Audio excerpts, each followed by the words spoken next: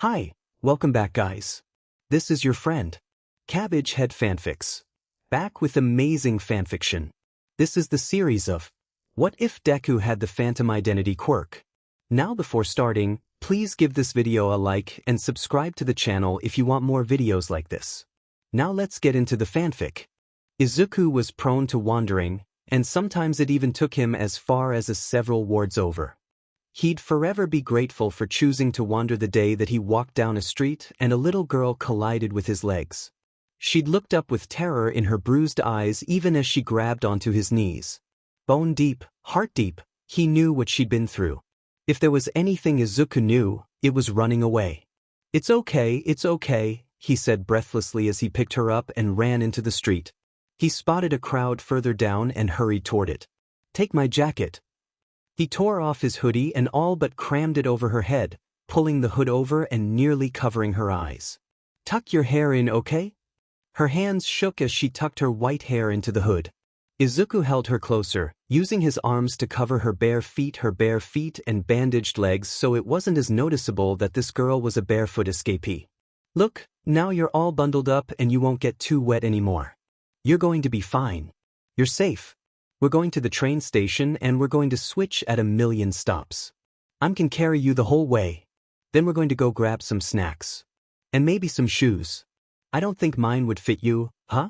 I'd let you borrow them if I could, he rambled softly, trying to keep his voice steady. He would have wanted to know what was going on, so he tried to share some of his rambling plan. I'm Midoriya Izuku, by the way. What's your name? Eri, she breathed into his neck. Pleased to meet you, Eri. Do you want me to keep going this way? Is someone coming right now? He'll find you, she mumbled. He'll remake you if he... Izuku's spine prickled. Well, Eri-chan, I'm very good at running away from bad people. Don't worry. We're going to be doing a lot of things the next hour, and then we can slow down, all right? Are you okay with the running away plan? She nodded into his shoulder. The little girl was a tense, shivering ball. Just rest now, okay? You're out of the worst of it. While they were talking, Izuku had integrated into a more crowded area. People hardly looked up, heads down in the drizzle. Izuku probably stood out for not having an umbrella or raincoat, but at least his shirt was dark, rather than the bright whites he usually wore. They made it to the train station, and both were silent as Izuku relentlessly switched stops and lines for the next hour. He didn't spot anyone following. Now, most civilians' first thought would be to contact the police for protection. If any coherent plans followed the initial panicked response, then most civilians would have put a small child into social services to be raised by a loving adoptive or foster family. Midoriya Izuku had been forgotten and failed by every system he had been in since the age of 4. Any safety or security he had made for himself through criminal connections, forged documents, and running away. His first impulse was to thoroughly shake off any tales and take this little girl home. 1 year later.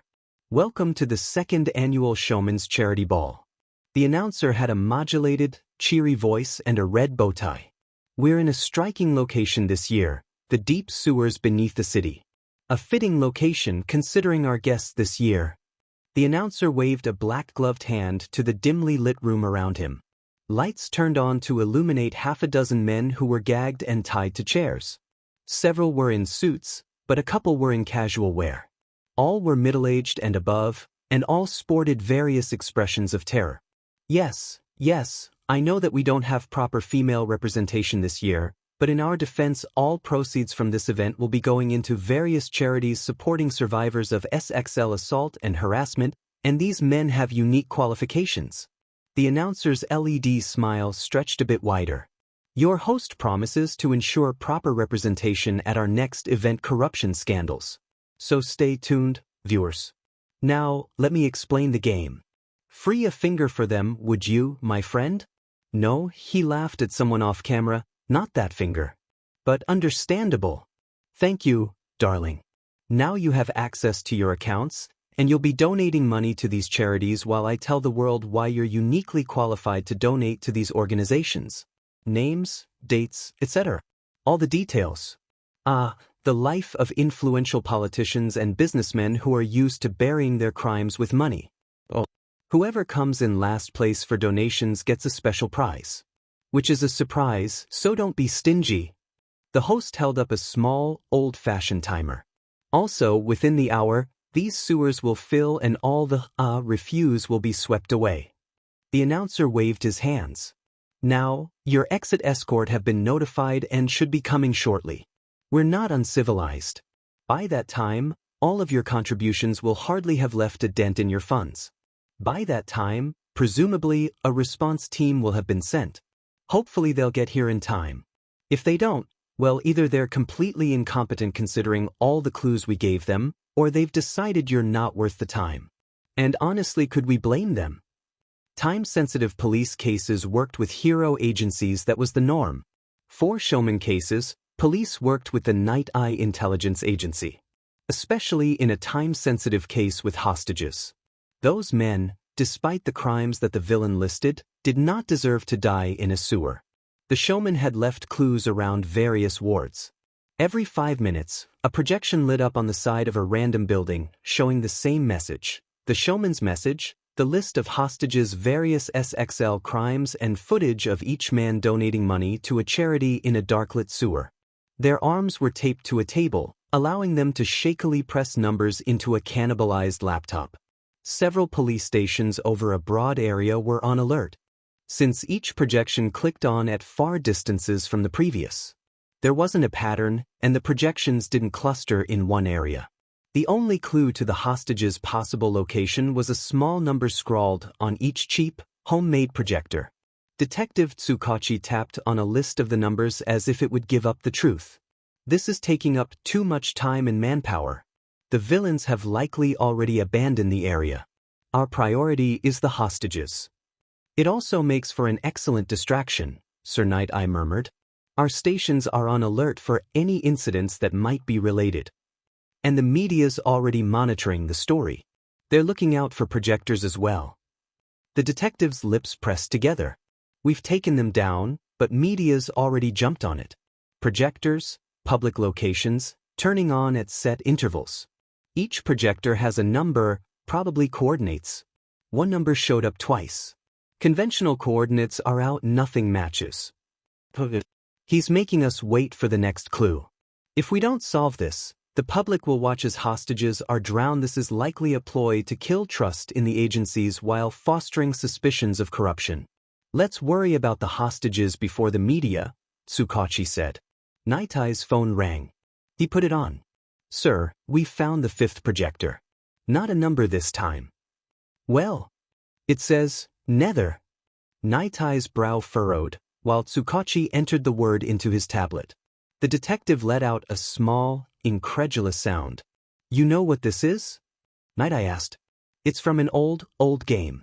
Around the time of the dawn of tech evolution. Tsukachi typed a bit more. I'll have to thank my aunt for this, she's an old-school gamer. He opened his tablet. If he was correct, time to download the retro Minecraft Earth mod. I think their coordinates. They're XYZ coordinates, he explained. I can't believe this, Night Eye muttered. The coordinates fit. They indicated a location located deep under the chorus ward. It was the best lead so far.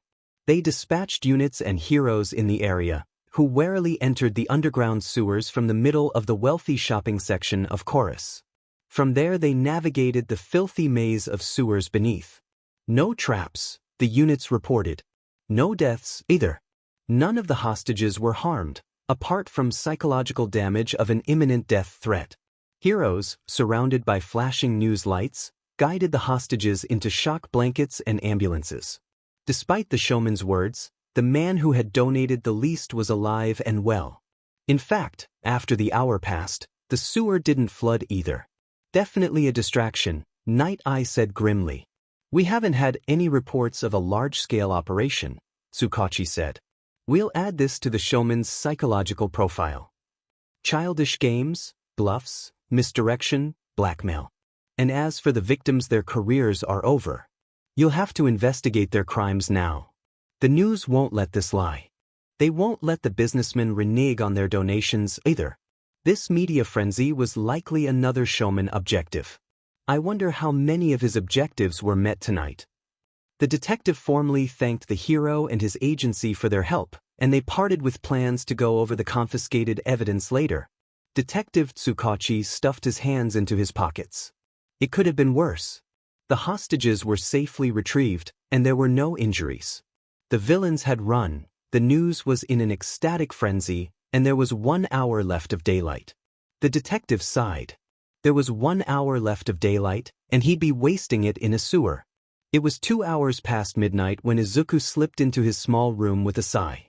He doubted he'd get to sleep anytime soon with the energy buzzing through him. He had a small, old-fashioned radio, one of the few gadgets in his room. Setting it to the news at low volume, he stripped down and washed his hands in the sink. The hostages were retrieved and rescued well within the hour. The brilliant Night Eye agency tracked down the clues in record time. Izuku rolled his eyes. If the agency hadn't solved it, the last projector at the hour would have given the coordinates of the hostages. And the sewer wasn't even meant to flood. The only reason he'd given a time frame to retrieve the hostages was to distract the police from his escape after the first broadcast. Showmanship make a flourish with one hand while pocketing the change with the other. Well, good to know those men had been retrieved. Sewage taken from the sewers. Although if they'd been left tied up for a day down there, they would have deserved it. While cleaning himself and his equipment thoroughly, he listened to the news for any mention of another incident that evening. Izuku was unsurprised and maybe a bit relieved to know that the showman had done his job so well that no one had noticed the other heist at the same time. The showman did charity auctions, but Izuku had to eat. I did it. I really did it. He brushed over the LED mask, whose grin was gone, transferred to Izuku's face. Was he proud? Guilty? He definitely felt relieved that it was done. His stomach felt like it had too much acid in it, and he couldn't tell if it was hunger. Get it together, Izuku. A tug on his hair. You know why? Be logical about this. Analyze. This was the last job. He had enough money for school now. No one was hurt apart from their reputations. People were, in fact, benefited. Charities, for example. The showman's assistant who would get paid. If he could pull this off, he wasn't useless. He could apply for UA and get in. But that was a terrible reason. Heroes didn't expose people to prop their own egos. They did it to make people safe. And now with those businessmen exposed and hopefully investigated, at least a few more children, teenagers, and employees would be safe. My first heist, he whispered to himself. He'd done it. He'd organized it all. He'd done something. Something good, well, not perfect, but a moral shade of very light gray, he'd say. Powerful men were exposed for what they were, and several charities were millions of yen richer. Because really, would they withdraw money from the charities after they were rescued? Imagine the media scandal. Now, if he passed the UA exam next week, he could afford the next few months even with limited time to work. I want to be a hero. I want to help people. That's all he'd wanted. Life had crushed him a bit, mangled his morals, and he'd had to do a few things not quite legal just to get by, but one day he'd help people. Outside the gray. Zukunai, came a soft voice. Izuku winced. Did I wake you up? He said, turning. Sorry, Eri. I was trying to be quiet. The little girl's red eyes weren't puffy with sleep, and her cropped, dark-dyed hair wasn't crazy with bedhead. She'd waited up for him. Did everything go okay? She drifted closer. Yeah. Izuku crouched down. I won't have to do any jobs for a while. Eri reached out to touch his jacket. He answered her unspoken question and wrapped her in a hug. It went really well, he said into her hair. Hey, Eri-chan, want to go shopping tomorrow? We were planning to... Maybe another cap? Oh, your shoes were getting a bit small, right? And you're getting taller every day. So let's go pick out a dress. And we can get some fruit on the way home. Does that sound good? Eri hummed. Izuku picked her up and took her to her corner of the bedroom. She had a futon with a unicorn blanket, one of the first things she'd showed interest in when he took her to the store for supplies. It was fluffy and mostly light blue. I'm just going to clean up. I'll be in bed in a few minutes. Izuku yawned spectacularly, only half faking it, making Eri smile a little. A big win in his book. It's way too late. You were sweet to wait up for me, but let's sleep now and wake up to a great day tomorrow. Can we go to the beach? She asked quietly. That sounds perfect. It was sweet and also a little humbling to see how quickly Eri fell asleep, comforted by the sound of Izuku's quiet footsteps through their apartment. He'd done villainous, or vigilante, deeds tonight, but a little sister loved and trusted her brother with her everything. The dirty, crawling feeling of guilt crept up Izuku's throat again. He kept seeing images of the scared faces of those awful men. The sink creaked under Izuku's weight as he gripped the edges. You're Eri's brother, he told himself, reminded himself. The mirror's reflection stared determinedly, desperately back with large dark eyes. It's also she can be safe. Here was the question. In a world where using a quirk publicly was illegal, but the quirk in question would wreck your tiny home, where could a brave little girl go to practice her quirk? Addendum. A quirk that was actively hunted by a sick band of fake Yakuza? Where was a wide-open place safe and private enough? Dagoba. Most of society did not want to see the ugly results of discarded things. The trash heaps sheltered Izuku and Eri from unwanted eyes. Once Izuku cleared out a space safe enough for Eri to sit, the small strip of beach surrounded by towers of trash was perfect for practice. Izuku studied an inconveniently placed fridge. There wasn't a good way to hold it for leverage. He decided to grab a corner and the door budget out of the other trash. He made decent progress until he ripped the door off. He groaned aloud. Across the beach, Eri perked her head up. Seeing that her brother was fine, she turned her attention back to the apple in her hand. The sun was barely up, and a little breeze tugged at the ends of her dyed hair. A lovely morning to haul trash and practice a quirk. Eri had been terrified of her quirk when Izuku had taken her home months ago. She had lost control exactly twice, screaming at him to stay away and don't touch me, and he had helplessly watched from the hallway as she warped reality around her and terror on her face. The analytical part of his brain noted her horn and how it shrunk with her power, while the big brother instinct panicked because there was nothing he could do. He could only wait it out and promise her, no, I will never leave you, no, I'm not scared, you didn't hurt me. After that, he took her to the garbage-strewn beach. Carrying her far out into the deserted sea of trash, he set her on top of a washing machine and asked her to try her quirk when no one was around. I'm going to be way up there watching you. If you need something, just wave. I'm too far away for you to accidentally do something to me, see? She didn't, or couldn't, use her quirk that first day. But they kept coming back each weekend, and Eri was so brave to try. Izuku thought she looked a little less tense and nervous each time. Because if she deliberately uses her quirk, then she'll get to know how it feels to activate it and how it feels to shut it off. And she's been getting better, she's even excited to show me sometimes. Izuku had given her a little notebook to write down things she noticed about her quirk. Her writing skills weren't well developed, so sometimes she'd just draw pictures of her progress during the day. Or pictures of the water. Or of the clouds. Or pictures of how the beach would look like once Izuku finished cleaning it. One of his favorite Eri drawings was a little doodle of Izuku holding up 2 boxes of trash in an all-might pose. He'd started cleaning the beach as something to do while Eri did her thing, but he quickly realized that it was awesome strength training. After a few months he could pick up a fridge. Zuku-ni-I. Eri called out, waving her arm. Izuku hurried over, and she proudly put a little flower in his hand. What's this? Eri, is this your apple? Wow, just wow. She smiled shyly. So your quirk affects anything organic. Nothing had ever happened to the trash around them. She had made a bite disappear out of an apple a few times before. More often she'd reduced the apple to nothing, unspooling bits of her dress in the process. You switched the apple back into a flower, wow.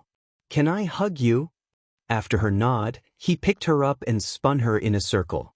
And that takes so much skill because you stopped it there on purpose, didn't you? Izuku praised.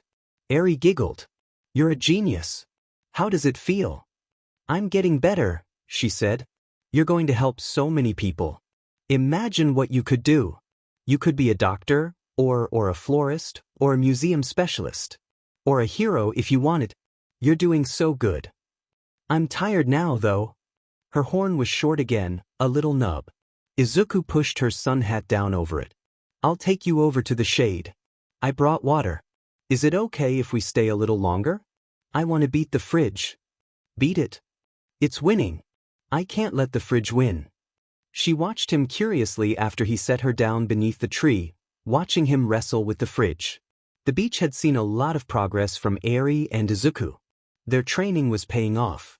While Eri became more comfortable in herself, Izuku's muscles were becoming more defined, he could run longer and faster, and his roaming had taught him a bit of parkour. Hopefully it would be enough to get him through the exam. From his extensive online research, he'd found that the majority of UA physical examinations over the last decade involved an obstacle course or a combat-based course. Usually with robots. Because UA had enough money that they could blow it on high-end AI units that were created just to be destroyed. Also from his research he found that support items were permitted. Online forums said that the judges generally looked down on support items if wasn't related to the student's quirk, which was classic quirkism. If a gadget made people safer, who cared if it was related to a quirk? So Izuku had gotten creative. Gloves. Threaded with insulation and conductors. Metal-tipped. Izuku activated his gloves and pressed his fingers to the fridge door. His fingers began to push, then sink into the metal. A little heat is radiating through to my hand, but it isn't painful. Let's see if holds longer than last time. The gloves melted perfect handholds into the metal. After 30 seconds, the heat hadn't overcharged and burnt his hand, and Izuku jumped a little in success. The gloves maintained a steady temperature. Izuku tossed the fridge with a triumphant yell. He turned and nearly had a heart attack when he saw someone standing next to Eri. He quickly relaxed. "Good morning, Yagi-sen," he called, jogging over while stripping off his gloves. At some point Eri had climbed into the tree to sit next to where they'd stashed their backpack and drinks. She dropped his water bottle down into his hands, without asking permission. She was doing so much better at doing things on her own. "It's good to see you, young Midoriya," the skeletal man said with a smile. "And it's good to see the good work you've done on the beach. I can't believe you've made so much progress in just a few months." Izuku felt a few happy tears come to his eyes. It wasn't often he got praise, and Yagi-san's casually kind words still tended to blindside him. "Does it look anything like how you remember it?" he said, ducking his head as he stashed the gloves in the backpack. "It's getting closer to that." Yagi-san placed his hand on Izuku's shoulder. He looked over the sea with a wistful smile. "My mentor would have loved to see this." When Eri and Izuku met Yagi-san at the beach 10 months ago, the man had seen Izuku cleaning the beach and had thanked him for his work. He had fond memories of visiting this beach with his mentor, he told them, and the years of piled trash had made the beach nearly unrecognizable. "I'd like to treat you and your sister to ice cream to thank you for your hard work, if that is acceptable," Yagi-san said. "Oh, why, you don't have to." Izuku waved his hands. "You've been so nice to us, and your training tips have really helped, and we don't want to take up more of your time." "It's no trouble," Yagi-san, smiling at Izuku's flailing. "I know you didn't do this for an award, but I'm grateful for your initiative. You have a generous heart, both of you. I appreciate you always setting time aside to talk to an old man like me." "You're not old," Eri said. "Yagi-san, why you're going to make me cry?" Izuku scrunched his nose. The tall man laughed with more volume than seemed possible from his small frame. "Come on. I'll let you cheat just once in your diet." Eri settled on Izuku's shoulders, her little hands grabbing his black-dyed hair. They chatted amicably as they took the seaside path to the city. Yagi-san asked about how Eri liked her new school, and Eri began to open up a bit as she talked about everything she loved about it: the bright colors on the walls, the cutout butterflies and bugs they taped to the classroom windows, story time, art, math. It was a release time school, and Eri had the morning class, and her brother always waited at the gate to pick her up. Izuku was so glad the forged paperwork had gone through. The school was private, so he'd been worried about background checks, but surprisingly it seemed easier to get paperwork through a private school than a public. Midoriya Arisa, now 6 years old. "And you, young Midoriya?" Yagi-san asked. "How is school?" "Well, I take online courses and those are going well. I finished them, actually. So I guess they're not going well anymore. And as you know, the entrance exams for UA are next week. And I'm trying for that." "For the heroics course?" Izuku nodded. Yeah. I'm pretty confident on the written tests, so if I don't do well on the physical exam I think I'll be in the general course. Or maybe support course. Not that the written test is easy. I'm just good at essays and things, I think. Why would you like to be a hero? Yagi-san asked. Izuku smiled awkwardly. That'll be an exam question, won't it? Obviously, I want to help people. He sighed and his shoulders sagged. There's so many people that no one sees who need help. I had to save myself a couple of times. I knew no one was going to help me. I don't want anyone to feel like that. And, fighting crime doesn't stop crime as much as preventing crime, you know? Sure, there's people who just want to hurt other people, but sometimes people are pushed into certain roads by society. They need money, they have a mutant quirk and no one hires them, or something. Heroes have a lot of influence, and I'd like to push some programs that would help with those issues. Sorry, I know that's a lot. And it's a little disorganized, and I'll be learning more as time goes on, and I'm kind of inexperienced, but that's why I'd like to be. All Might saves people with a smile, you know? I'd like to give hope to people too. People the media doesn't show. That was a wonderful answer, Yagi-san said kindly. I'd like to see you become a hero and make those goals reality. My brother's already a hero, Eri told Yagi-san. I might be one, Eri. Heroes save people. You saved me. Izuku teared up. He tried to wipe away his tears, but they kept coming. You kind of saved me too, you know? Yagi-san was quite polite and let Izuku recover in peace.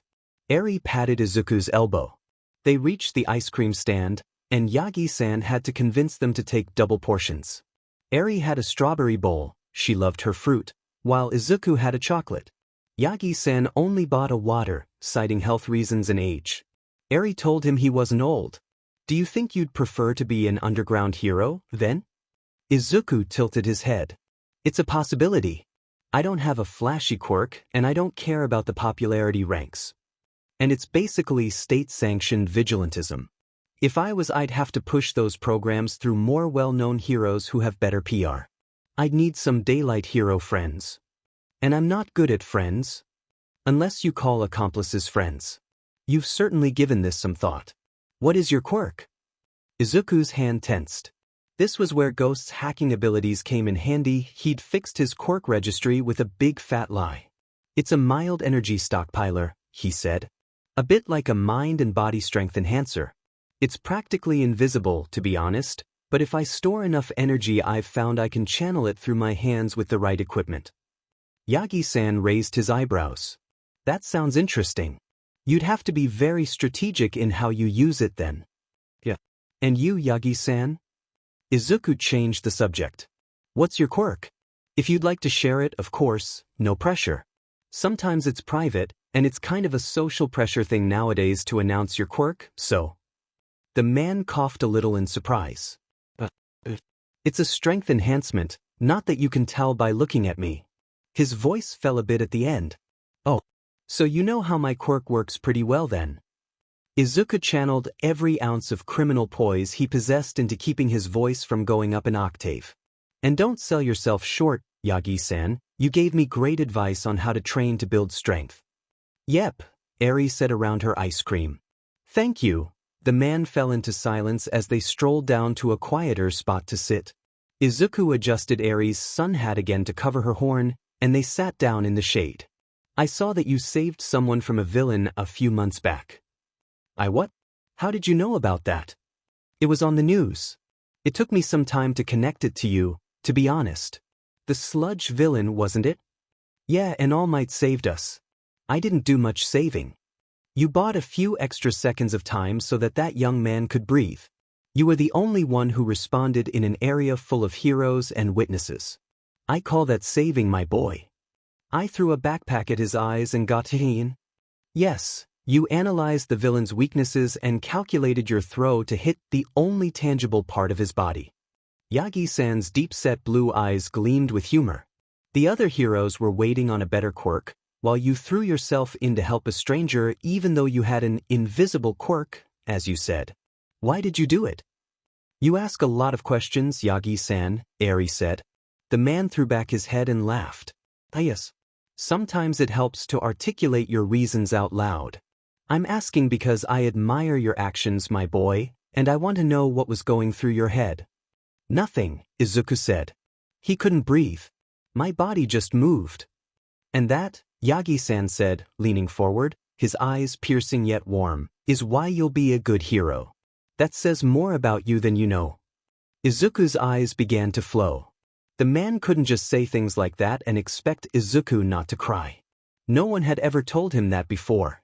Apart from Eri, no one had believed in him. Yagi-san had seen what a disaster Izuku was for 10 months and still said that. Thank you, he managed. It was good talking with you, Yagi-san said warmly. Thank you for cleaning that beach and allowing me to share a treat. It's time for me to leave, but, he stood up.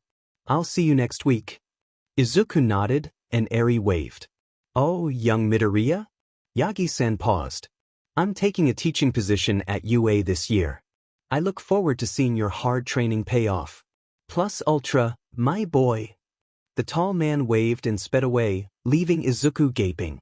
What? Zuku-and your ice cream's dripping, Eri said.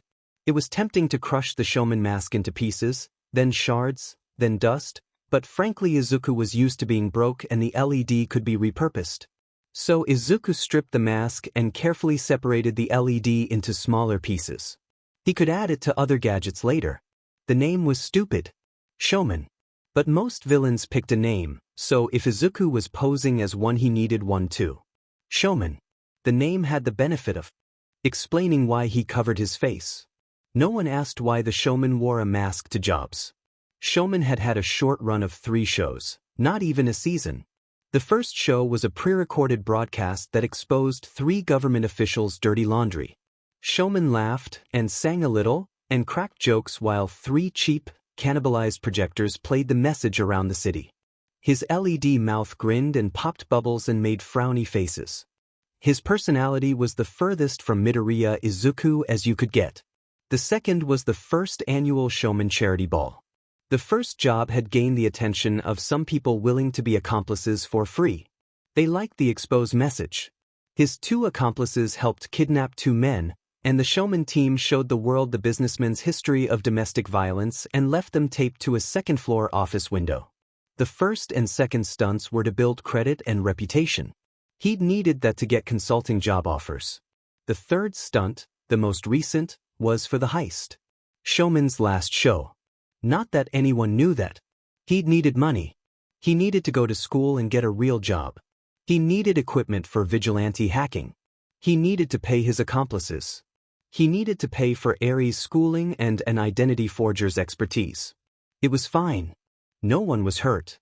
The heist's wealthy victims wouldn't starve. Izuku's spiraling guilt was interrupted by a text. Hey boss, you have the payoff? Tech guy wants to know too. It's processing but should be done by Friday. Meet at 4 Friday? The bar. Will be digital transfer. Okay. Went better than expected. We all get bonuses. /. The tech guy had supplied the parts for the handmade projectors. Handmade meant the parts couldn't be traced once the police had possession. The tech guy didn't have fingerprints, which was very helpful for anonymity. His fingerprints were burnt off.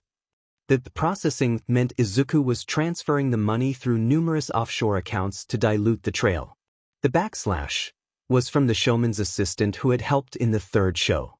She had something against middle-aged abusers, for some reason, so she'd had a blast terrorizing them behind the scenes. Izuku spent the week stressing, transferring heist money through foreign accounts, building a new laptop, tutoring Eri in writing, obsessively reviewing exam strategies, and stressing. The morning of the exams came quickly. It was a good morning for Eri. She held his hand and chattered down the street. She had her sun hat on, dark blue overalls, and a pair of sunglasses for her sensitive red eyes. Izuku dropped her off at the school with a bento, and she gave him a good luck hug. She would stay with the afternoon class today since Izuku would be late to pick her up. Because he'd be dead from stress. On the train, he checked, rechecked, and repacked his equipment. All his support items had been UA approved beforehand. Izuku had copies of the permits with him. And pictures on his phone. He left the train and walked to the UA gates. The pictures didn't do UA justice. It was massive. The UA campus was as big as his dreams and the buildings as tall as his blood pressure. He breathed out slowly, adjusting his gloves. Time to begin day one of the long con. Izuku had stolen millions of yen, orchestrated a few crimes, been an accomplice in many more, and forged numerous documents, and he tripped on the pathway leading to the UA assembly. "Oh, are you alright? Sorry for using my quirk without permission, but it's bad luck to trip, isn't it?" A sweet-faced girl a bit taller than him pressed her fingertips together, letting him settle back to the ground. "Ah," Izuku said intelligently. The girl waited a moment to see if Izuku would say anything more. He didn't. "Anyway, good luck today." The girl smiled and walked away. "Thank you," Izuku called after her. She waved back. Ridiculously, that warmed his heart. The assembly was amazing. Present Mike was speaking. And there was Midnight in the background, and Vlad King, and Cementos, and oh gosh. Present Mix radio show was a favorite for Eri and Izuku. He'd have to tell her he'd seen Present Mike in person. And that his hair was huge. Izuku would not tell her that he and the rest of the student body left Present Mix's hanging. So many pro-heroes. Honestly, beyond the hero worship, having so many heroes' eyes on him left him crawling out of his skin. Could they, smell the villainy off of him? Was there a quirk somewhere that let them see imposter written on his forehead? Could the genius principal psychoanalyze anyone put in front of him and pick out Izuku's not-so-legal past? He had the highest intelligence level in all of Japan, certainly ranking in the top spots nationally, although there was a genius with a mutant quirk in Finland. For the assembly, Izuku had been tucked in the back rows with the other online students. That didn't stop a tall, bespectacled boy from pointing at him. "You are distracting other students with your mutterings," the boy shouted. Izuku stared, frozen. How had the other boy heard him? Was he really that loud? Was it really necessary to call him out in front of the entire assembly? Now pro-heroes really were staring at him. The boy finished scolding Izuku and asked about the zero-pointers. Which was an interesting question, but Present Mike expertly dodged giving any useful information. With the hall's eyes off him, Izuku could sink back into his own head and try to prepare for the physical exam. By chance, he spotted the kind girl from before in his exam group. I should probably say something to her, wish her luck. He had barely made a few steps when a hand clamped down on his shoulder, making him jump and snatch at the stranger's wrist. "Were you going to talk to that girl? She is trying to concentrate. Do not attempt to sabotage other candidates." It was the same boy from the assembly. "Have you been watching me all day?" Izuku burst out. He cringed back as the tall boy lifted his hand off his shoulder. And once again, there were eyes on him as other candidates gave their own opinions on the scene. He flinches at the slightest touch. So jumpy. Well, that's one competitor less to worry about. Wow, Izuku thought. These are the hero candidates. The future's in good hands. "Begin," screamed Present Mike. Izuku took off, trying to put some distance between himself and the other candidates. Their collectively pounding feet sent echoes off of the surrounding buildings. Izuku had a better sprint time than most of them, and he pulled ahead to a deserted area.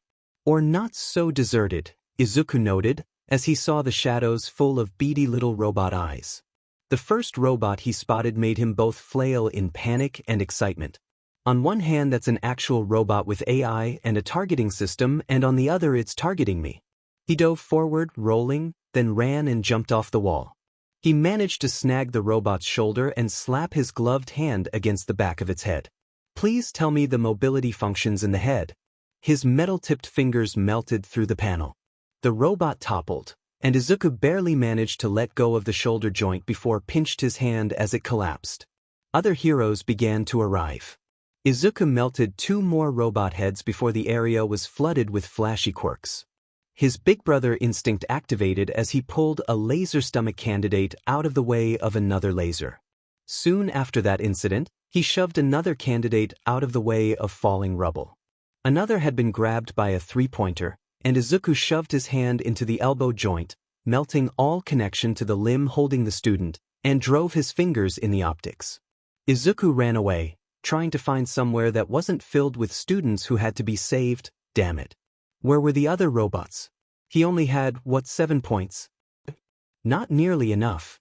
Izuku found a 2-pointer and a 1-pointer, but that area was soon flooded by other students as well. He ran off, frustrated and worried, toward what seemed like an emptier street. A student came running in the opposite direction. Then another. Were there no more robots in that direction? The boy from earlier came flashing by. Oh, a mutant engine Quirk? Is he a relative of Ingenium? And that was a behemoth robot. The 0-pointer. This is what those signed waivers were for. Even with a Quirk, he couldn't take that one on. Each step shook the pavement. It could munch the tallest buildings between its robot teeth.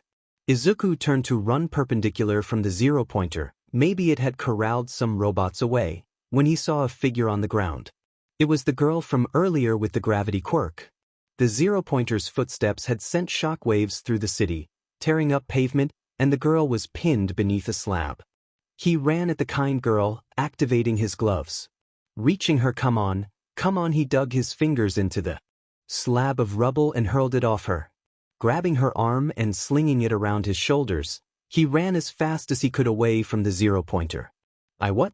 Thanks, the girl gasped out. The 0-pointer kept stalking them. Her foot was hurt. She was limping. They couldn't move faster. Izuku glanced at her and knew she had noticed the same. Can you throw me? Izuku asked. Understanding blossomed. Yes. She slapped his back, grabbing his leg as he floated. Aim at the head if you can, Izuku rushed. The optics are there and hopefully right. Ai Korea. Wind tore through his hair as he moved faster than he thought possible. No gravity cut out a chunk of resistance. He activated his gloves, making a fist. The optics broke, and so did his hand. Pushing past the pain, he pressed his hand further into the metal dome. He tore strips of metal off with the other. His hand closed on wires, and he made a fist, crushing and tearing out as many parts as he could. Luck was with them, the AI was in there, apparently, because the robot began to shut down. The lights shining through the panel's cracks flickered, and the behemoth lurched under his feet. And now I die. Okay, if he jumped at the last second and rolled, he wouldn't be crushed or splattered. It was just parkour. He could do this. Except the robot began to tip forward. And Izuku had to grab the head he'd just savaged so he wouldn't fall off. He tried to leverage himself to climb on top, but the ground was rushing up so fast, and the shock waves through the robot would break his legs. Izuku jumped awkwardly, trying to angle himself to roll once he hit the ground. A hand slapped his thigh, and he was floating. The girl shakily pressed her fingertips together, and Izuku flopped to the ground. And our time is up. Return to the entrance for the written portion. Izuku took a shaky breath and looked up to see the gravity girl collapsed against the rubble. She's okay. Thank goodness. Hey. He took a shaky breath and stood up. Is your leg all right? I'll help you to the entrance if you'd like. The girl opened her mouth, then puked on the pavement. Quirk overuse. Izuku patted his pockets for a tissue, coming up empty. He waited awkwardly as she wiped her mouth. And, thank you for your help. Your quirk's pretty amazing. And, your aim. She nodded in acknowledgement, green replacing her pink cheeks. Izuku didn't think she looked well enough to walk to the entrance, so he helped her a distance from the puddle and squatted next to her to wait until she felt a bit better. Your hand, she managed after a while. Man versus metal. Metal won. That startled a little laugh out of her. You don't have to wait for me, she said. I can make it back on my own in a minute. I'll wait.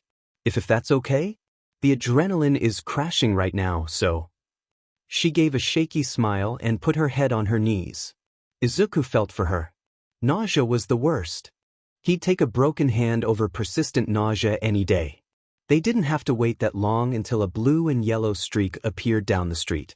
That was All Might. With Recovery Girl on his shoulder. Izuku stopped breathing. All Might. In person. All Might set Recovery Girl down and sent them a large wink and smile. Then he took off. Like a rare, beautiful, magical creature. Let's see the damage, Recovery Girl said in a brisk tone, breaking the magic of the moment. Izuku came back down to earth. The pro hero gave each student a quick checkup.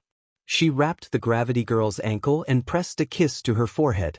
Recovery Girl matter-of-factly told Izuku that his broken hand was what happened when one punched metal and not to do that again. She carefully removed his glove, adjusted his fingers, and kissed his palm. It glowed green and that was so cool. What were the limits?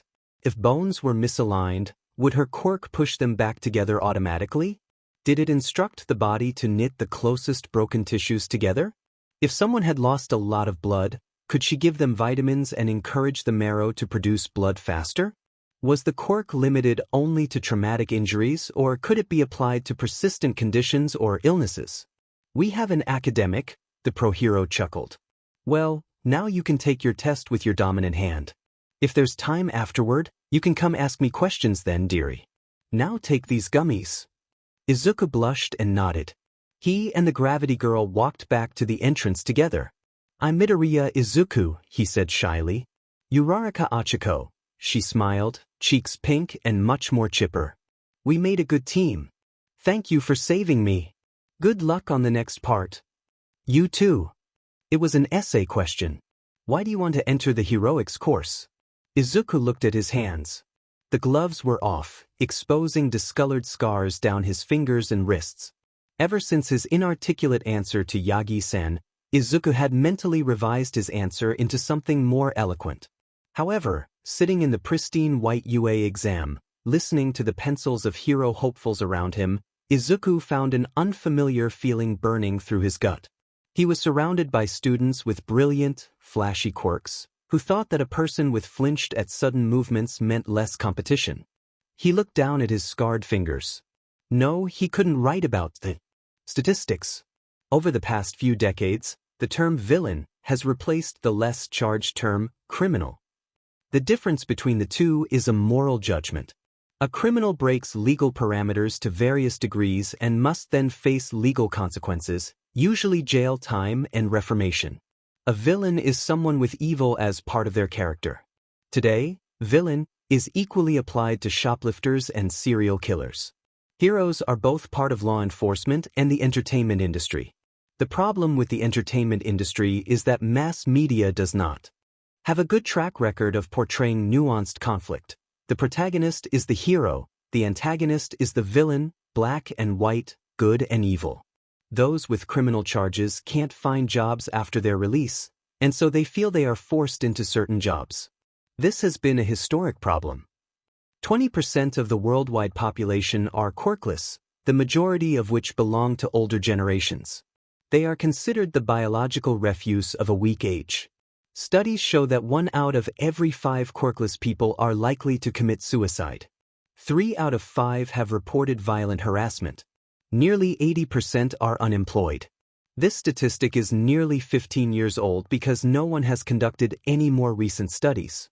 No one cares because quirklessness is a relic of our biological past, and society is quietly waiting for the undesirable gene to die out. The wealth gap is growing ever wider as economic classes self-isolate with little chance for movement between groups. The crime rate has grown exponentially within the last 40 years, likely related to this. Discrimination is rampant. Heteromorphic quirks, known as mutant quirks, are disproportionately barred from higher education and represent the majority of low-skilled trade jobs. Just as villains are associated with evil, heroes are associated with good. Children want to emulate heroes. They watch villain fights on TV. They see disaster rescue work. With connections, reputation, and funds, a hero can support programs for domestic violence, criminal rehabilitation, and quirkless discrimination. They use their training for the good of many. I want to be a hero like that. I want to be a hero for the people we don't see. I want to be a hero for my little sister. And I will be one with or without UA. Izuku winced, tapping his chin. He furiously erased that last sentence. Then he erased the section on quirklessness. It was too risky to leave it in. He couldn't let anyone connect quirklessness, even an objective humanitarian interest in quirklessness, to Midoriya Izuku. It would be hard enough to keep up the long con without sabotaging himself right out the gate. He replaced the erased section with a paragraph of more memorized statistics of rising crime rates and packed prisons. Izuku had made a few extra onigiri when he made Eri's bento for the day. He took them into the bar. It didn't take long for him to spot the accomplices. Himiko had an unique presence to her, and there was a large unoccupied space around her. Unoccupied save for a young man with dark hair whose most noticeable features were the patches of necrotic tissue seeping from his mouth to his chest and forearms. How was he not in shock with that many failed skin grafts? Burn scars, repeated use. Likely a fire quirk. Flames seeped from certain areas of his body? The skin above the staples looked relatively healthy, so the flames must have specific emission points. But scars under the eyes is an odd area for a fire quirk. Obviously, his fingerprints were burned off, making him the ideal accomplice to plant equipment that police would later confiscate. "Hey babe," Himiko called, waving. Izuku smiled behind his mask. Himiko's smiles were always so manic, but she tried so hard. "This is Tech Guy," she said, gesturing at the man beside her. "Nice to meet you in person." Izuku nodded at the man, sliding into a seat. "Good work last week. There weren't any problems on site." Dabi shook his head a fraction. The hacking job had required partial on-site access. The target company in question had their own files on a local server. The company wasn't connected to any outside servers, no fiber optic cables, no radio connections. After some snooping, Izuku was 80% sure that the support tech company wasn't just keeping tech blueprints and family photos hidden away on their local grounded files. Hence, Tech Guy went to the tech company to set up some homemade tech that let Izuku access their server and get some information. "What did you find on them?" Himiko tilted her head. "Tax evasion and embezzlement." Izuku grinned. "So I grabbed the exact amount they'd embezzled for the last 3 quarters, and now they can't say anything because they know that we know what they've done. We could go public." "They didn't have any criminal connections?" Dabi said. "Not that I found, but if they went to the trouble to have their own secure information cache, that's really suspicious. Most companies just hire online security services, not cut off all physical connections to the web. I'll keep looking into it." Dabi folded his arms, leaning back. "Anyway, I've ordered some carriage," Izuku said. "Any order requests?" "It's on me." Himiko's eyes lit up, and Dabi subtly sat up straighter. He noted they ordered snacks that were more filling than flavorful. They were hungry, or at least happy to take advantage of a free meal. Izuku also ordered a strawberry shake for Himiko, which made her flush and give him a huge toothy smile. "Boss, you are so cute. I want to be you, just let me have some blood." Izuku laughed a bit. That was Himiko speak for, "I admire you as a person and want to take on your good qualities," in her quaintly terrifying way. "I'd be fine with it if I didn't have the mask thing going on. Because your quirk is awesome. And perfectly suited for reconnaissance and spy work. If you copied me, would the scars transfer over? Is it a direct genetic copy? Do you have to ingest blood, or is any form of DNA okay? Do your internal organs adjust as well? Do your neural pathways alter to fit the person as well? Because if that's the case, then you might be able to instinctively use some copied quirks. Since quirks are biologically based," he looked up to see Toga's huge smile propped on her hands. "Like I said, so cute. I promise I wouldn't show anyone else your face." "Thank you, that's nice of you. We might actually need to do that at some point," Izuku thought. If he was busy with hero school, assuming he made it in, then he wouldn't have time for any jobs. But letting anyone see his face was a risk. It was a legitimate temptation, though her quirk was fascinating. "You're younger than I expected," Dabi drawled. Izuku's face behind the mask felt hot and embarrassed. Did his rambling quirk questions give away his age? "And shorter." Izuku tapped the table. "Ouch," he joked. "Yeah, we work the camera angles pretty well. Why do you need to cover your face? You're too young to have enemies." "I think all of us are too young to be on the run," Izuku said wryly. "I can actually order drinks here," Dabi said. "You're what, 15? What's with the mask?" Izuku shrugged, tugging up his mask to take a bite of chicken. "You mean besides hiding my identity during public broadcasts? Running from some people?" No one cares about masks in places like this, so it's not like it sticks out. He swallowed another bite. Dabi and Himiko were looking at him strangely. Why would you tell us that? Dabi said with the implicit "you're an idiot." Izuku rolled his eyes, unseen behind the mask. He was braver about his expressions under a mask. I highly doubt you're going to meet them. Highly doubt. And if you do, it's not like they'd offer you money to get me back, so just remember this delicious carriage if that day ever comes, okay? That actually got a little snort out of Dabi, and Himiko giggled. I can take care of them for you, she offered. Izuku shook his head sharply. No, Himiko. You can't kill anyone, you can't throw that away from me. No murder, no torture, those are the rules if we work together. I appreciate the thought though, he added. Her eyes flashed, then softened. She bit her straw a bit harder than necessary. You have another job? Dabi eyes sharp. Nothing at the moment, Izuku said. This one will tide us over financially for a while. I planned on doing some quieter exposes in the meantime, leaking stories to the news or leaving solid evidence for the police, you know. I always appreciate help information gathering, and if he could keep them busy with productive ventures that was a bonus, but those jobs don't usually make as much. Though, I think these jobs are worthwhile even without a reward. If we can work the media, public image, we can get people to think more carefully, more critically, make waves so powerful people don't get away with as much. When are you moving on exposing heroes? Dabi asked with a dead stare. His eyes were electric blue. Izuku had the sense that whatever he said next would have more weight than he thought. Dabi was searching for something. Do you have someone in mind? Izuku said slowly. Do you? He returned flatly. So that was a yes, but Izuku wouldn't get the hero's name until Izuku agreed to work with him. Izuku thought. Well, there's no shortage of dirty secrets in the hero industry. I was planning on leaking information to newspapers for the next while. I don't have any public shows planned if that's what you're asking. What is your ideology? What's the point of the stupid shows? This feels like an interview, Izuku said. Dabi didn't smile, and Himiko executed her milkshake while watching the two of them. Izuku brought his thumb up to tug his mask's chin. Besides making a good distraction, the shows make a statement. All three of us know what it's like to be on the streets. All three of us know that society turns a blind eye to the ugly things.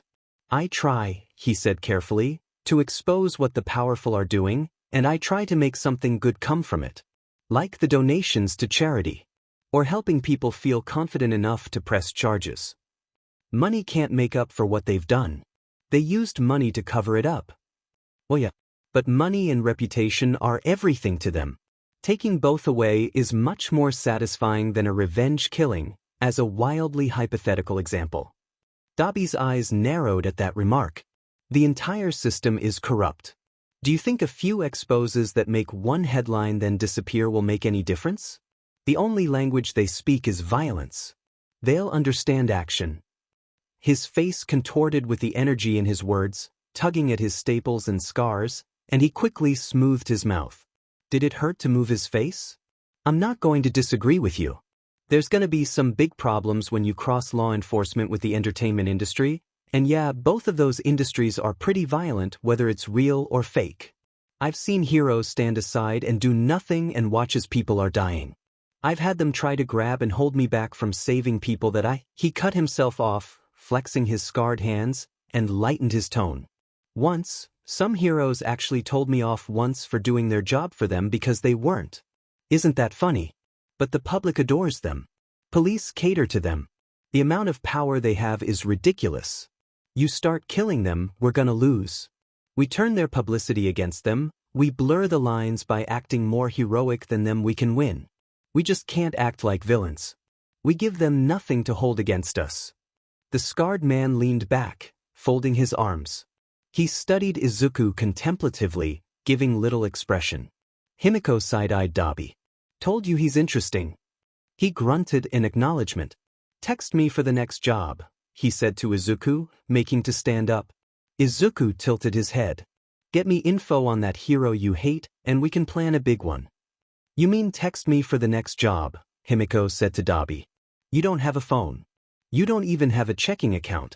Let boss set you up with one. You don't have a secure account? Izuku nearly gasped, appalled. What, have you just been dealing in cash this whole time?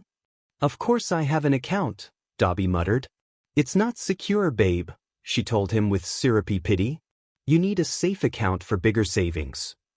But you're the tech guy, Izuku said, still shocked. How do you not have one? I'm the supplier, not the hacker.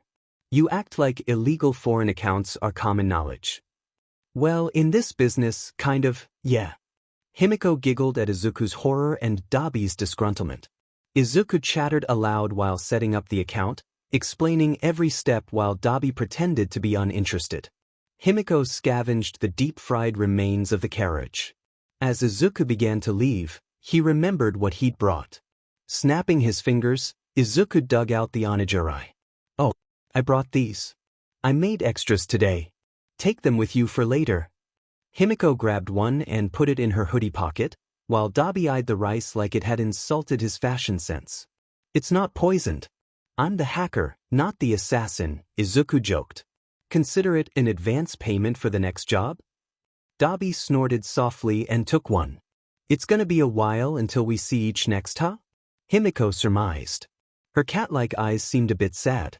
Thank you for the meal, Shokuin. And good luck with whatever your secret project is. Keep in touch. Izuku smiled at her. He hoped they'd be okay. He hoped they'd listen and stay out of trouble. Staying at school for both the morning and afternoon periods left Eri tired and nearly unresponsive. Eri wasn't as familiar with the afternoon students, so it drained her to be around new people. The psychology articles Izuku read online said that she used a lot of energy being hypervigilant in unfamiliar surroundings. It was a survival trait she'd picked up from her trauma. Izuku felt awful.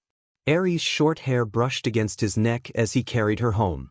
Short puffs of air hit his chest. Izuku had wrapped her in his hoodie, and she had curled into a small ball and gradually fallen asleep in his arms. It was such a display of trust. Eri felt safe around him. Izuku was ready to fall asleep too. It had been a long day. He wondered if Yagi-san had watched the tests. Even if he only got a measly 14 villain points, he hoped that Yagi-san would be satisfied with his performance. Izuku wasn't, really. A creeping sense of resignation closed over his lungs, skiing away his breath. Constricting pain throbbed dully in chest as he tried to breathe past the anxiety spike. How had he ever thought that someone like him, useless, quirkless, liar, unwanted, could become a hero?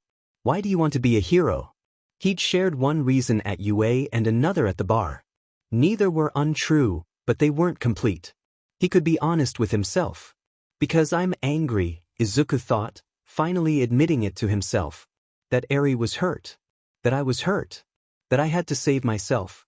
That people have no idea how good they have it. He was angry and he wanted things to change. Nightmares tossed Eri's sleep that night. Eventually, after waking up several times to her bitten whimpers, Izuku settled himself beside her futon. One hand stroked her hair while the other balanced a laptop on his knee.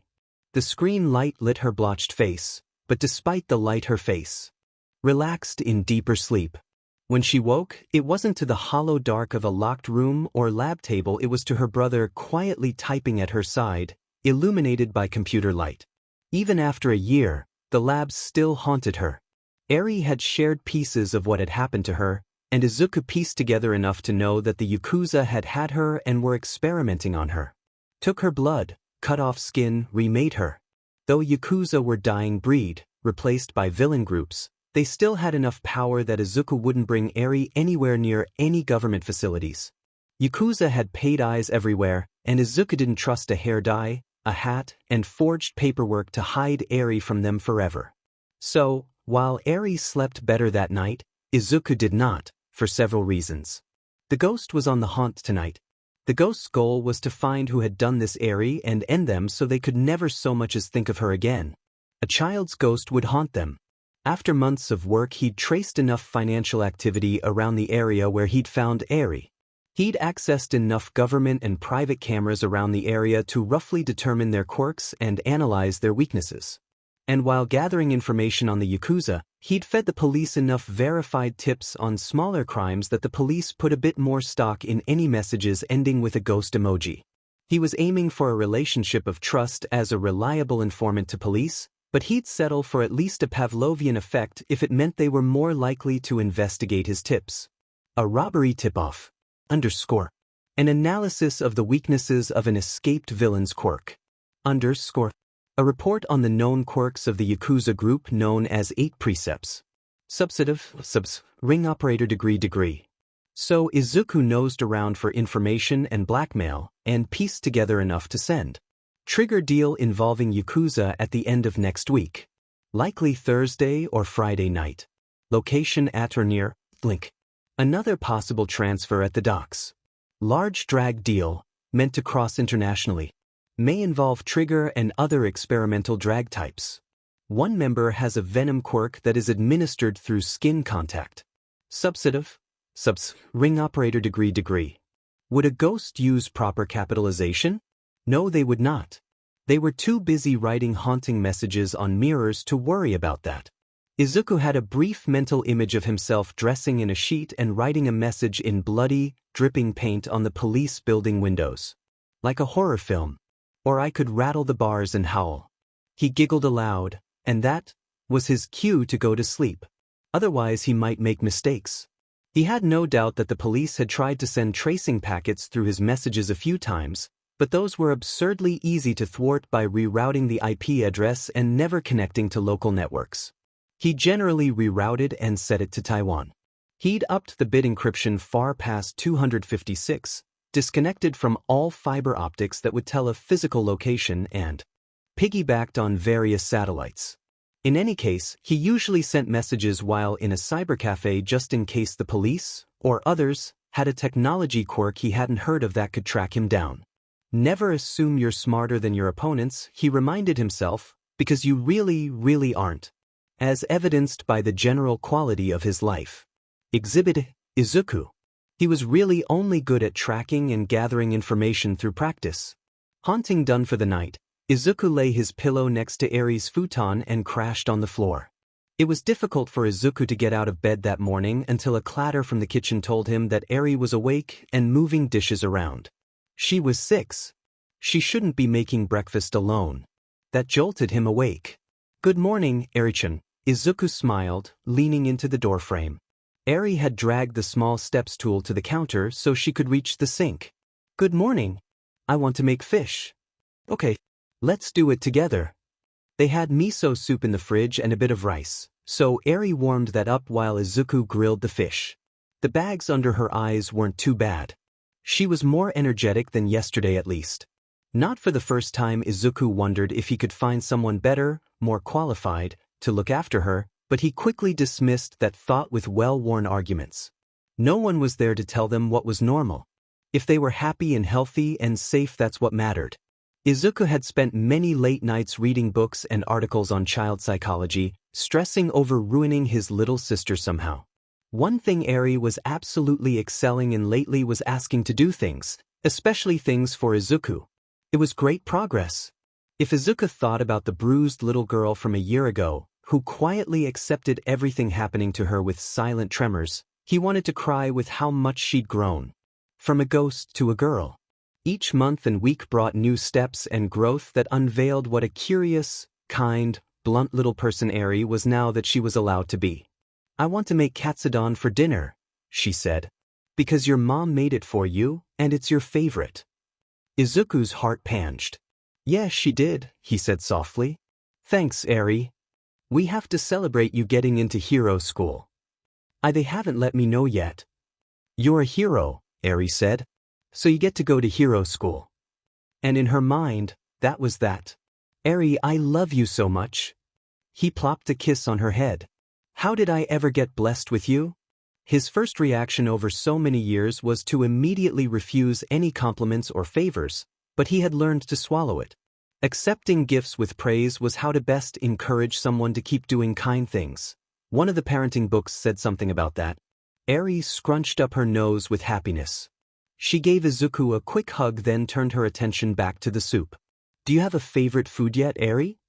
Katsudon's not my favorite, because I haven't tried everything yet, she said matter-of-factly.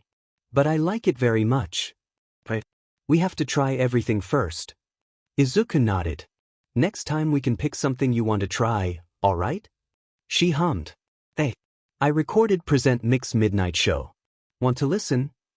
Eri responded eagerly. Both of them loved Present Mike, both his music choices and his exuberant, wacky humor. Soon gentle pop ballads filled the kitchen area. Eri swayed a little on her stool. Izuku's singing voice wasn't great, but Eri giggled when Izuku made dramatic faces. Over their breakfast, Eri was talkative. Can we go to the beach? It's a weekend. That sounds good. Can I take Gang Orca to the beach? Gang Orca was her stuffed plush of the hero Gang Orca. She hadn't wanted to name him anything else besides his real name, because why would she? Yeah. It's where he belongs, right? Yes, because he's part orca. They have fins that can grow up to 2 meters long. They'd looked over those facts together when Eri started to love all things sea-related. Will Gang Orca grow bigger? How old is he? He's in his 30s, right? Orcas live up to 80 years old and they keep growing, Eri said gravely. So maybe he will keep growing, Izuku mused.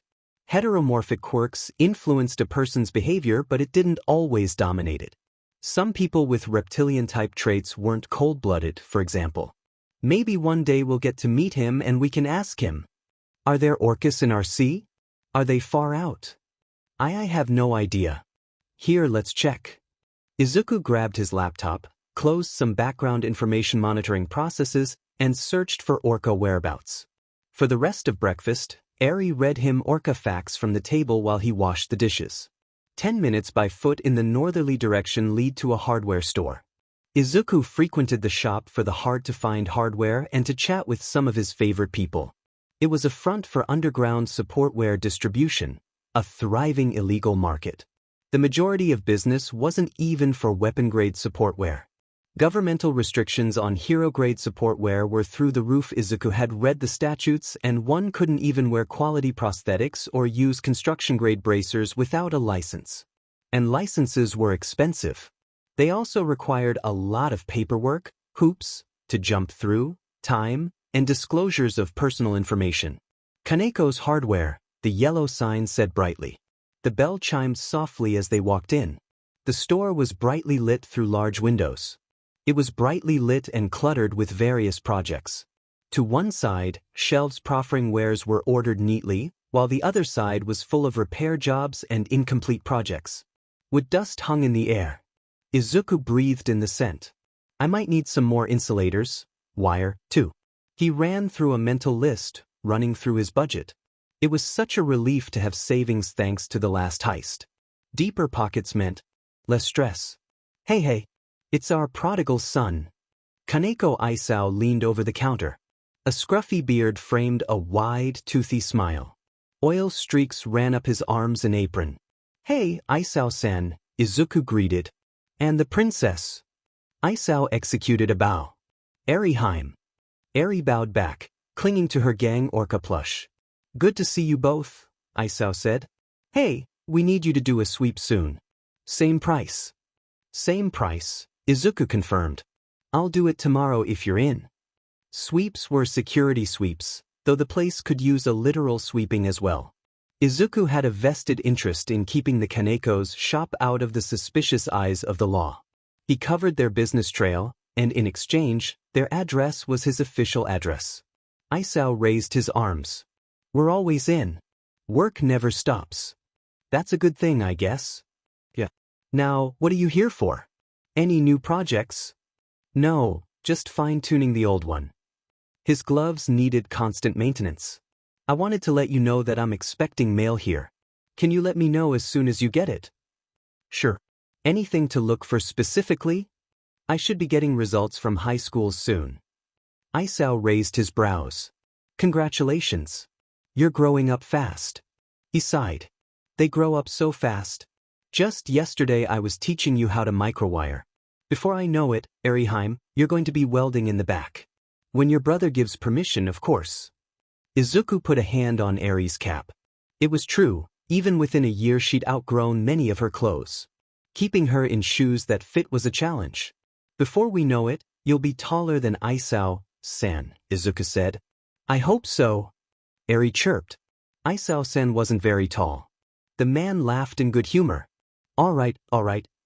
Where's Eiko-san? Izuku asked. How is she? We hired a new kid. There was a loud crash in the back. Izuku and Eri jumped. That would be the new kid, Isao said. Lucky he's tough as nails. Literally. Makes him a little reckless though. Everything good? He called. An affirmative yell came back. After a few moments, Eiko came out, removing her goggles, and a dark-haired teenager with a ponytail followed with a crate in his hands. This is new kid, Isao said. His wife slapped his shoulder playfully. His name is Hikaru-kun, Eiko said. Izuku noted the lack of a last name. The teen must have wanted to stay under the radar, which made sense if he was helping the Kanekos with their outback business deals. The teenager set down the crate and grinned at them as Izuku and Eri introduced themselves politely. Eri looked up at him. I like your teeth, she said softly. They look like a shark's. He blinked, then stretched his smile to reveal even more pointy teeth. Ah, thank you. Do you like sharks then? She nodded. She likes the beach, Izuku said. And everything with it. I like orcas. Hikaru started up a little conversation about orcas, of which topic Eri knew many facts. He was good with kids, it seemed. He knelt down to Eri's level and paid compliments to Gang Orca and his fins that could maybe possibly grow to meters. Maybe he had siblings. Izuku was still going to do a background check on him, though, if he was going to spend time around Eri in any capacity. The Kanekos watched their interaction from the counter with fondness. Hey kid, Isao said quietly. I know you're independent and all, and you're smart, and you're doing just fine on your own. Just saying, the wife and I wouldn't mind you both over some time for a meal. Isao smiled, but his eyes were serious. Foster parents should give their kids a meal every once in a while, yeah? Even fake foster parents. Or think of it as a pay bonus for your excellent work. Thank you for the invitation, Izuku said. Thank us by taking us up on it, Eiko said, brushing her bangs out of her face. It's been too long. Their smiles were sincere, Isao's toothy, Eiko's tugged to the side, and Izuku didn't feel like crawling out of his skin with adult eyes on him. He trusted them. They were honest, steady business partners, and had been for nearly 3 years since Izuku had proposed their first deal, offering monthly payments and cyber services in exchange for their official address and their names in the foster care system. In fact, after a few months they insisted on refusing any more payment. It's a great smokescreen, Eiko insisted. People in our business generally don't do foster care. It looks great. Still, Izuku gave them a discount on security sweeps and the like. He had a vested interest in keeping them out of the limelight. The foster care system was overloaded as it was, with the insanely high rates of crime, and so the social care workers weren't likely to notice that Midoriya Izuku's box was quietly checked and a generic report submitted every 3 months. The report said that everything was perfectly fine, no need for further investigation or concern. A year ago, Eri's name had quietly slipped in beside Izuku's. Hikaru pulled out a small carving from his apron, and Eri took it with curious fingers. He explained, I'm just starting out, so it's rough. But I thought that you, with your awesome taste in sea critters, might like it. It was a roughly hewn shark. Eri examined it thoroughly, fascinated with the concept of a carving. Her fingers brushed over the grooves. It's nice, she assured him. You'll get better in the future for sure. Do you use your quirk to do it? Izuku asked curiously. What? Your quirk? Do you harden your nails and carve that way? Actually, yeah. That's so cool. Have you ever done a chemical analysis on your hardened skin? Does it resemble any metals or silicons? Are there degrees of hardening? Does it spread in plates, or is it more of a webbed pattern, or is it more scale-like to compensate for mobility? What about your joints? The body's usually softer there for movement, so does that affect your quirk's mobility, or do you not harden those parts as much? How much surface area can you cover? How much concentration does it take? Do certain foods and vitamins make it easier to activate? Izuku had to calm himself down, but Hikaru's quirk was so fascinating.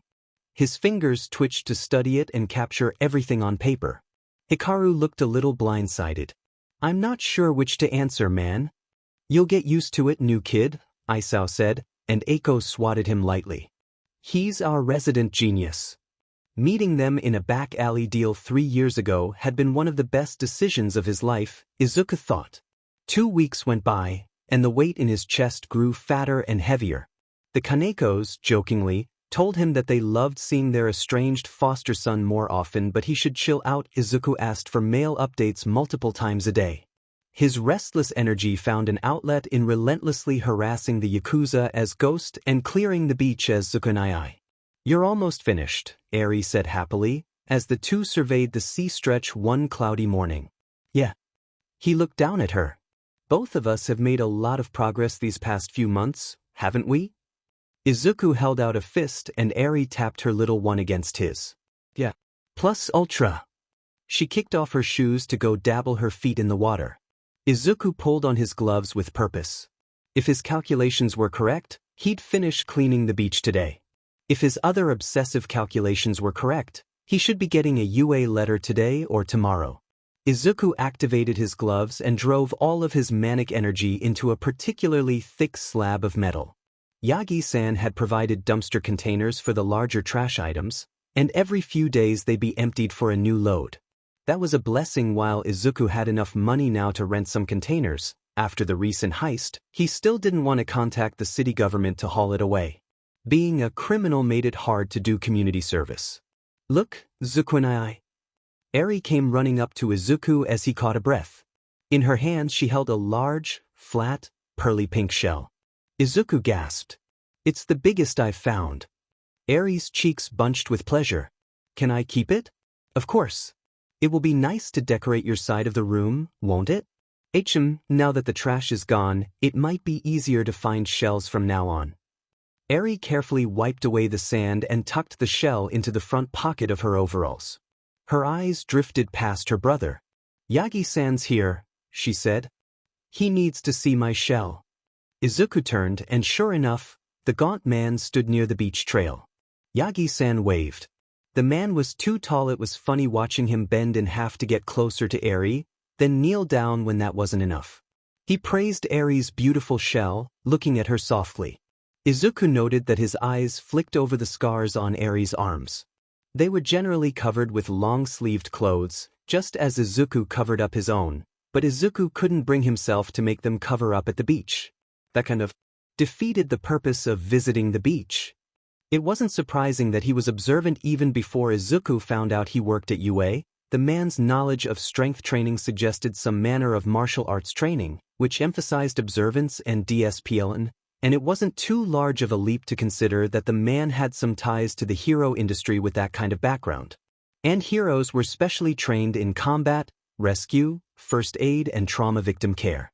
They were also sworn to uphold the law. So Izuku was grateful that Yagi-san had never asked detailed questions about their situation and why they were alone so often on the beach.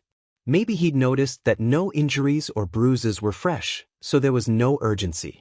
I had hoped to find you both here, Yagi-san said, standing up.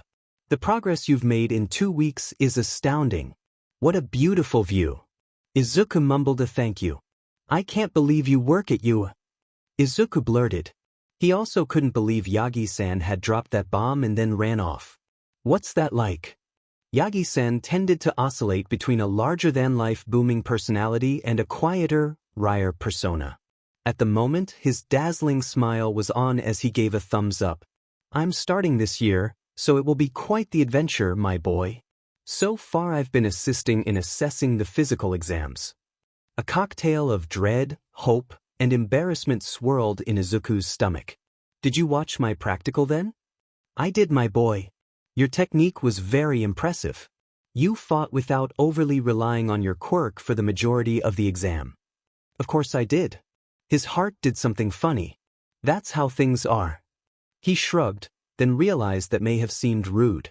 I thank you. I don't think I got enough points, Izuku confessed. But, well, I did my best. And that's all one can do. A little twinkle entered Yagi-san's deep-set eyes. And the rest of the exam? How did it go? Izuku's mind cast back to the other pivotal point of the practical exam. A moment he'd remember forever. Oh, I saw All Might during the exam. I almost thought it was a hallucination because I just hit the zero-pointer really hard, but he winked at us. I mean, I didn't do anything too embarrassing, my mouth just fell open, and I didn't say anything, which is good because I ramble a lot, but I got to see him when he was carrying Recovery Girl to heal my broken hand that I broke when I was punching a robot, which is the dumbest way to break it, but there were circumstances, and does this mean that All Might visits UA often? He's alumni, so maybe he visits or helps out sometimes. Anyway, sorry, what do you teach at UA, Yagi-san? Yagi-san's eyes had an amused gleam to them, but he took a second to realize that the question was directed at him. I'm more in a supplemental position. I help in administration matters and I'll substitute for All Might's class occasionally. All Might is teaching at UA? Izuku nearly shrieked. Yagi-san laughed. You're one of the first to know. So maintain discretion. Yes. Izuku was a bit dazed. Of course. Yagi-san asked, have you received your letter yet? Izuku shook his head. I'm still waiting. Well, Yagi-san stood up straight, pushing out his chest. Wait no longer. He whipped out a packet. Izuku's heart nearly leapt from his chest in terror as he stared at the white envelope with a tiny UA logo. Wait no, if Yagi-san had brought his letter here in person, then that likely meant or no, it could mean the opposite oh no. Yagi-san seemed to enjoy watching the deductions pass through Izuku's eyes. Open it, my boy. Izuku reached, paused, peeled off his gloves and took it. Eri. Izuku motioned her over, almost frozen. Eri, do it with me? He sat on the sand, and she leaned over his knee as he opened it with shaking hands. A little disc fell out into the sand. They both jumped when it suddenly made a noise. A projection of All Might sprung up. I am here. As a projection. Eri giggled, but Izuku couldn't move. All Might announced his new position at UA, confirming Yagi-san's words, not that Izuku doubted him per se, and explained the examination grading matrix. You gained 14 villain points. Unfortunately, this number alone is insufficient to admit you to the heroics program. However, you also did this. Images of the rescues Izuku had made flashed over the screen. The last was a shot of Izuku flying towards the zero-pointer, hand outstretched. It was kind of a cool shot except for the open-mouthed scream on his face. Rescue points were a hidden factor in the exam. You gained a significant portion more, making for a total of 104 points. In addition, this student had this to say about your rescue. The kind girl with the gravity quirk appeared in a classroom setting. He took the time to save me, Uraraka said with determination, so I want to share my points with him for the time he lost. A hero's priority should be to help people, right? That's her. Eri whispered. Izuku nodded. He'd told Eri about the nice girl at UA who'd helped him after Eri had worried over the bandages he came home with. Fortunately, you passed without any assistance. Your written exam portion was in the 90th percentile. This means I look forward to seeing you at UA. This is your hero academia. The disc switched off.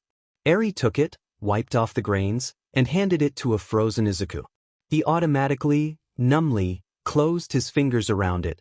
Eri. Izuku took a breath, shocked. Eri, I made it. Eri initiated the hug, throwing her arms around him, which was a thrill on its own worthy of celebration, and he laughed wetly. Eri, I made it. His sister patted his cheek carefully. You did it. Plus ultra. I can be a hero, he said, wiping at his eyes. A shadow descended and Yagi-san crouched down. Congratulations, my boy, he said warmly. You earned this. I knew you could do it. And, he paused and placed a hand on Izuku's shoulder. I apologize that anyone made you feel like you couldn't. Warm liquid flooded Izuku's chest. That quiet pride warmed him more than even All Might's message. So many had told him, explicitly and implicitly, physically and verbally, that he could never be a hero. At times, Izuku himself had berated himself for being slow or delusional or unworthy of his dream. 10 months ago, in a secluded alley, All Might himself had gently expressed to a slime-drenched Izuku. It's wonderful to dream big, son, but don't focus on one dream to the exclusion of all others. Keep your mind open to other avenues, like police work or support. There are plenty of places in the world where we need good, motivated, hard-working people like you. It was the nicest way anyone had ever discouraged his dream, and though Izuku's heart had ripped a little in that back alley, he came to understand that All Might had only wanted to give the boy with the functionally useless quirk realistic advice. Later, he'd be grateful that All Might gave a substantial answer rather than vapid encouragement. That day, the hero had quickly ruffled Izuku's hair and leapt away, and Izuku had never dreamed that he'd talk to All Might in person again. And now he'd be taking classes from the man. I can't believe it, Izuku whispered to himself, wiping his face. How do we celebrate? Eri asked earnestly. Well, I brought lunch to eat here on the beach, Izuku said. And we're making katsudon tonight, remember? Ah, Yagi-sen, you can eat lunch here with us if you like. I confess I wanted to see your reaction to your acceptance, and I'd hoped to treat the two of you, Yagi-sen said. Perhaps afterwards? Eri nodded vigorously. We brought a blanket so we don't get sand on our clothes and food. And Zukanai always brings extra water so you can have some. Yagi folded his lanky body so that he could fit on a corner of the blanket. Thank you, Eri-chan. That's thoughtful of you. Izuku and Eri tried to convince Yagi-san to eat something, but he only accepted water. In contrast, Izuku and Eri ate ravenously after a morning of beach hauling and shell gathering. It was quiet, but not uncomfortably so. The rhythmic waves on the shoreline were soothing. Yagi-san's presence was calming as well. Izuku had never felt like crawling out of his skin around him, none of the itching or jitters that he usually had around someone new. The man's reassuring aura and gentle, deliberate gestures encouraged trust like a paramedic to a victim. It was rare for Izuku to relax around anyone, but Izuku felt settled beside him. Safe in a way he hadn't felt apart from his mom. You've been so good to us, Yagi-sen, Izuku said softly. Thank you for delivering the message. Yagi-san nodded, accepting the thanks. He folded his ridiculously large hands over the spare water bottle. I became a hero only thanks to my own mentor, he said. You, young Midoriya, have come so far on your own merits, and that is truly remarkable.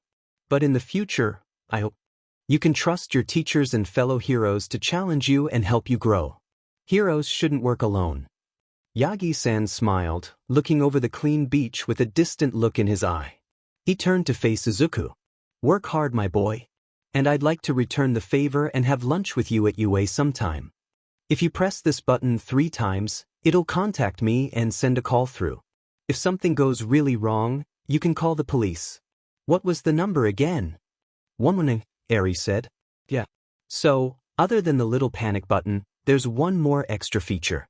Flip this down and dig your nail in here, and this will give an electric shock to the person on this end of the phone. Other than that, the phone works normally. One of the Kanekos is picking you up today. Their numbers are right here, see? If anything seems weird, call them or me. Does everything make sense? Eri nodded. She had on her serious expression. Okay. Let's practice using the taser. The what? The little electric shock. Eri practiced jabbing it until Izuku was satisfied that she could do it smoothly and with little chance of hurting herself. Though, with the setup of the button and taser pad, it was difficult to accidentally shock herself. I put some insulation into your gloves, Izuku said, just on the hands right here, and the wrists a bit, so it would be really hard to accidentally shock yourself if it's on. At home and on the beach, Eri didn't wear her gloves.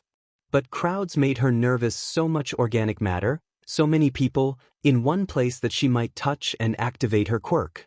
Privately, Izuku thought that Eri's control was good enough now to go without gloves, but it cushioned her fear. And, well, removing fear also improved control. She had nearly a dozen pairs by now. Izuku had made winter gloves, breathable gloves, school gloves with embroidered fish, and now insulated semi-combative gloves. It hurts people, doesn't it? Eri asked, looking at her phone. I don't want to hurt someone else by accident either. You're smart enough that you can tell when people have bad intentions, Izuku said. I know you won't use it except for when you're in danger. And you can tell what people are like that, right? Eri nodded, her eyes a little distant. Yeah. There was a feeling in the back of one's throat, a slimy feeling like you wanted to climb out of your skin when people like that looked at you. So even with bad people, it won't permanently hurt them. Just a shock so you can stay safe and get away. You're so kind, Eri. I know you don't want to hurt anyone. Yeah, she said quieter. There's also some stickers to decorate it. Izuku smiled. You can choose what you like. Her eyes brightened. Unicorns? Flowers? Oh, dolphins. Are these unicorn dolphins? She pointed at the whales with horns, fascinated. Izuku showed her how to look up narwhals on the phone. Eri decorated her phone, and Izuku walked her to her school. Izuku and I. Eri gestured at him. To come closer. He knelt down. She carefully touched his black curls with her gloves and pressed a kiss to his hair. Have a good day at school, she said shyly. She was quietly delighted to have the chance to tell him that for a change. Izuku's heart melted.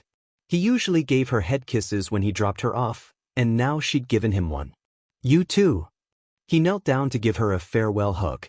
The train ride was short, and Izuku floated over the UA walkway in a daze.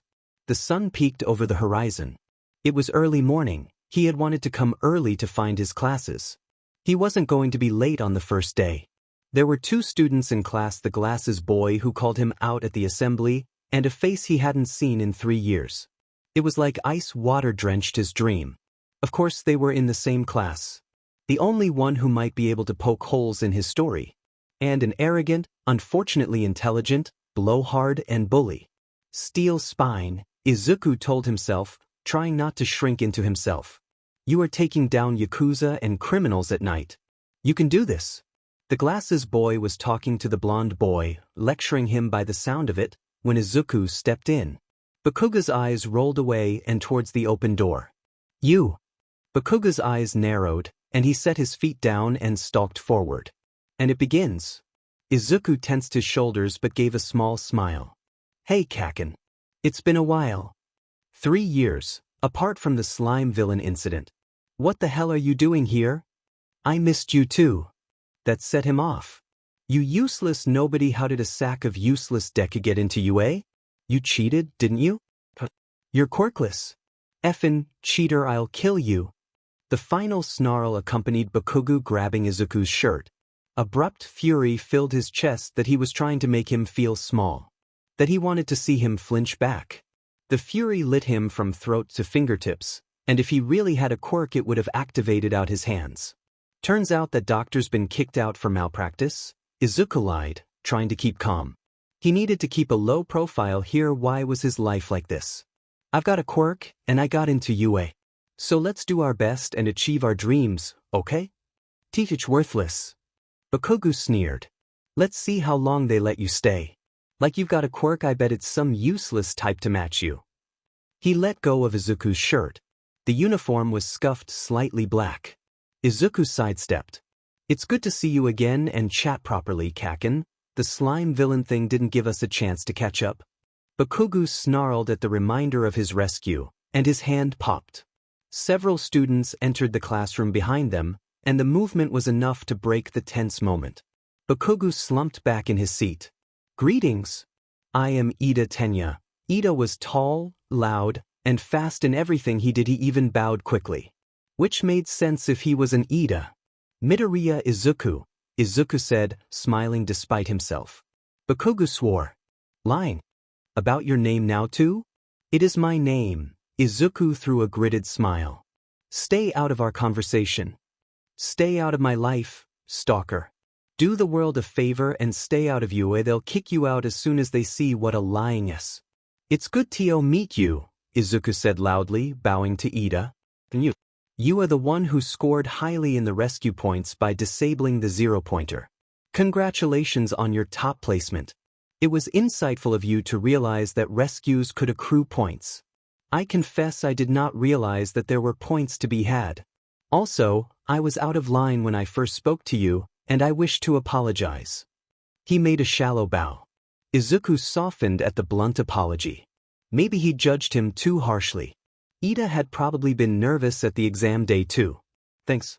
I I wasn't aware that there would be rescue points, actually, but I'm glad no one was seriously hurt. So you made assists and rescues without realizing it was part of the exam. What a heroic quality that I will seek to emulate. It is what we're here to do, right? Izuku rubbed at his neck. Ida chopped the air excitedly. Right. The door swung, and a few other students entered the classroom. Midoriya. Hi. It's good to see you again. If there was a literal embodiment of a happy fluffy cloud, it was Uraraka Achiko. She floated over, beaming. Why you too? Izuku said. I appreciate what you told the proctors afterward. They showed the footage in the clip, acceptance video. Oh, you saw? Well, you didn't need any help with the points, haha, right? I saw you got top in rescues, good job. There were scoreboards? Izuku said. Uraraka laughed. You're pretty humble, huh? You didn't even care about the competition. His face heated a little. Ida and Uraraka introduced themselves to each other, and Izuku's eyes wandered over the other students trickling and sitting. He could guess at some of their quirks. The mutation quirks were particularly obvious, but not all, and he obviously couldn't tell the particulars of even the mutation quirks unless he saw them in action. His fingers itched to write down every detail. There was a thrill he could study all of these quirks all year. Assuming I'm not expelled and sent to a correction facility, he reminded himself before he could get too excited. A voice from the floor made him jump a foot. You're not here to make friends, a raspy voice said. The teacher presumably unzipped his yellow sleeping and emerged like an unshaved butterfly. That was Eraserhead. Eraserhead. The underground hero. Izuku had scoured footage. He knew way too much about him. The one who had a unique weapon, possibly controlled by telekinesis, and his quirk negated others' quirks, from what Izuku had seen on the grainy footage. The one who had expelled an entire class last year, then re-enrolled most of them. The one who transferred from the general course to hero in his second due to his fantastic performance in the combative semifinals against Bronzer. The one who took in foster kittens. The one who, surprisingly, had ordered sweet coffee with cream at a cat cafe 7 weeks ago. That Eraserhead. It took 6 seconds for you to be quiet, the teacher said. That will have to improve. Now, everyone's here, and we're going to field beta to assess your quirks. We're not going to the assembly? A pink-skinned girl asked. Waste of time. They keep coming up with new ways to celebrate mediocrity, Aizawa said with the tone of a man who'd suffered enough. Instead of celebrating your inexperience, we're going to start working on training you out of it. We're doing physical and quirk assessments. Get dressed. If you take over 5 minutes, you get detention. The students went to the locker rooms with an energy that overwhelmed Izuku. Laughing, chatting, beaming at one another. If it was going to be like all the time, maybe, eventually he'd adjust? It was like sprinting in the sun after years of sneaking in the night. Izuku was careful to change quickly. He had made an extra set of fingerless training gloves which covered up most of the scarring on his hands and forearms. As he pulled them on, his skin itched like eyes were on him. He turned and saw a boy with striking hair just leaving the changing rooms. On the field, Izuku noticed that the boy had a scar over one eye. His appearance was like a chimera's, dual colors and heterochromatic eyes split down the middle. His quirk likely has 2 aspects, then, Izuku mused, each half inherited from both parents, most likely, although maybe there's only one parent with a similar dual-colored appearance to his, and he inherited a form of that one quirk, though obviously mutated, with how each generation of quirk users is so different from the next. And that's not even taking into account the singularity theory. Izuku watched the rest of the students on the field and had to take a breath. His fingers itched for a notebook. There were so many cool quirks here. There was a girl with a complete invisibility quirk constantly activated, and several other mutation quirks that seemed accompanied by extra strength judging by their body types, and one girl had the ability to create complex objects out of her body that was amazing.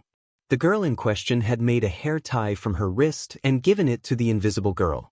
What type of body material does she use?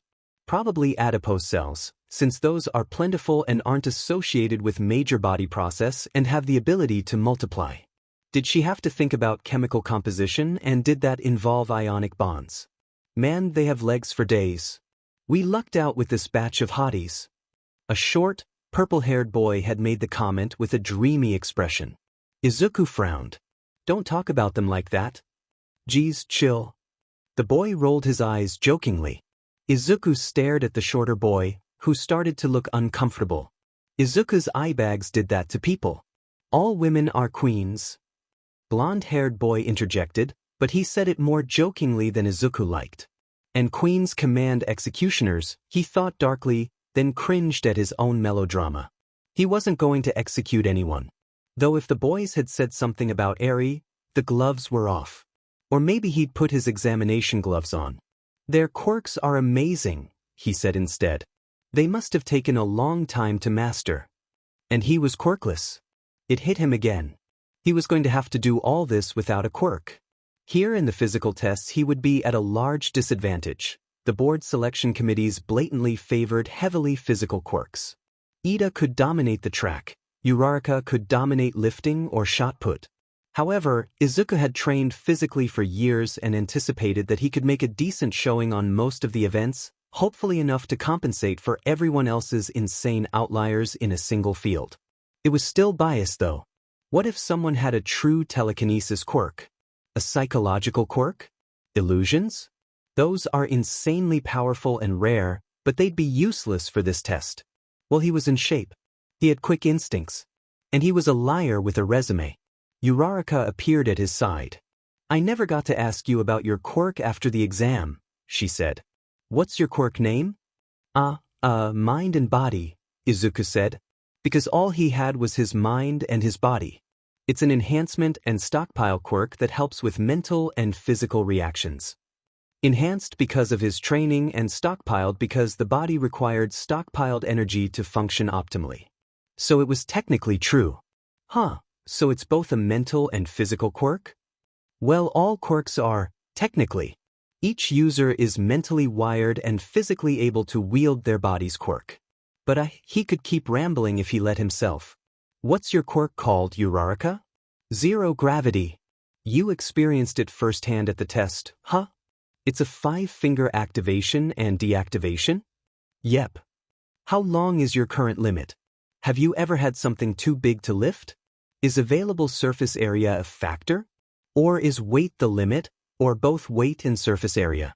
Do you have to touch something with the pads on your fingers? Or is the activation area your entire palm?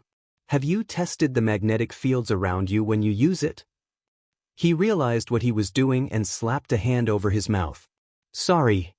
Uraraka made a determined fist. Okay, I've got this. 10 minutes is the limit with super heavy combat use, like the exam. Yes. Some things are too heavy to lift. It has to be a precise touch with my fingertips. And no, I don't think so. That could be cool to measure. She counted off her last finger. Did I get them all? Izuku stared for a minute, which, ironically, was usually the expression he received when he went on an analysis spree. No one had ever responded like that, answering all of them immediately. Uraraka had a kind heart and a sharp mind to answer so quickly. Yes. Thank you. When Aizawa began to speak, they shut their mouths quickly and turned their attention over. Aizawa explained the assessment, giving them permission to use their quirks during the routine assessments. And then some idiot said that it would be fun, which then set off Stormcloud-sensei. The lowest scoring student will be expelled, he growled. As Izuku predicted, he was consistently in the middle of the pack. Most of the students had at least one event that they excelled in, except for the purple-haired boy and invisible girl. Izuku was just as flexible as her, and the boy's tiny legs didn't do him any favors. The ball toss was the final event. Izuku managed an above-average score, for quirkless throws at least. He turned around to find that Aizawa's hair was floating and his eyes were red. He was using erasure on him? It's not like I can melt anything, Izuku thought. Really, even if he had his smashing gloves, it wouldn't be much use in the assessment. Why was Aizawa doing that, when Izuku's quirk obviously wasn't suited for this? Was it weird that he hadn't reacted at all to having his quirk erased? Had Eraserhead sensed something was off? Izuku shifted on his feet. Aizawa's gaze pierced him. The teacher's face was bland, but Izuku saw his lips pressed bloodless disgust. Why aren't you using your quirk? Aizawa said. It's not. Izuku trailed off. It's unsuitable, Aizawa said. It's not powerful, but you should be using it in this assessment if you're serious about becoming a hero. Otherwise, I might as well expel you. Izuku's chest cracked and he willed his eyes not to burn. He was suddenly, completely unrepentant for never disclosing his lack of a quirk, for lying he never would have been given even a sliver of a chance, would he? There are plenty of people with powerful quirks unsuited to be a hero, Izuku said, DMN the consequences. I want to save people, and I'm here to learn how to do it better. My quirk can't help me throw this farther, sensei. The teacher's gaze was completely expressionless. Izuku held the eye contact, willing himself not to cry. He was angry, not hurt. Aizawa sighed. I can already tell you're going to be a problem child. As he turned to the rest of the class, a manic grin spread over his face. And no one will be expelled. This was a logical ruse designed to bring out your best. The class sighed and chattered, relieved. Izuku was not as relieved. The long-haired student, Momo, said it was obvious it was a ruse. It was not as obvious to Izuku. Adults, especially teachers, wielded whatever authority they had as they pleased. The rest of the day brought back the UA magic, though. Izuku repeatedly checked his phone for any calls from Eri, but nothing except a small IM with the Kanekos came through. The message was probably typed with their help, judging by the spelling accuracy. Eri was behind on reading and writing. His other classes ran smoothly. Izuku would have several fun stories about present Mike to tell Eri, and before long he was walking home after exchanging numbers with Ida and Uraraka. What did Bakuga mean by saying that wasn't your name? Ida asked curiously as Izuku pocketed his phone. Izuku paused, but an answer came to him quickly. He calls me Deku as an insult, Izuku muttered. But that's not my name. It kind of sounds like, you can do it. Uraraka said. Maybe you can think of it that way. Izuku blinked. Why? Maybe I can. Saying goodbyes, he headed to the Kaneko's shop to collect Eri and tell her all about his first day. Day 2 of the long con, undiscovered. If Izuku was in an AA recovery program, he had just failed step 2. He should have known that he couldn't stay away from this for too long. Maybe this was a rebound. The words with your quirk, you unsuited to be a hero, ran through his head like snake trails. Even with a supposed quirk, he was judged for it much less than when he was quirkless, but it just showed that something was wrong with him. He was the common factor. So, after his failure at the quirk assessment, he couldn't resist taking down a mark he'd discovered the other night. While digging up Yakuza secrets, he often exposed other sordid secrets people were eager to hide. Showman sent out a text, and within minutes he received a reply with an unholy amount of hearts and a message from an unknown number. Which was how he ended up on a rooftop in the dead of night, texting 2 teenage delinquents who probably had assault charges. Mosquito Girl. So are we villains or vigilantes? I mean, we're not getting paid for this. Yeah, point for vigilantes. If we're going by motive, another point. But generally vigilantes work alone. At least nowadays. A few decades ago it was more common to see vigilantes working in teams. And definitely around the dawn of quirks. So another point for vigilantes? Maybe? Villains work more in teams now. Either way we get arrested. Take me off the chat.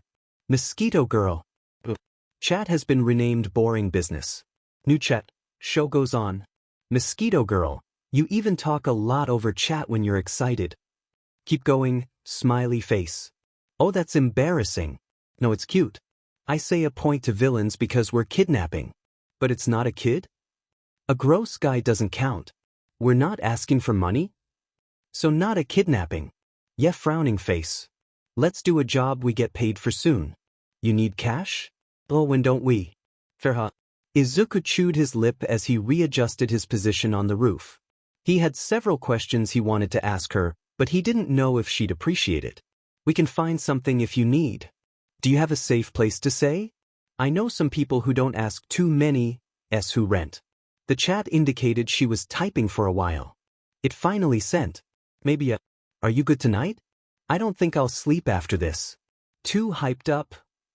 That was a pretty clear deflection, so Izuku let it go. Let me know if you need a reference, it's no problem. Thanks. You're the cutest. I want to stay with you all the time. Teach me your ways. You're cool too. Hey, I wanted to ask. What's your opinion on donated blood packets?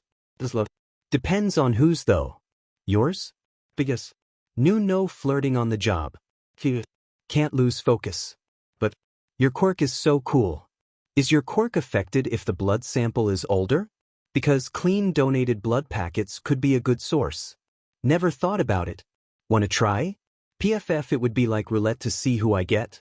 And who's losing focus now? Izuku scanned the alleyway he was positioned above. With his dark hoodie and mask, he blended in with the rooftops. The Mark was going to leave the bar at some point tonight, and there were limited routes he could use to leave the area. Izuku, Himiko, and Dabi covered each of the exit points, and then it was a waiting game to see when the best opportunity to hit him would arrive. I win. Meet up. Good, he's got him, Izuku muttered, standing up and stretching. He carefully shimmied down the roof and began casually walking to their rendezvous point. They were near the outskirts of Mizudafu, an area much rougher than where Izuku and Eri's apartment was located. The outskirts of Mizudafu had less sensational crime, which meant more underground hero patrols rather than daytime pro-heroes, which meant less patrols overall compared to centralized areas. That was typical. News media didn't often extend into areas like this. At the rendezvous, Dabi stood above a slumped, unconscious man. Even from a distance Izuku could smell the alcohol. Dabi rolled his shoulder, and Izuku noted that the staples visible around his wide neckline were irritated. He must have carried the man on his shoulder. Himiko skipped over and pulled Izuku into a hug, burying her face into his neck and breathing for a moment. Her face was flushed, and her eyes focused on the man's temple. Ah, Dabi, you hit the gross man too hard. He's bleeding. Dabi didn't dignify that with a response. Izuku patted the man down and pulled out his phone. Sell it me, Shokuen, Himiko grinned, throwing out her arms. Tell us all the dirt before we string him up. Watanabe Soda, a managing director of the hero supportware company Ramos, a subsidiary of Detonarat. He's got several cases of domestic abuse that were swept quietly under the rug with settlements, which is obviously not a thing in criminal cases, but somehow he managed it. He also buys and sells creepy pictures of kids. Drag use too, but that's not as important. Izuku looked up. He didn't have anything else with him? Dabi shook his head marginally. He doesn't have his laptop. Disappointing. Okay, let's see about his phone. Izuku fiddled with it, picking it open with gloved fingers and rooting around the data. People are disgusting. Izuku wrinkled his nose. Yeah, he even carries them around with him. Okay, we'll tape this up next to him. This seems an awful lot for one guy, Himiko said. I'm worried about him having connections to human trafficking, Izuku said. I have suspicions, but I haven't found anything concrete. Why? Dabi asked. People this high up who like this kind of stuff tend to have connections to the industry. Izuku's brow furrowed. We can keep him and interrogate him, Himiko offered. See what he knows. I don't know, Izuku said.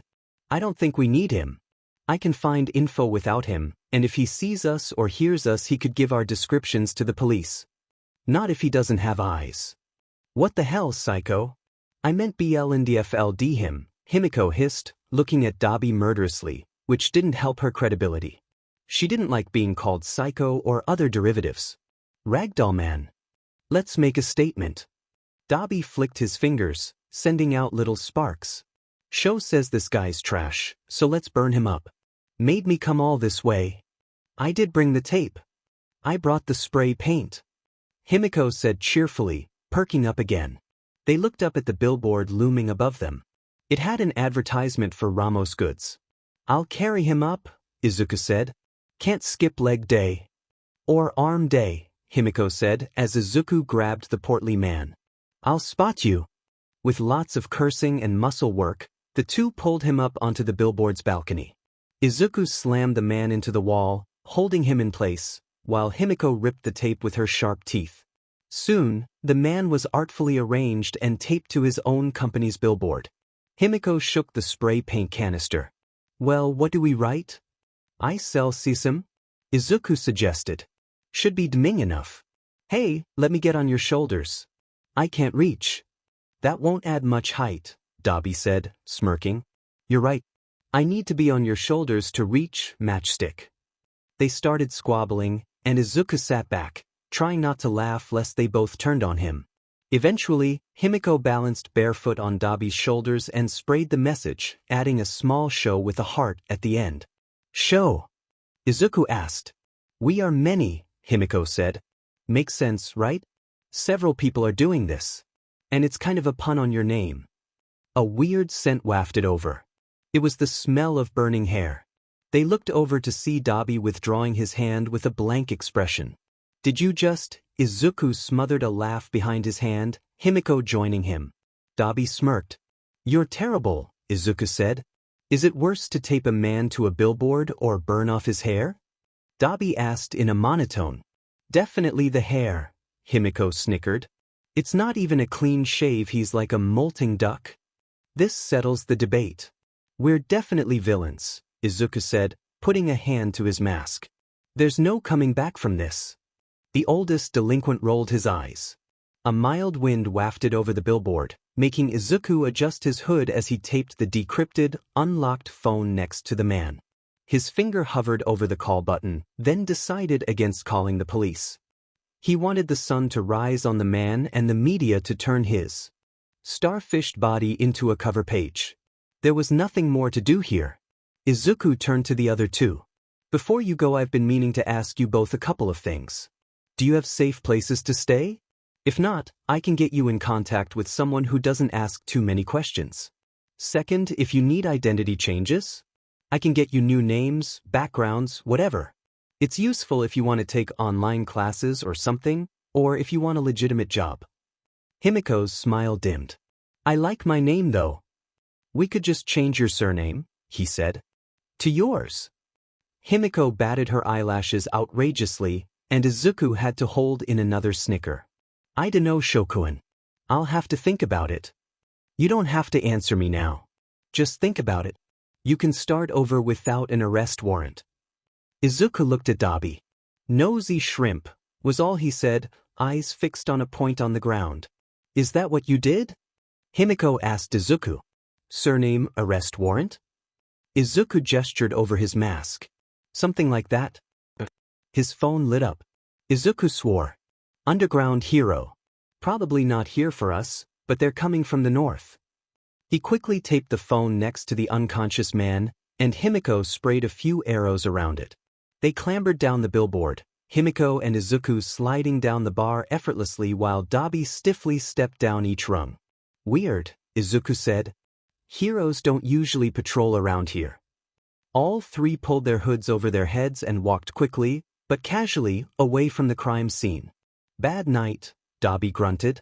Gang turf war. Like dying over a few dirty streets matters. Yeah.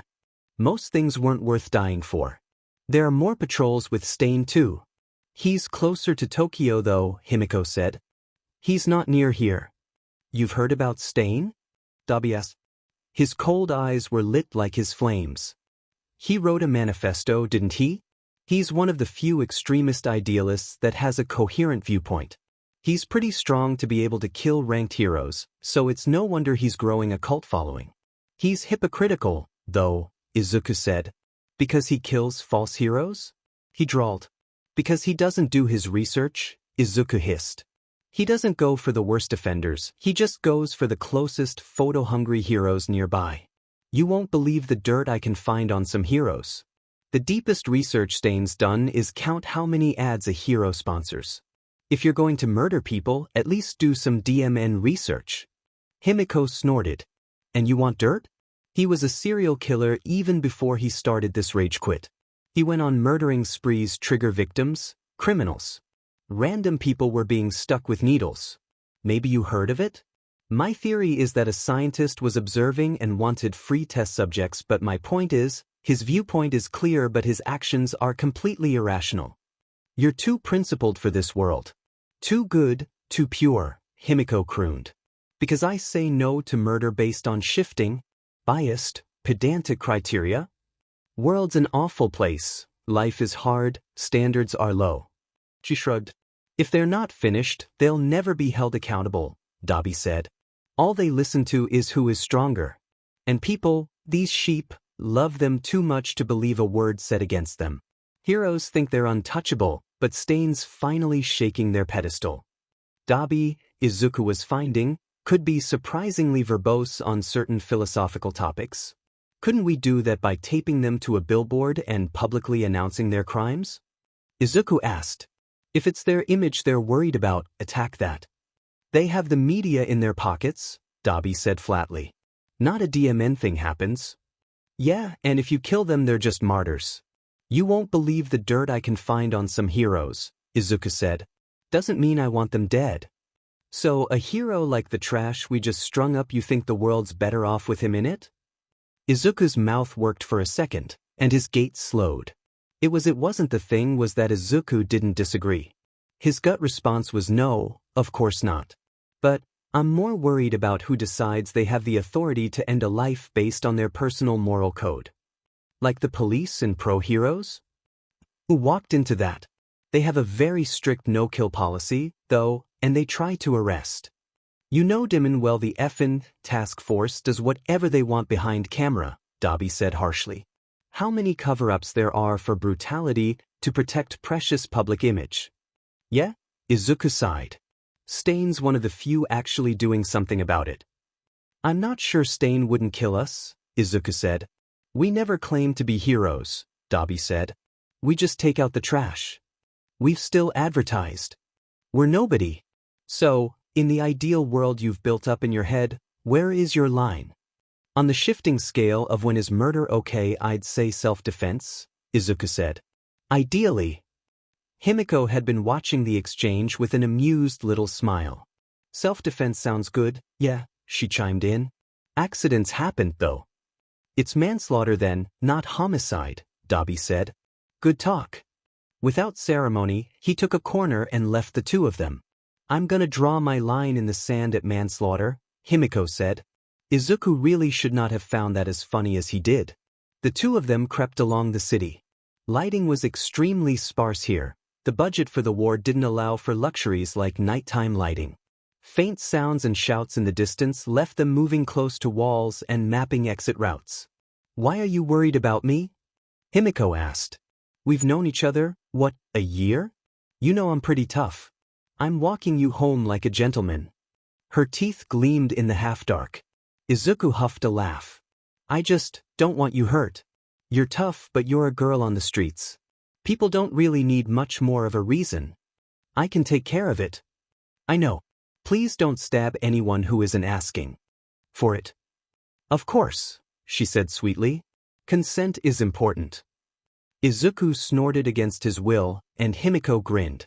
So, Shokun, you've got dirt on everyone. You probably know all my dirty secrets, huh? And you still like me? Yeah. You like my quirk. You don't think it's weird. You think I'm normal. Yeah, if I took some of your blood, would I think like you? Would my heart be like yours?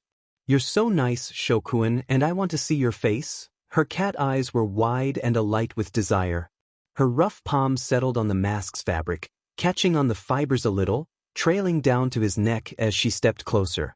Izuku took her hand right before it touched him. Himiko, you're not even scared, she murmured, peering at him closely. Abruptly, her voice lost the dreamy quality.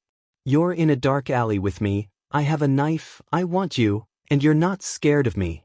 We're friends, Izuku said. We know each other pretty well by now. He rolled up the mask, removing the voice modulator, so his mouth was visible. He smiled at her. Himiko's eyes were wide as she looked at his exposed lower face. She touched his chin, running her fingers down his lips. The contact made him jolt, and Himiko stepped back. You don't like being touched directly, she said. Sorry. He hadn't meant to flinch from her. Don't be. You like what you like. It's not because of you. I know. You don't mind hugs. A loud bang on metal echoed down the street, accompanied by scuffles. It was impossible to tell if the sound came from a human or not. They stayed quiet, breathing, until by unspoken agreement they continued. You don't like hurting people, Izuku said. You're a kind person. You know what kind of things I like, right? She said. Izuku couldn't identify her tone. Yeah.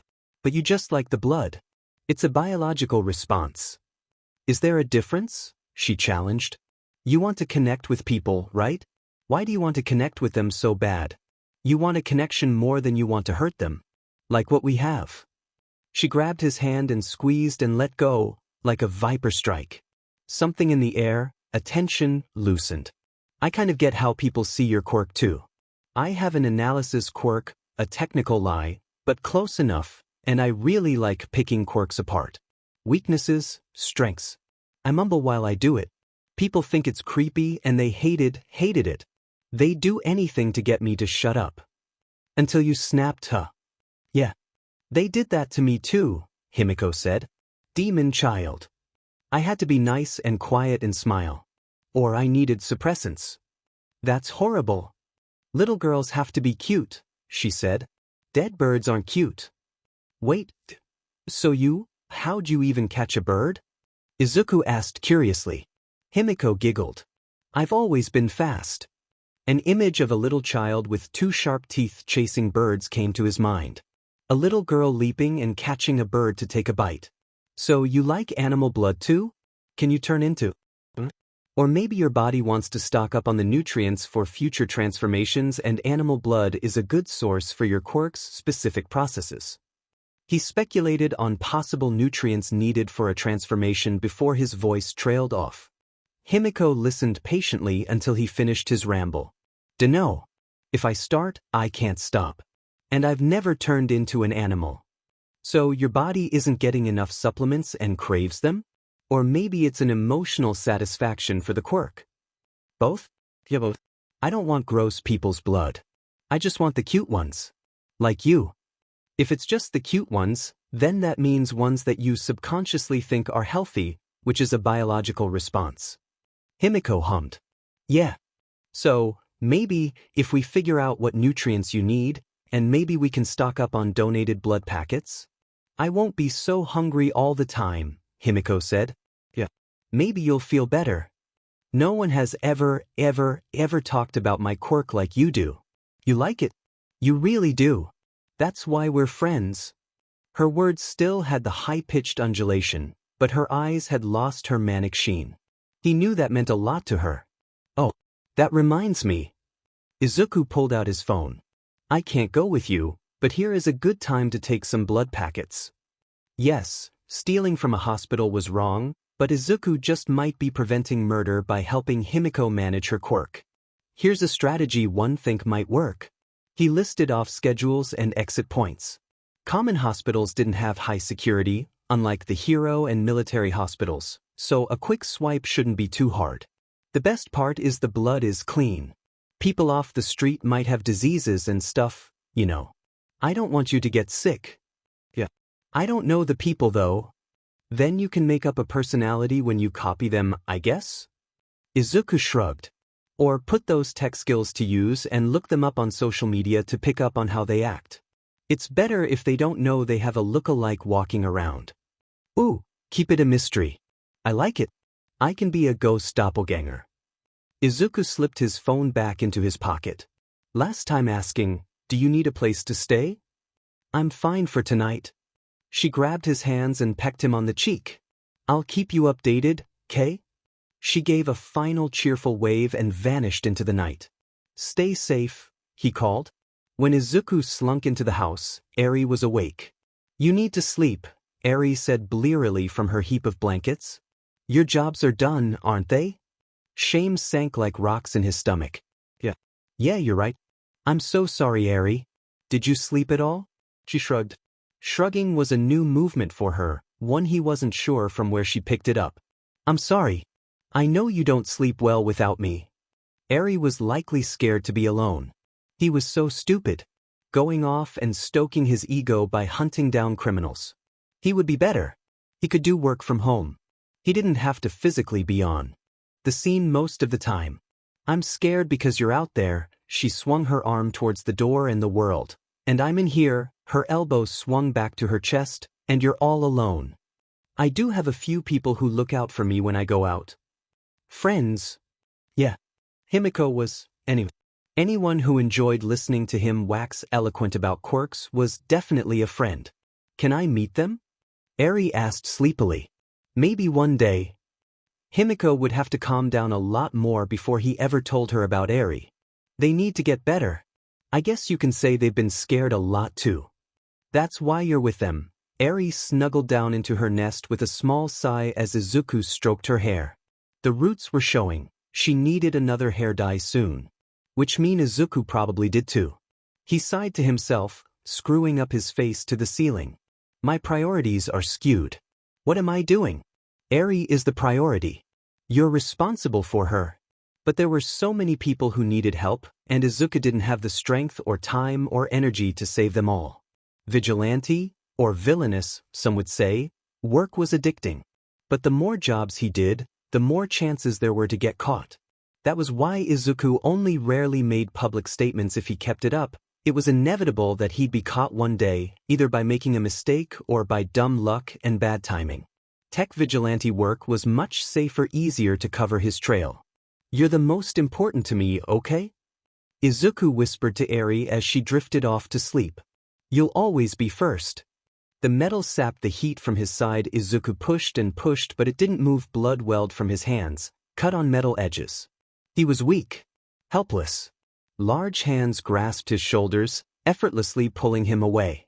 He panicked, clawing with wet hands. Don't touch me. Panic, fury, fear. His hands were dripping.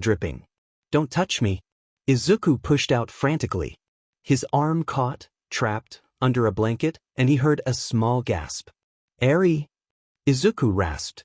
She hesitantly moved closer, her large eyes reflecting the little light coming into the room. You were dreaming, she whispered. His head flopped back onto the futon. Did I wake you? Yes. Sorry. Eri didn't reply. She kneeled close and put her hand on his head. With a child's clumsy, flat palm, she began to slide his hair. You're sweaty, she said. His heart slowed, and hazy details of waking slotted back into place. Wait, did I push you? He asked with horror. Eri nodded. I'm so sorry, Eri, he said. I'm sorry. I'm sorry. You didn't hurt me. She rhythmically continued stroking his hair. Izuku breathed steadily, trying to relax his tensed muscles. His neck was cool and damp from evaporating sweat. Hey, he said softly. You need to sleep for school tomorrow, right? So do you. You have more school than me. But when you're older you don't need as much sleep, he teased. No, her nose wrinkled, but Eri didn't have any good argument to dispute his claim. You're not that old, she settled on. We need to dye our hair tomorrow, Izuku mumbled, remembering that was on his to-do list before he fell asleep. Our roots are showing. Go to sleep, she whispered. Hey, Eri. Love you, he mumbled as he closed his eyes. He breathed deeply and slowly until Eri's hand fell away, and he heard fabric rustling as she crawled under her blankets. Only then did he sink into sleep. Morning came early with notification buzzes from his phone. Mosquito Girl. We're in the news. Look at this. Businessman taped to his own billboard. Showman team exposes another businessman. Are vigilantes the new whistleblowers?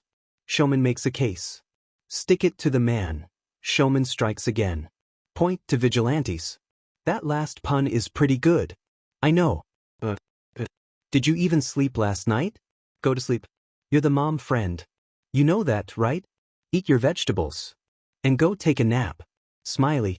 Izuku rubbed his eyes, closing the conversation with Himiko. As per habit, Izuku checked the police database in the morning before he left for school.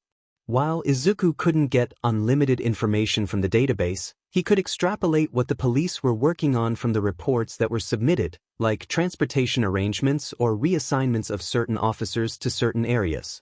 The police were moving on the Ghost's tip-off to hit a drag trade in the Jaku area, so that was good news. The trade was probably connected to Yakuza, who might be connected to Eri, so Izuku was definitely going to monitor their situation. See if he could analyze their quirks. Hopefully the police and whatever heroes requested to assist would arrest the drag ring and a few key Yakuza leaders, and Izuku and Eri could sleep easier at night. He doubted that. Izuku's paranoia kept them safe, after all. It was a good morning for Eri. Despite Izuku's worry about having disrupted her sleep too much, she had a bounce in her step as she hummed along to the morning radio. She had enough energy to help with bentos and go to school any day. She felt well enough to leave the house with a smile was a good day. "I miss Yagi-san," Eri mentioned as he walked her to her morning classes. Her hands smoothed over her new red dress. Izuku had embroidered a few small seashells into the front pocket. "Can we see him again soon?" "Yeah, it has been a while, hasn't it? I'll track him down." On the train, Izuku ran a basic search on his phone for the skeletal man who had been so kind to them over the past few months. Nothing. Anywhere. Not a matchup anywhere to one Yagi Toshinori. Izuku checked the UA faculty pages, then UA miscellaneous employees, then Japanese educational employees. No luck. He broadened to all diplomas and certificates awarded by colleges within the past 50 years. There were some Yagis here and there, but none with the first name Toshinori. Izuku frowned. There was one reference to Yagi Toshinori as a graduate of UA around 30 years ago, but after that he just disappeared. Overseas. Actually, him working for a secretive hero agency is looking more and more likely all the time. Unfortunately, he would have to wait until later to do an in-depth search on Yagi's past with his more specialized equipment. In a more private location than the train. "I'll track him down today," he thought. He had promised Eri, after all. And a new mystery to crack was exciting. His good mood dimmed a little as he saw a gaggle of reporters in front of the UA gates. Obnoxiously, some reporters were haranguing students with questions as the poor kids tried to get to class on time. Options to get through. Smoke bomb. Phone taser shocks. Screaming. All of the above? Izuku wondered as he drew closer to the crowd of capitalistic muckrakers. He did not want his picture taken. Kid, are you in the hero course? What's it like being taught by All Might?" "Hero course? Give us a sound bite. What's it like? Is All Might as inspiring as a teacher as he is a hero?" One reporter actually reached for Izuku's arm and Izuku reacted instinctively, jerking away and drawing a smoke bomb from his front pocket. "Am I really doing this?" he thought as he threw it on the ground and a small cloud of hazy smoke engulfed the area. The reporters scattered, and Izuku quickly shouldered his way through to the safety of the gate. A few other quick-thinking students had done the same, taking advantage of the cover to slip by unmolested. Izuku found himself shoulder to shoulder with a purple-haired boy. Izuku tried not to make awkward eye contact while they both walked on campus. Their strides were about the same length, and if he wanted to stop walking beside him, Izuku would have to walk a lot slower or noticeably faster. "Nice move," the boy said. "Not very heroic to run, though." "Let's call it a strategic retreat," Izuku said awkwardly, turning to look at the boy for the first time. He paused. The other student looked vaguely familiar. "Midoriya Izuku," he offered. The boy paused, turning to look Izuku full in the face. "Shinso Hitoshi." Deep dark circles lined the boy's eyes. A faint memory nudged forward. Izuku remembered a foster care transitional center, bunk beds, and the smell of cheap lemon cleaners. "I think I know you," Izuku said hesitantly. Shinso's shoulders stiffened, his eyes shuddering coldly. "Yeah. Sorry, foster care. We may have met there." Shinso studied Izuku, his face giving nothing away. "Maybe. Can't say I remember." "Oh, that's fine. I'm in Mizuta for now, and well, it's good to see someone who knows how it is, and we've kind of made it, you know." Izuku huffed a laugh. "I guess I'm trying to say congratulations." "Don't hurt yourself," Shinso said, but there was a small smile in it. That encouraged Izuku enough to ask, "What class are you in?" That was a neutral icebreaker question, right? 1C. Cool. "Do you want to work with a hero agency or another field entirely? I've heard general studies has lots of options." "Hero agency. Combat, rescue, or intelligence gathering? What?" "Hero work usually goes into those categories if you don't know what you want yet. That's totally fine. I'm hoping to go into intelligence work. Probably underground work for me. I don't have a flashy quirk or personality. You're in the hero course, aren't you? Shinso said. Yes. He smiled awkwardly. 1A. Your class is that way then? Shinso pointed at another building. Izuku realized he had been blindly following Shinso during the conversation. Nice to meet you. Shinso nodded and turned away. And that was that. Izuku couldn't tell if that went well or not. He definitely was not the best at social interaction. He hoped he wouldn't have to have any more awkward conversations today. All Might taught their hero class. He was larger than life, loud and over the top, but even all that was overshadowed by the sheer awesome he emitted. And they were going to do their first simulations on an actual course. They stepped out into the sunlight, staring over a massive area structured like an urban retail zone. Each student admired their flashy new costumes. Izuku, for his part, was not flashy. His suit was dark green as a tribute to his mother's hair. He had some small red accents on his boots, but for the most part his suit looked black in anything less than full, direct light. Light padding and a light Kevlar derivative underlay most of it, and he had braces around his knees and elbows. His head was well protected with a helmet and optional mouthguard. For casual flair he also had a hoodie. Hey, matching helmets. Uraraka gestured excitedly. Your costume looks great, Midoriya. Very practical. Yours does too, Izuku said, genuinely interested. It's space-themed. That's what I was going for. Thanks. She rubbed her sleeve a bit sheepishly. They made it a little too tight though. I should have been more specific, I guess. Is it hard to move in? We can go to the support department after class for adjustments, Izuku offered. I need more support on my arm bracers anyway. Yeah, I might need to go visit. Oh, what do you need more support for? I don't want my gloves to break, or I can't melt through anything. Izuku fiddled with said gloves. It looks like your boots cushioned for when you drop down after releasing your quirk, right? Oh, smart, you have elbow and knee pads too. And what do you have on your belt? Anchoring lines, she said cheerfully. Some are magnetic. That's so smart. You can guide things to where you want them to go while they're weightless. Gather around, zygotes. After All Might announced the exercise, a few people waved their hands and tossed out questions. Meanwhile, Izuku struggled with an internal dilemma. Do I dare question All Might? After reviewing his script a dozen times in his head, he tentatively raised his hand. The golden demigod immediately focused on him. Yes, Midoriya? The hero's goal is to take out the bomb threat by disabling it, Izuku said slowly, carefully, sticking to his rehearsed script. But what is the villain's goal beyond surviving for 5 minutes? Do they have a demand or any leverage beyond a bomb they're standing right next to? If there's a bomb threat, they must want something out of it, unless it's just a distraction. Do the villain teams have any other objectives? Can they take hostages? Good to see you're all getting invested in the exercise. All Might said loudly. You zygotes have so many good questions. Today, it's just a simple exercise, no extra objectives beyond getting or guarding the bomb. 3, 2, 1, go. So it's tag with quirks, he thought. The hero's goal was to take down the bomb and villains, and the villain's only objective was to survive and be evil for the sake of evil?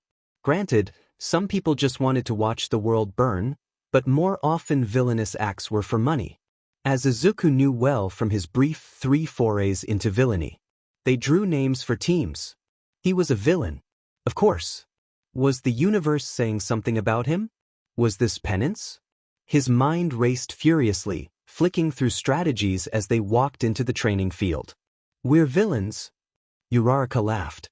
You know, I think we may be the least scary in the class. Well, I'm glad I get to work with you. I think we made a good team last time. Yeah. Okay, strategy. We hold them off for 10 minutes. Kabukugu's going to come after me, he said grimly. At her questioning glance, he expounded. We have a history, kind of. I know him well enough to know he'll be aggressive and, target me. Then you run distraction, I'll sneak around?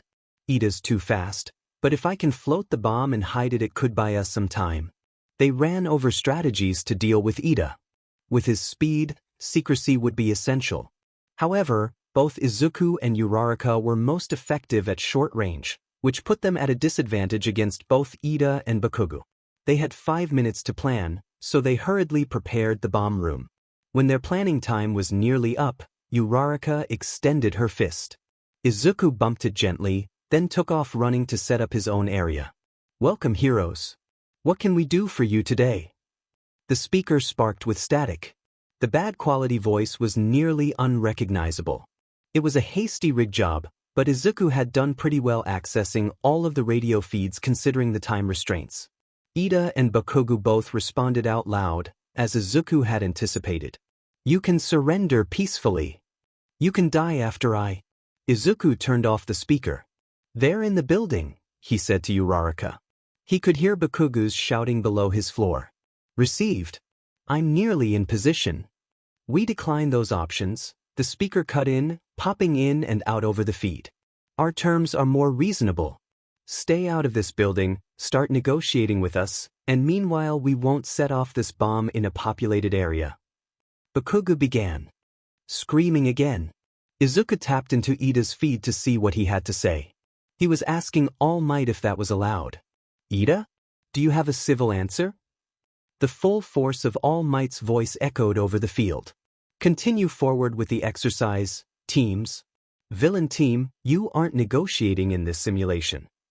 Well, that had eaten up 2 minutes, at least. It was just a stalling tactic. Izuku couldn't imagine either of the two boys trying to negotiate. "Acknowledged," Izuku said tiredly and settled in to wait. Bakugo didn't have a stealthy bone in his body. Izuku heard him long before he arrived.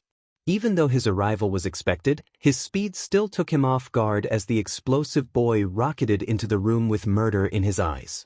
"Kachin," Izuku said brightly from the end of the hall. The cute voice and nickname enraged Bakugo further, and he hurtled forward with an explosion in his palm. Izuku had no time for anything but throwing a smoke bomb on the ground. Like it had with the reporters, it billowed up quickly and obscured the room. Hopefully, that now meant that Izuku had the advantage because he was quieter, while Bakugo telegraphed every move with his explosions and yelling. Bakugo screamed out obscenities. "Deku, you little coward. Are you running? That's all you ever do."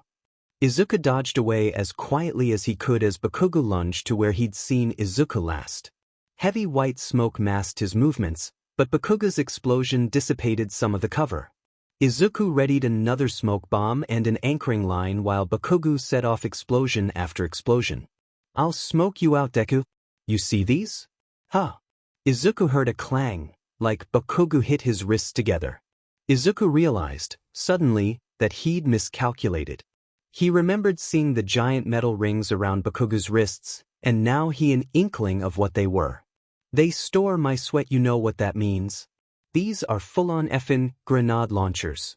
Izuku threw down another smoke bomb and tried to make some distance between him and the impending explosion. He readied an anchoring line. "Bakugo, stop." All Might ordered over the line. "You could kill him." "Not if he dodges," Katsuki crowed, and fired. Though Izuku was sure that Katsuki couldn't see him, it didn't matter. The hallway was small. There weren't many places to launch a grenade. The wall exploded, and Izuku was thrown into the air. A chunk of debris hit his face, dazing him, but he managed to the anchoring line sunk into the wall, and he jerked to a stop. He braced as it swung him back toward the building. Fight or flight. Flight. He activated one glove, and it sank into the wall, securing himself. Detaching the anchoring line, he shot it once more to a higher floor, then began to crawl upwards. "I have to make it to her fast. If Bakugo gets to her before me, it'll be 2-on-1. He rappelled as fast as he could upwards. He made to the top floor window to see several crates crash around the rooms. Entrance as Ida entered, Uraraka having released them. The boy jumped back safely. Uraraka, tucked into the ceiling above, aimed a magnetic anchoring line at Ida's knight armor, yanking him into one of the crates. Izuku punched the window with metal-tipped gloves, tucking his face into his arm, and rushed over to tackle Ida to the ground. He barely grabbed him as Ida recovered from Uraraka's hit. Izuku fumbled with the capture tape on his belt. Come on, but Ida was larger and stronger than him and pushed him off. Another magnetic anchoring line hit Ida's chest, making him stumble. Izuku finally pulled out the tape and tried to wrap Ida, but he jumped back. That marks time. Villain team wins. Uraraka cheered from on high. Izuku could hear Bakugo screaming a few floors down. The majority of hero teams won the simulation. Todoroki made a glacier over the entire building, ending the exercise within a minute. Kirishima had a useful hardening quirk that seemed to make him both impenetrable and heavy, blocking nearly all physical attacks. Tokoyami's villain team won, and Izuku had to admire his aesthetic of darkness. The bomb room had been pitch black while dark shadow swelled like a pipe organ behind Tokoyami to devour the hero team. That would have made a fantastic camera shot in a horror film. Most hero teams won, Uraraka observed, sitting beside Izuku in Recovery Girl's office. She'd volunteered to walk Izuku to the nurse. Surprisingly, he'd taken some damage from having a grenade explode next to him. Do you think defense is harder than offense? Probably. We had to play keep away for 10 minutes, but they only had to touch the bomb once to disable it. There's also the psychological effect, Izuku muttered. Teams that are designated as villains subconsciously don't want to win because of the negative associations with the word. Oh, interesting. Didn't work on us. Uraraka had been voted MVP in the round for her delaying strategy on Ida. Before and while Izuku had blown up, she'd spent a few tense stealthy minutes leading Ida on a goose chase through the upper floor to her trap with the crates. All Might had looked at Izuku like he didn't know what to make of him. The villain team is supposed to defend for 10 minutes, right? Izuku had said. So we stalled a little by talking with them. The muscular man had given a booming laugh. I suppose so, my boy. Ida had been praised for staying on target. Bakugo had been scolded for trying to murder a classmate, not that it was phrased that way. Maybe people who grew up with powerful quirks had a skewed scale of danger? No one else seemed concerned that Izuku had come conceivably close to death if he hadn't anchored to the wall with Uraraka's support item. Maybe All Might would have caught him before he hit the ground? Well, at least he didn't have to test if his protective helmet would have cracked open on the pavement. Izuku was left with mild burns, heavy scratches over his arms, a laceration on his forehead, and a hairline fracture in his left foot. Recovery Girl had pursed her lips, saying she'd have a word with All Might. Uraraka swung her legs a little as Izuku nibbled on a vitamin gummy. Well, we have a bit of time before our next class. Do you feel up to walking over to support with me? To ask about your costume? Uraraka nodded. Yeah. And maybe I'll add some smoke bombs like yours too. I made those, Izuku said shyly. Seriously? That's amazing. Well, I won't ask you to make some for me, but I definitely want some from the support department if they make them. I want some of your anchoring lines too, Izuku said. That saved me out there. They're really useful. It, was a great idea to add them. She smiled, but it faded. I can't believe he actually ignored All Might and attacked you with that. That could have gone really bad. I had to get special permission and forms for my support items. I have no idea how he got a grenade launcher approved. People respect strong quirks. They think it means the owner is worthy of respect. Izuku froze. That sounded so bad. No, I get it. People assume that Hero Corps students are more responsible than we are, even though we're just teenagers. He huffed and put his head in his hands, embarrassed. Uraraka laughed at his red face. I know what you mean. We're just first years. This is just our first week. She patted his shoulder consolingly, and Izuku didn't even mind the physical contact. Anyway, are you feeling okay to go to support and see what they can do? Izuku nodded, not uncovering his face. They met Hatsume, which was an experience. Tight costume? Yeah, I get that. It's the problem with girls' clothes, right? It's gotta be cute and functional, but it's usually one or the other. Screw the system. Anyway, we have a few off-the-rack suits from companies Detonarat, Illumi, etc. that you can look over for now. Uraraka was directed to a rack with basic suits that showcased different styles and materials. Izuku drifted awkwardly after her. Girl, your suit doesn't have any armor. The boots are sick though. We're gonna put some more padding on that, add some blended mesh, arm pads, knee pads, everything. It says you've got a gravity quirk, right? May bounced over from her laptop. Whoever made that was probably thinking, oh, she's going into rescue work so she doesn't need combat level gear, and they are hella wrong, 'cause buildings punch a lot harder than villains, you know? And why still want the same color scheme? I'm all for it. Look at my hair, very nice taste, and it's nice bright colors for rescue work. If you want a stealth version, hit me up. Uraraka nodded, rubbing the fabric of a Detnerat suit between her fingers. Thanks, May. And you? What are you here for? I was hoping for some bracers for my arms and legs, Izuku said. I tend to get hairline fractures and I don't want my gloves to break either. Yes, the bones. I've got the babies for you. May went into an ecstatic spiral on how this new spring-like structure she'd been working on was perfect for bracers because it absorbed shock, wasn't too bulky, and she was going to patent it soon. She talked about her inventions. Izuku thought, like he talked about quirks. Maybe he'd introduce her to the Kanekos. He couldn't help but enjoy her enthusiasm. Sometimes it was nice to sit back and let someone else rant passionately. Luckily, May didn't seem to need any normal social reciprocation, which Izuku was grateful for since most of his conversations with normal people were unbearably awkward. They voted him as class president. What? Izuku put his head in his hands. What? Ida patted his shoulder. He, Uraraka, and Izuku sat at the same table during the lunch PRD. I think you'll do an admirable job, Midoriya. I admit, I was hoping to be elected, but your strategy and thoughtfulness make you an excellent candidate. He didn't need more attention put on him. It would make concealing his quirklessness even harder. They didn't need a lying, definitely no criminal past quirkless kid as their class president. Yeah, you'll do great. Uraraka grinned at him. I voted for you. Really? Izuku said. Because I voted for you. Really? You're really kind and cheerful and you're good at strategy. You'd be a good leader, Izuku said. You can't just say things like that, she said, laughing, cheeks a little pinker than normal. And you, Ida, Izuku said, turning to his other friend before he felt left out, you'd be great at organization and being upfront and direct communicating with others.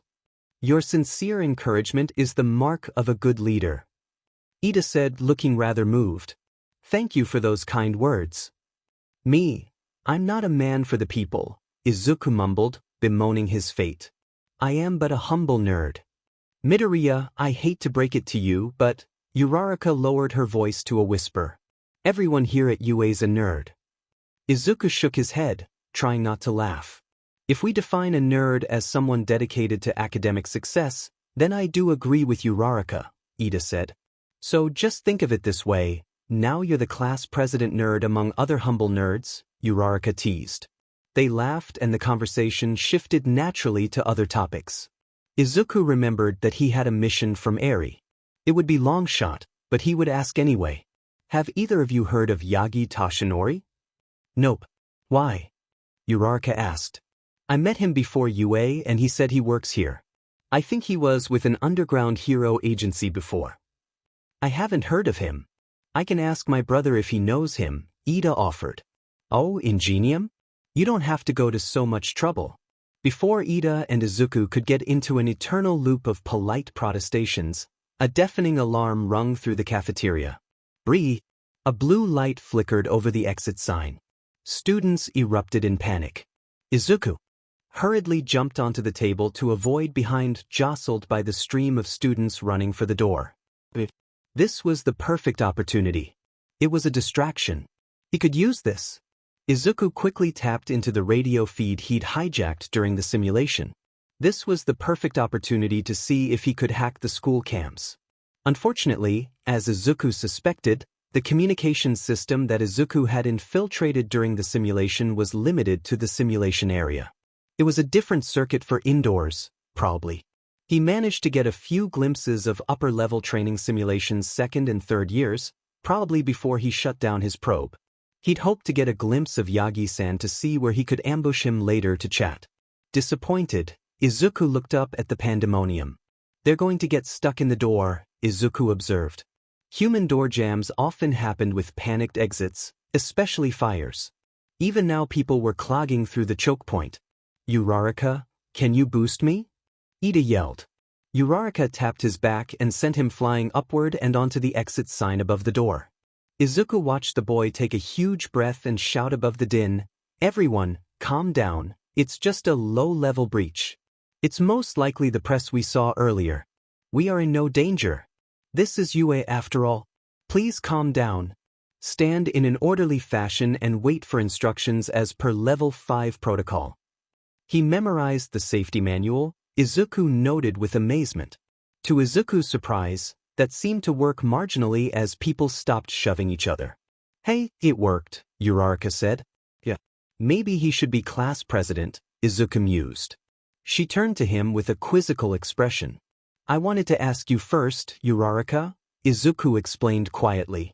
"I really think you'd be good at it. Will you take over as class president?" She thought for a moment before smiling at him. "Neither of us really wanted her? I think Ida would do a good job. Besides, it's best to have one girl, one boy to represent everyone, you know? I think Yaoyorozu and Ida would make a good team." Izuku gave the presidency to Ida and spent the rest of the day interrogating teachers after class. Each teacher reacted weird when Izuku asked about Yagi Tashinori. Present Mike gave a short, cut-off squawk, which turned into a flurry of questions. He didn't know where Yagi was at the moment, but he'd be around at some point, little listener. Midnight was curious about how Izuku knew him, and her smile grew disturbingly gleeful as he briefly recounted how they'd met on the beach. Aizawa, however, flipped it on him. "Midoriya. Stay a moment after class." Izuku did, shifting his weight uncomfortably. This could be about the smoke bomb. It could be for stalking Yagi-san and interrogating all the teachers. It could be for infiltrating the cameras. Actually, he'd probably be arrested for that. "First, you've been interrogating teachers about Yagi Tashinori. How do you know him?" Aizawa's tone didn't uptick at the end of questions. "I've met him before. He said he would be teaching at UA." Izuku said, each word growing quieter. "I was wondering where I could say hello." "HM. You may find him in the teacher's lounge between classes." Next topic. "My understanding was that your quirk was a general physical and mental enhancer. Is that correct?" Izuku swallowed. "Yes. Then, logically, I expected you to use the physical aspect of your quirk during the quirk evaluations. Clearly I misunderstood that ability. Can you explain it?" "Yes, sensei." He took a breath and mentally ran through his prepared explanation. "The mental aspect helps me with analysis. It's not a general intelligence quirk, it's a general observation quirk. I can process certain situations more quickly, so my response time is usually quicker. The physical aspect is similar, it's not a general strength enhancer. Specifically, it gives extra energy output through my hands. The gloves help channel that. I've tuned them so I can melt through things." "I see." Aizawa's face gave nothing away. "And, sensei? I apologize for what I said during the evaluations. I shouldn't have said some of that." "Just some," his internal spite added. "What I said hit a nerve," Aizawa observed dryly. "You've had people talk about it being a weak quirk before, haven't you? It's a common response to lash out. However, problem child, your teachers here at UA are trained to assess your skills and push you to perform better. It's our job, so don't take criticism as a personal attack. Got it?" Izuku nodded mutely. "I was working from inaccurate information. That won't happen in the future. Any questions?" Izuku shook his head, then paused. "Why do you call me problem child?" Aizawa stared at him with a face that said the teacher was always, unflappably, inescapably done with everything. Teacher's intuition. Fair enough. Izuku made a last-ditch effort to find Yagi before he went home. When he peeked in the teacher's lounge and the elusive skeletal man was actually there, to his shock, he exclaimed louder than intended. "Yagi-san! I found you!" The man startled, turning. "WH Midoriya? It's been hard to find you. You're not on the web." I can't find any alumni with your name with a degree in education. Did you work with an underground hero firm? You move and act like you have the training for it. Your suit looks nice. I don't have your number, and Eri's been asking for you. Will you be close by the beach on Sunday? Yagi's mouth worked for a moment, then he put a hand over his mouth and began to chuckle. Izuku covered his mouth, face going red. I'm so sorry. I ramble. You don't have to answer those. And I burst in here, I'm intruding, aren't I? Sorry. No, it's fine. Yagi put his phone in his pocket, smiling. How are you, Midoriya? Everything's fine. Classes are great. Izuku tilted his head, taking in the man. The gaunt man looked more angled than usual, if that were possible. Are you okay? Are you eating right? Izuku said worriedly before realizing that was also a weird question. Yagi chuckled. Yes, my boy. How are your classes? Izuku perked up. Good. I hope we go over tactics soon. We got to do a simulation today. I heard you had to go to the nurse. Are you all right? Izuku briefly wondered how Yagi knew that. I'm fine. I dodged it, but it's crazy that 15-year-old with no hero training has a grenade launcher on his first week of class. Uraraka and I have support items too, but hers are anchoring lines and mine are smoke bombs and gloves I made myself and got approved. They're not firearms. Yes. Yagi's smile faltered. That does seem strange. I'll talk to someone about it. Oh, you don't have to. It won't be anything huge, my boy, don't worry. In any case, his eyes twinkled. How would you say All Might performed on his first day of teaching? Oh, he did great. Of course he did. It's just, well, he's probably been a pro so long he didn't expect how new we are at this. Or maybe it's just me. I would have liked to have some situational training beforehand. But we all learned a lot when we went over it afterward. So you'd recommend more preparation before the simulation as well as a debrief? I'm not really the one to ask for advice on that, Izuku mumbled. I'm sure you have valuable insight on teaching children, based on how I've seen you with your sister, Yagi said. I'm pretty sure most teenagers have less common sense than Eri does, Izuku said, making Yagi laugh until he coughed, pressing a handkerchief to his mouth. Based on my experience, that's true, he managed after a moment. No offense, Midoriya. Izuku laughed. No, I get it. Eri's really smart and mature for her age. Partially due to her trauma. Do you have kids, Yagi-san? He asked curiously. He sputtered for a moment, wiping his mouth carefully. No, I've never had the opportunity. I guess you do now. If you're working here, you have an entire school of them. That's true. Yagi smiled and gestured to the couch perpendicular to his. Tell me about your classes. Do you have any favorite subjects? Have you made any new friends? It was an odd, heady sensation to have someone, an adult, so genuinely interested in the boring details of his life. Yagi either was a fantastic liar or had an inhuman amount of sincerity shining out of his deep-set eyes. Izuku quickly ran out of things to say about himself, but Yagi asked about Eri, and Izuku brought out the pictures. Most of the pictures on his phone were of his sister. Trailing by a large margin were photos of tech project references. We took a picture of her with her shell collection. Would you like to see? And in this one, we were really lucky. A butterfly landed on her head, and I managed to get a picture. Oh, and she made her first circuit board at the hardware shop the other day. She is so smart. She's learning so fast. She's learned to read in less than a year, Writing's harder, but her handwriting is getting so much better. Yagi seemed perfectly content to listen, asking questions and smiling at the pictures. He seemed less boisterous than normal today, but content in a tired way. I'm sure you're busy now that the school year has started, but will you be near Dagoba this weekend? Izuku brought out the big guns. Eri's been asking after you. Yagi-san had no choice but to agree. Success. It was such an enjoyable conversation that Izuku didn't realize until later that he hadn't pressed for answers to any of the questions he had for Yagi-san. Eri was sitting on the table of the workshop, kicking her legs as she watched the Eiko work on something that looked like the love child of an engine and a PC. Isao, for his part, fiddled with a prosthetic hand while he sat by Eri. Eiko's fingers deftly slid into the small components of the engine thing.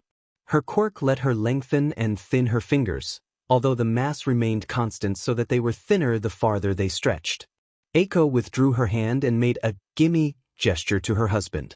Isao took a length of wire and swiped it on his tongue, cleanly severing it. He had a sharp tongue, but only literally. He was too nice for that. "Hello everyone," Izuku said to the room, setting down his backpack and pulling out his water bottle. "How are you?" Good. "Except for one little problem," Isao said, glancing over at his wife. "Midoriya, how long do you think we would last if we started producing custom black market firearms in Central Mizudafu?" she said blandly, tugging sharply at the project's innards. Izuku misswallowed his water. "Are you serious? A mutual broker keeps hounding us. And there are some new players who are seriously trying our patience. We don't deal in firearms. We've been very clear about that." Isao scowled. It was an odd look on the normally cheerful man. Eiko, much taller than him, stood. She huffed her long bangs from her eyes. "I don't think we need to tell you why that's a bad idea, even aside from the moral implications." She wiped off her oily fingers on her apron. "Actually, tell us. I'm sure you have some angles we haven't thought of." Izuku blinked. Seriously, tell us," Isao said. "We'll pay you for the consult." He made a bring it gesture. Izuku turned over the situation in his head. "Like you said, your business is too exposed because of its physical location. We're near Central Mizudafu, relatively close to UA and many hero firms' headquarters. I can't do much to cover your trail. Selling firearms leaves noticeable physical and paper trails. I could cover your paper tracks, forge some electronic sales, but if anyone catches even one criminal using your product and traces it, or any broker who sells you out, it's a lot harder to fake legitimate business for firearms than it is for regular supportwear items. Also, you could be charged for aiding and abetting if those are used. For anything illegal, because you'd have constructive knowledge of the likelihood of what crime would be committed with your products." "That's what we're going to tell them." Our consultant and security advisors said hell no, that's stupid. What group wants firearms nowadays? Most groups preferred to show off their quirks in combat rather than stoop to firearms as they thought of it. It was a pride thing. Quirk-centric. Rumor says there's a group that's trying to brand themselves in the old Yakuza style. And part of the style is guns in violin cases, that sort of thing. Izuku stilled. Yakuza. What were the odds?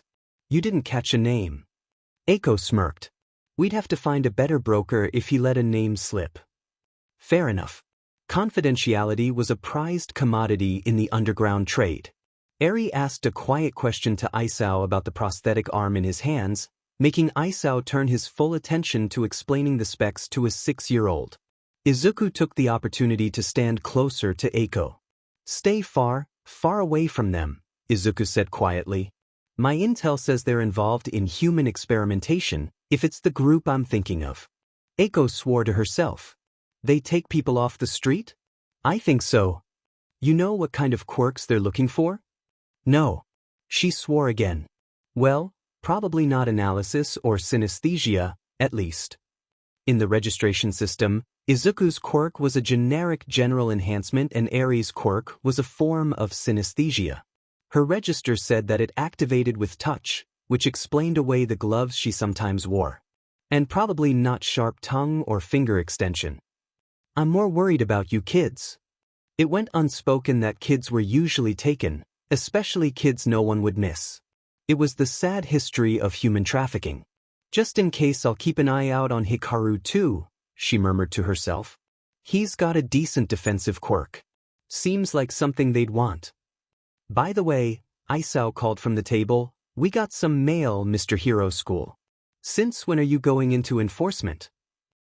Izuku felt his neck heating red. It's not what you think. This is what our years have come to? The ultimate betrayal? You betray your comrades for glory? Does the sacred trust between us mean nothing?" Isao couldn't keep a straight face by the end of the soliloquy. "No," Izuku whined into his hands while Isao laughed uproariously. "We're just teasing. We're not mad. It's a good high school. Tough to get in, Eiko said, patting Izuku's shoulder. But you sell us out and we'll ground you, Isao teased. Izuku snorted, as if, I'm literally paying you to be my foster parents. Hey, you grew on us. We do it for free now. It's because of Eri, isn't it? No, we love all of our heiress and non-heiress equally. Isao winked at Eri, making her giggle. Understandable. But we're a package deal, Izuku said, grinning at his sister. Is that so? Eri, you remember what you were going to tell your brother? I'm hungry and they made us dinner, Eri said, looking up through long white-tipped eyelashes. Can we eat here? Oh, they knew how to work him over. He could never say no to those eyes. Of course. Isao extended a fist to Eri, who tapped it. Victory is ours, Eriheim. SNA click. The camera clicked loudly. Hikaru stepped through the shop's back doorway, lowering his phone. Perfect timing. The picture turned out great, he grinned. It's super cute. Eri and Isao wanted to see, and Hikaru ended up snapping a few more with Eiko and Izuku as well. Hikaru smiled at Izuku while Eri played with filters on his phone. Congrats, Hikaru said. You know, I used to go there years ago. Really? Izuku blinked. That's amazing. I should have asked you for exam advice. When did you graduate? Nah, man, you definitely don't need my advice. Hikaru laughed. I'm a dropout. Finished up online. But UA's a cool place. Just wasn't a good fit. Seems like the shop here is a good fit, Izuku offered. Your carving skills are amazing. Hey, thanks man. Hikaru flashed his shark teeth. While you're setting up dinner, I'll go print these pictures out in the back for you. Isao-sen mentioned that you like hanging them up at your place. You know you're staying for dinner too, right? Eiko said. It was ambiguous whether her tone was an invitation or a threat. Hikaru ended up staying too. Dinner was delicious. Their apartment was small, but clean and well-stocked. Izuku and Eri shared a room, each half decorated with their respective belongings. Izuku's side had a few hero merch items he'd picked up over the past 3-4 years, various scattered tech parts, and drawings Eri had gifted him. Eri's side had shells, a few plush animals including Gang Orca, and pictures and drawings taped to the wall. Glow-in-the-dark stars hung on the ceiling. It was their home, their safe space. He'd traded cyber deals for the money for this safe space. Money for a roof and clean water. Some jobs made his gut churn, and his conscience whispered this isn't right, but that was worth it, all worth it for a safe space here, for Eri. It wasn't as if he'd had many options. How many other ways were there for a quirkless, homeless kid to get money? Izuku wasn't stupid. He knew the statistics. Employers looked at quirks first, skills second. Small news clips detailed another tragedy, a quirkless teen found dead. Another number. But that was to be expected with the high rate of crime, wasn't it? Hate crimes fell under that. Tragic manslaughter incidents. Society was waiting for the quirkless to quietly fade away, the biological refuse of a bygone age. Shouldn't some people just speed it along? It wasn't said explicitly, but Izuku wasn't stupid. He was observant. That was his key defining talent and the basis of his fake quirk. He could read into the way people passed their eyes over him, how the foster care parents passed him on, how no one had cared about the deep scars on his hands. Izuku sighed, tugging at his hair, shoving away his spiraling thoughts. He didn't want to think about that right now. After all, he had someone in this world needed him and loved him. The past didn't matter. What he'd done didn't matter. Where should we put the pictures? Izuku asked as Eri slipped off her shoes. On a wall in the book, or somewhere else? She tipped her head. In the book. Eri tugged a little at his sleeve. He bent down. The look in her eyes said she wanted to be held, but sometimes questions were still hard for her. Sounds good. Izuku wrapped her in a hug and stood, moving through the apartment with her in one arm as he gathered the book and some other things. Her pale roots were showing, which likely meant Izuku's were too. He settled her with a towel around her shoulders and the memory book in her hands, and went to work touching up the white strands. It was a familiar chore by now, and his hands worked with practiced ease while Eri looked at the pictures. "Your mom looks happy." Izuku looked over shoulder. Eri's gentle fingers touched his mom's dark green hair in the picture. She sat with a smaller Izuku giggling in her lap, smiling at the camera. "Yeah." He smiled softly. "She's beautiful." The word fell out like a sigh. "She looks like you." "Yeah." Round cheeks, bright emerald eyes. Her freckles were fainter. "When she was little, did she look like you? As a baby?" "I think so." He took after his mom in most things. "I don't have any baby pictures of her, though, sorry. I lost a lot of photos."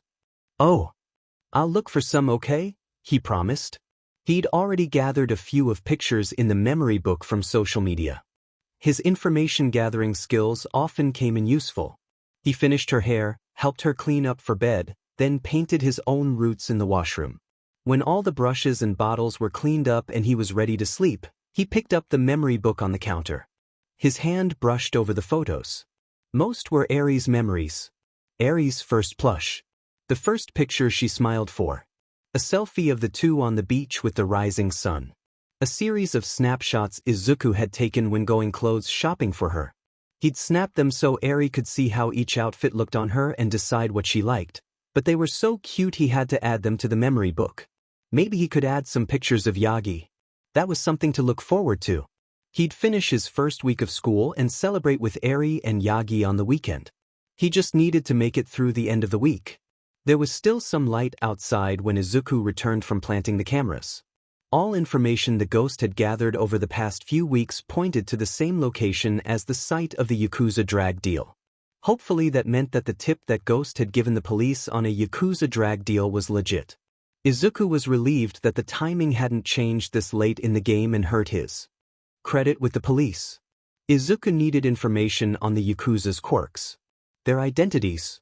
If he could get enough information to lead the police to them quickly, Eri would be safe. Safer. Over the past year, all the information Eri had hesitantly offered, or slipped out in night terrors, had given him an idea for only a few of their quirks. The remaking quirk, some kind of time dilation and puppeteering. Clever, brave Eri had told him bits, then pieces, then memories of what she'd experienced. His psychology books said that talking was good for her, but Izuku cried as much and often more than she did when she talked about it. He wrapped her in blankets and gave them both something warm to drink and promised her she was safe. She would never have to go back. His own bloody anxiety and worry second-guessed his promises. How can she feel safe when I dye her hair and tell her to lie about her quirk? He thought to himself. How can I ever keep her safe when I'm not with her all the time? When I'm a quirkless child criminal 2 steps from discovery myself? And if someone found out about Izuku and arrested him, he'd be in a correction facility and Eri would be sent to the foster care system and she couldn't go there and they might test her for her quirk and then someone, somewhere would want her gift and take her. He couldn't be caught. He breathed in and out. He wouldn't be caught. He'd made it this far. He didn't even have to graduate. He just needed the skills to protect Eri, and if he didn't take down the Yakuza, they could leave Japan when Izuku saved the money. Whether or not he was a registered hero. Here I go, he huffed to himself. Rambling plans and ideas even in my own head. Tapping his forehead, he refocused on getting home before the lights went dark. He lived in a nicer area safer for Eri that was well patrolled by heroes, but the path back from the drag deal site took him through the outskirts until he reached the train station.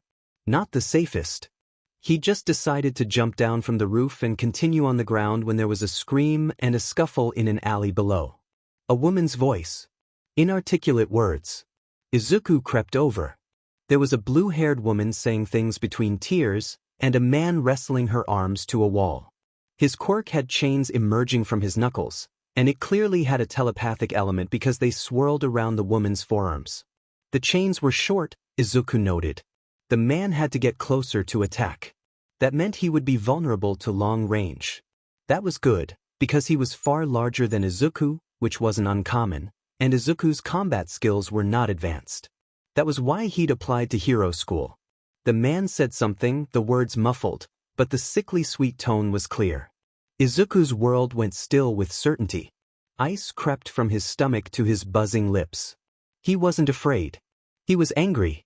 Calculate angles. Slip on gloves. Taser ready. Roof debris. The crumbling chunks slamming on the man's head didn't knock him out, unfortunately. Too crumbly.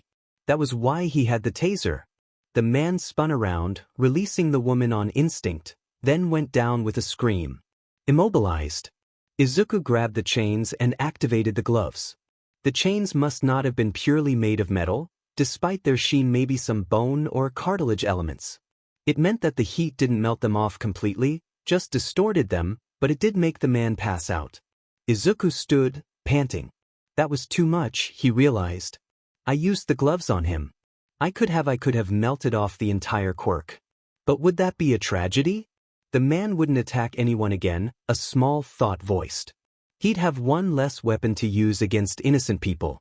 But the way he'd screamed I didn't know he had pain receptors in the chains, Izuku defended to himself. I panicked. I tried to take him out in one shot. It wasn't an overreaction. I don't even know how to fight. It was the quickest and most logical way to disable him. It's fine. It's fine. The woman stared up at him. She had pink eyes, red-rimmed with tears. Angry red marks covered her arms. For a moment, she stared at him while he stared at her. She looked him over, a short teenager with a baby face, and seemed to decide that he was safe. Then she drew her legs up and climbed to her feet. Are you okay? Izuku asked quietly, keeping his distance. Yeah. Oh God. Thank you. She leaned against the wall. Did you know him? Izuku asked. Most assaults were from people the victim knew. She avoided looking at the unconscious man, shaking her head at the ground. I was just taking out my trash. Just a minute. I was outside for just a minute. A breathy laugh. She wiped her eyes. I never thought. I'm so sorry. That shouldn't have happened. No, she agreed. That was so close. Just 1 minute. I can't believe. Are you hurt? No. But I could have been. Sorry, I have to get it together. We have to do something. I call someone? That's what I do. Yeah. I call the police. That's what I'm supposed to do. You did everything right, Izuku said, bending down to pat the man for weapons. You yelled for help and you kept fighting. Some people freeze up and don't say anything. Not that it's their fault. Well, I, anyway, heard you and came over. Thank you, she said again, hands shaking as she pulled out her phone. The man only had one weapon, a knife. And other things.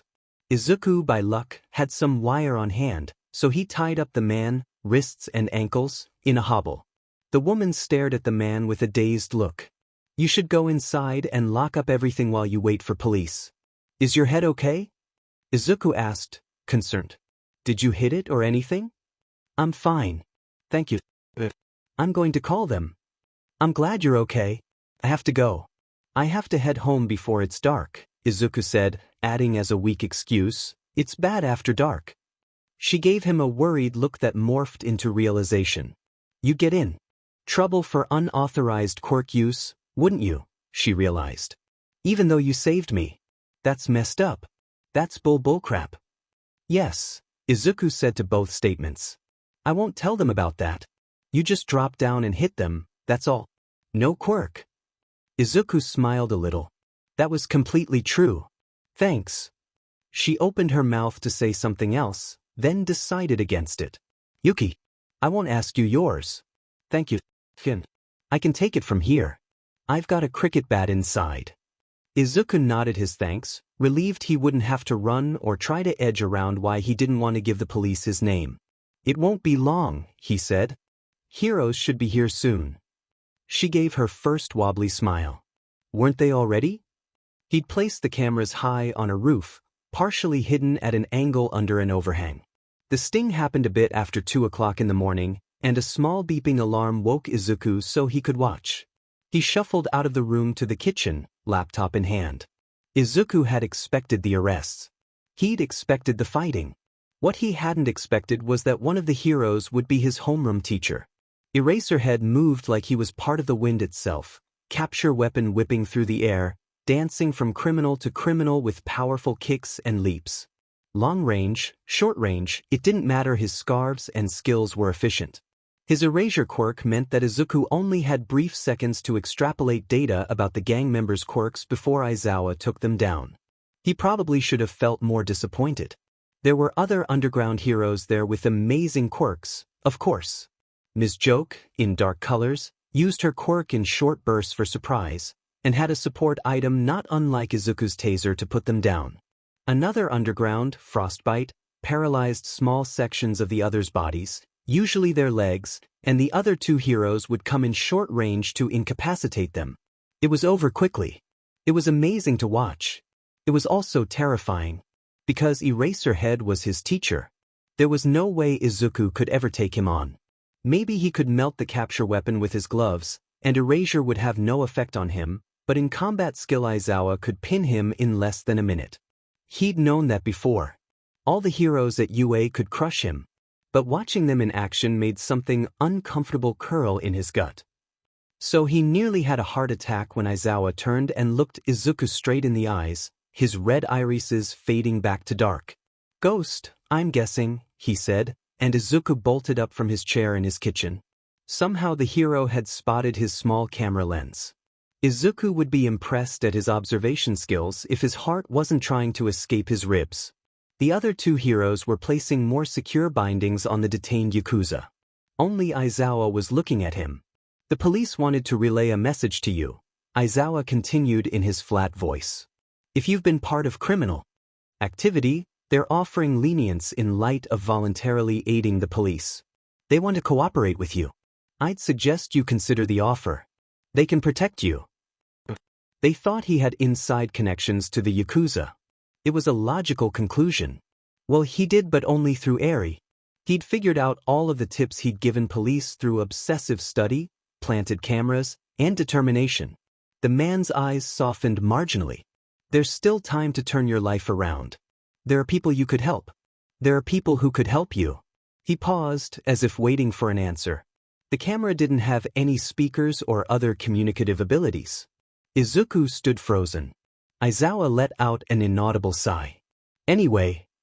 His fingers stretched to the camera. "You understand that we'll have to take this in as evidence." Izuku destroyed the feed. The words "you can still turn your life around" rang through his head as he sat in homeroom in the morning, waiting to start class. Wasn't that why he'd applied to UA? To become strong, to become a hero capable of protecting and helping people? There are people who could help you. Sure. The Kanekos, after he'd found them, were good people who'd kept their word after Izuku had approached to make a contract to use their name and address as foster parents. He kept their side support item business under wraps while they kept people from asking too many questions. They were solid business partners. But UA? Yagi-san? The police? What could Izuku ever offer them? The fact remained that he'd faked his quirk, his background, and even his name to get into UA. He'd be expelled in a heartbeat and put into whatever system they thought could fix him. There are people you can help. At least there was that. Eri, the Kanekos, his maybe hopefully friends at UA. He'd help them as much as he could. The thoughts picked at his mind even until lunch, where he sat with Uraraka and Ida. "You seem a little out of it today," Uraraka said, munching on her meal. "Everything all right?" They'd noticed. "Oh, I'm fine, but thank you. I stayed up a little late is all." Watching Yakuza get brutally beaten, as you do. Izuku made a mental note to never admit that again as Ida began to chop the air furiously and lecture about the necessity of sleep. The lecture went on for 5 minutes, no joke. Ida referenced scientific journals. Uraraka eventually saved him by asking a diversionary question. "I've been meaning to ask, why did you become a hero, Midoriya, Ida?" Ida immediately perked up, eyes shining. The Ida line has a long history of hero work. "I want to follow in the footsteps of my brother, who is known as Ingenium. It is an honorable legacy that I hope to live up to." He continued to talk about rescue work and honor with passion. "I have the standard answer, I guess," Izuku said quietly. "I want to help people. I want to know how to defend and protect people I care about too. This is the best way to do it, I think." Wanting to get the attention off of himself, he quickly asked, "What about you, Uraraka?" "Ah, well, it's a little embarrassing compared to your answers. I want to have a good job." Hero work pays well, you know? And I want to help my family and give my parents the good life. I don't think that's a bad reason, Izuku said. Really? Uraraka said, surprised. I want to help my family too, Izuku said. It's a good career for it. Wanting to provide for them isn't a bad thing at all. She beamed. And you can use your quirk when you like. It's hard to get permission to, you know? I couldn't really help out at my parents' business construction much before, but now I can use my quirk to help out if they need. Your parents have a construction business? Uraraka Construction. They chatted a bit more about Uraraka's family. She was an only child with parents who had had her later in life. The construction projects sounded fascinating, and Izuku made a mental note to get her opinion if he ever had a project that required architecture. Speaking of quirks, Uraraka said, do you mind if I ask what happened to your hands? Is it something to do with your quirk? Izuku looked down at his hands. Their color was mottled with burned scars. Honestly, the scars had been part of the reason that he'd gone with his quirk story. I didn't always know how to use it, you know? People thought I didn't have a quirk for a while.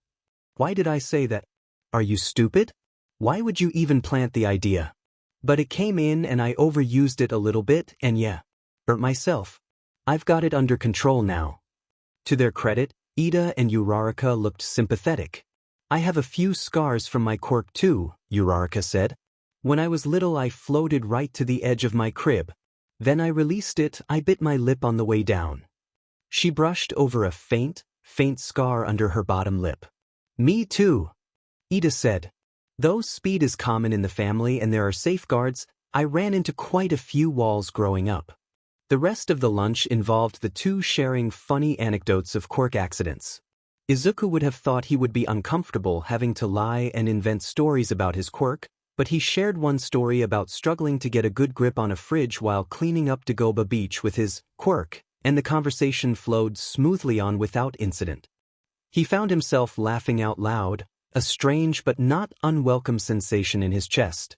They had a simulation training focusing on rescue work today, and Uraraka was so excited, gushing about the Rescue Hero 13 and how amazing rescue hero work was. When the class was dismissed to go change into their uniforms, Uraraka bounced back out with the same energy. Look, she called. They got my new suit in so fast. Izuku took it in. The suit had more padding and a thicker helmet. Instead of a smooth bodysuit, there were a few straps over her shoulders and around her waist for her support items. Little buttons, the Detnerat logo inscribed discreetly on both, still appeared at her neck. The color scheme was mostly the same, neon pink stripes to be visible in disaster zones. May told me that it records data of how the suit's performing so they can improve it. Isn't that cool? Yeah. Izuku exclaimed. Look at your helmet, is it reinforced? What types of layers does it have? It looks like it absorbs more shock. Uraraka popped off her helmet and handed it to him. You can look at it. Also, May had this for you too. Bracers. Izuku turned them over. They were beautifully made and looked like they would be easily adjustable over his gloves. Thank you for picking them up for me. He gave a small bow, somehow managing to keep the helmet from rolling out of his arms. No problem. Uraraka bounced over to Tsu to chat while Izuku looked over the equipment. Ida looked like he was having the time of his life ushering people onto the bus. Izuku had made the right call in giving the presidency to him.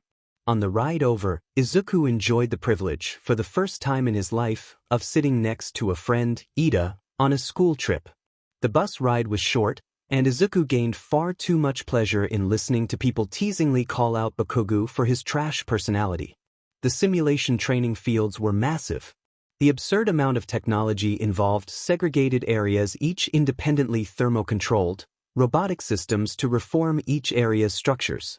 There was no way UA exclusively owned these fields. They had to have shared the cost with hero agencies or the government or something. It would be a waste to have the USJ solely for students, only 6 classes total. Izuku lurched out of his mental rambling when Uraraka grabbed his arm in excitement. The Hero 13 had arrived. She quickly let go, but her smile didn't leave her face as 13 began an incredible speech about responsibility and DSPLN. Mid-lecture, Izuku lost focus. His skin and fingers itched, like there were eyes on him. He looked up. A dark circle was forming behind 13. His fingers itched, like there were eyes on him. He looked up. A dark circle was forming behind 13. A leg, then a hand appeared through the swirling black.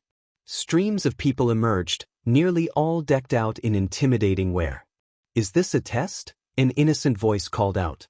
Izuku shook his head unconsciously. Could that student not feel the intent coming from the intruders? Read their body language? It screamed aggressive. "Those are villains," Aizawa said. 13. Take the students. Evacuate and call backup. Izuku realized what he was going to do. "There's too many," he blurted, taking a step forward. Aizawa's teeth bared in his signature unsettling smile. "All heroes have tricks up their sleeves," he said, and his scarf stirred to life like kraken tentacles. Izuku's heart beat quicker. Aizawa-sensei wouldn't be able to take them all on, no matter his combat prowess, which Izuku had seen yesterday on the camera, because numbers were numbers and Aizawa wasn't a heavy hitter. The hand-covered villain, presumably the leader, finally spoke. "I don't see All Might. He was supposed to be here. All we've got is a swarm of NPCs." He scratched at his neck and made a frustrated screech. His body language was a mixture of slouched teen and loose-limbed, rabid dog. "What do you want with All Might?" Aizawa asked calmly. 13 began to corral the students behind her in a more defensible position. Out of the corner of his eye, Izuku saw her tap the communicators with no success. The hand villain showed off a grin behind the severed hand. "His death. The end of an era. Do you think a couple of dead kids will draw him out faster?" Izuku stepped forward, adjusting the settings on his gloves, intending to join Aizawa. Things happened quickly after that, accelerating with the rapid beat of Izuku's heart. The villains attacked, and Izuku tried to go forward. 13 activated her portals, and it was of no use as they were used against her by the mist villain. Izuku hissed at Ida to run for backup, and the students distracted the mist villain for just long enough to get him out. Then there was a portal, purple-black snapped across his vision, and a drop, and water. Izuku surfaced quickly, spitting out water that had surged into his open mouth. It was so heavy with all his gear on he was hard-pressed to tread with the weight of the body armor and bracers. "Midoriya here," Tsuyu said, and pulled him onto a simulation boat. Mineta was there too, having a quiet breakdown in the corner. "There are villains in the water," Tsuyu said, eyes wider than normal. "We need to get to land if we want a chance." There were a few in the water, some jeering and coming closer. Izuku had no doubt that they'd kill a hero student. "Your tongue's strong," Izuku said, thinking quickly. "Do you think you can latch on the ceiling pipes and get to the other side?" "Yeah. But what about you? Would you be able to carry us?" "Not both at once." She was apologetic. "Okay." Izuku dug around in his suit and pulled out a cable. He swiftly tied it to the bow of the boat and handed the other end to Tsuyu. "Can you tie the other end to your belt or vest?" She did so swiftly. The villains in the water were closer. Izuku pulled out his phone. "We're going to die," Mineta sobbed. "It's our first week. How is this happening?" "I get it, but hold it together for 2 minutes, okay?" Izuku said, distracted as he pieced apart his phone and reassembled it. "Mineta, grab onto me," Tsuyu said quietly. "I'm going to pull us out, then we'll tug Izuku out of danger." Mineta seemed to startle out of his spiral, eyes widening as he looked at Tsuyu. Izuku didn't like the spark in his eyes, and maybe he was jumping to the worst conclusions, but Izuku leaned closer and hissed, "You hold on to her vest, you got it, or I throw you in with the sharks. Watch your hands." Mineta froze and didn't respond.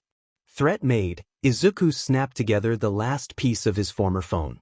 Like Aries' phone, his had a taser component, but his had a stronger charge and could be reassembled to have a slightly longer reach. "Ready?" Izuku asked her. She nodded. The plan worked perfectly. Tsuyu jumped out with impressive strength, using her tongue to swing to the far shore. Izuku adjusted his gloves and waited for the onslaught. He quickly jabbed his taser at 2 villains in succession. The water conducted the current perfectly, sending one completely unconscious and the other weak and howling. Another villain jumped up from the side, and Izuku barely caught the lunge with his activated gloves. Izuku fell down, knocking his chest painfully into the side of the boat, but the villain screamed as his neck and shoulder burnt. Izuku used the opportunity to kick him back into the water. The boat jerked, the cable snapping taut. Tsuyu and Mineta had made it and were tugging him to shore. Tsuyu was stronger than she looked. The boat was moving very quickly across the water. Izuku sat up cautiously, watching the villains as they faded from view. There was blood in the water. Caused by him. It worked, Tsuyu said as Izuku climbed out. What now? Get out and get reinforcements. We don't know if Ida made it out. Izuku said. They ran towards the exit, back to where 13 Lei and Aizawa fought. Not for the first time, Izuku wished he had a gun. It would be perfect to snipe from a distance. Aizawa was alive and kicking, but obviously flagging. Still, the downed count was impressive. At least a dozen villains were dispatched on the ground. The hand villain and the huge creature stood a distance away, observing. Aizawa took a few hard hits. The hand villain made a gesture like he was cheering the hero on when Aizawa spun and put the attacker in the ground. Can you two get out of this zone and go to where the messages aren't being jammed? Izuku said, thinking quickly. What about the villains? Mineta asked. You're staying here, Tsuyu said. I'll be fine. I have a more combat-suited quirk anyway. You two are faster. I guess there's no time to argue, Tsuyu said rationally, and Izuku decided that he liked her, blunt and logical. Stay safe, Midoriya. Don't take unnecessary risks. You too. They sprinted away. Though they had stuck to the edges of the facility, the hand villain noticed. Ah, more NPCs? We can't let you get out. He turned to the creature and Izuku knew he was about to send it to Tsuyu and Mineta. Izuku ran forward, firing a cable in the direction of the hand villain. It had no combat worth, but it redirected the hand villain's attention onto him. That isn't a great move, Izuku said, saying anything. It would be better to have hostages, right? And let you all team up? Why would I leave the mini-bosses until the final wave? The villain was faster than Izuku anticipated. He grabbed the cable, which flaked away at the touch. Mini-bosses now? Izuku said, detaching the cable immediately. The white-haired villain grinned in delight, maybe at the terminology. Huh, maybe a few of you. Midoriya, get out of here. Aizawa shouted. The villain darted forward, again faster than Izuku expected. He swiped at Izuku, and Izuku swung out with his taser, missing. He reached with his glove and tried to grab the villain's wrist as the villain swung again. It connected. The hand villain screamed as the flesh burned, but his other hand came up and gripped the glove, fingers sinking in. Izuku managed to kick out and stumble away, but the glove was ruined, pieces flaking off. The hand villain swore wildly. You brat! Wide red eyes burned into him. Izuku used the opportunity to put some distance between them. From his peripherals, he could see that Tsuyu and Mineta had made it out. Success. Izuku threw down a smoke bomb. He ran to where he'd last seen Aizawa. If he could get them some cover, they could leave. The creature barreled out of the mist, the heavy vibrations giving Izuku a slight warning. He jumped to the side, and his hip was clipped by the force, spinning him. The beast had an exposed brain which, gross, wow, and therefore an obvious weakness. The creature jumped again, and Izuku braced himself, activating his glove. He rolled out the way, swiping out. The creature unexpectedly turned, more agile than its weight would suggest, and grabbed him. Izuku sunk his glove into the exposed brain, fingers sinking in with disgusting texture. The beast didn't make much sound at its brain melting, but it squeezed harder. Something in his shoulder cracked, but Izuku held on determinedly and the beast threw him, howling. Aizawa was there, capture weapon twisting in the air. The scarf snapped out, wrapping around part of the creature to little effect. Aizawa's eyes flared to red, his hair floating, but the creature barreled forward. Not gonna work, Eraserhead, the hand villain crowed. The Nomu grabbed Aizawa and slammed him into the ground. Winded, Izuku struggled to sit up, then froze as he felt cold fingers on his arm. Got you, the villain cooed. His fingers clenched. And nothing happened. Izuku's skin was intact. "Oh, you really are cool, Eraserhead," the villain said, almost admiringly. "Sad you've gotta go." The creature slammed Izuku's teacher again, and Aizawa was still. There was nothing he could do. Buzzing fury spread from his chest to fingertips. Izuku shoved off the villain's fingers and grabbed Shigaraki's neck with his remaining glove. "Call him off. Call him off now." The villain snarled and reached upward. Izuku activated his glove and the villain shrieked. "Nomu him!" Shigaraki shrieked. And there was a blur. Izuku turned and pure pain and a crushing sensation took over half his body. He gained awareness on the ground several meters from where he had just been standing. Something was wrong with his arm. His chest felt wrong. Ribs. The Nomu stood where he had just been standing. From the corner of his eye, Izuku watched it stalk forward. He tried to stand, to roll. Something was wrong with his knee. He was an insect trying to scuttle back with half his limbs. Shigaraki called out something that Izuku could barely process. The Nomu stopped. "Trying to be a hero, huh? You're not even a mini-boss," Shigaraki said, now a few meters from Izuku. Izuku tried to focus. "All your stats are low, but you've lasted the longest. Good. Got any cutscene info, little hero? Why is All Might not here?" Shigaraki was close enough to kick at Izuku's leg with his foot. There wasn't extreme force behind it, but the sensation still sparked nausea in his throat as he unsuccessfully bit back a shriek. Something was definitely wrong with his leg. Izuku essayed in breath, looking up. Shigaraki's shoe red sneakers. Izuku noted pressed down on Izuku's wrist, grinding his palm and broken glove into the dirt. The villain crouched down, close enough that Izuku could spot red irises behind the hand. Shigaraki grabbed Izuku's other arm. Izuku froze at the sensation of 3 fingers on his skin, but no flesh decayed from the touch. 5-finger activation, then? He croaked without thinking. "You're your Shigaraki." There were whispers in the underground, and with such an on-the-nose meaning of the name, it wasn't hard to connect them. Shigaraki paused. "I don't remember telling you my name, scrub." "I've heard of you." "Keep him talking. Keep him curious." "Oh." Shigaraki seemed to lose interest quickly. He adjusted his shoe's position, making Izuku gasp. "Answer the question, brat. I still owe you for my arm." "Where is he?" Teeth gleamed behind the hand as Shigaraki watched Izuku struggle. This close, Izuku could acutely hear the rasp and breath of Shigaraki's voice. He was young. Probably mid-20s. Shigaraki put his hand on Izuku's helmet. "What do you want to know?" I might know," Izuku croaked. "All Might was supposed to be here, but I think I know where he might be. Anything to delay. He had to live. He had to go home today. He was supposed to pick up Eri. What could he say that would stop the villain from growing impatient with him and sinking his fingers into his skull? If he faked information, he'd be disposable after giving it. If he refused, he'd trigger the villain's temper. "Oh, where's that little hero?" Shigaraki said. The helmet cracked under Shigaraki's fingers. Dust fell in Izuku's eyes and nose. Teeth gleamed behind the villain's hand mask. He was enjoying it. Being above, having control, watching the fear in Izuku's newly uncovered eye. Cold and nausea swam up Izuku's throat. This was a villain here for enjoyment. Not for money. A crash. "I am here." He knew that announcer-quality deep voice. "All Might." Izuku nearly cried in relief. Shigaraki jerked around. The distraction let Izuku bat Shigaraki's arm away from his face and scramble away. Shigaraki's attention was immediately, unnervingly, fully captured by the top-ranked hero. He screamed about hero society. He bragged about the Nomu.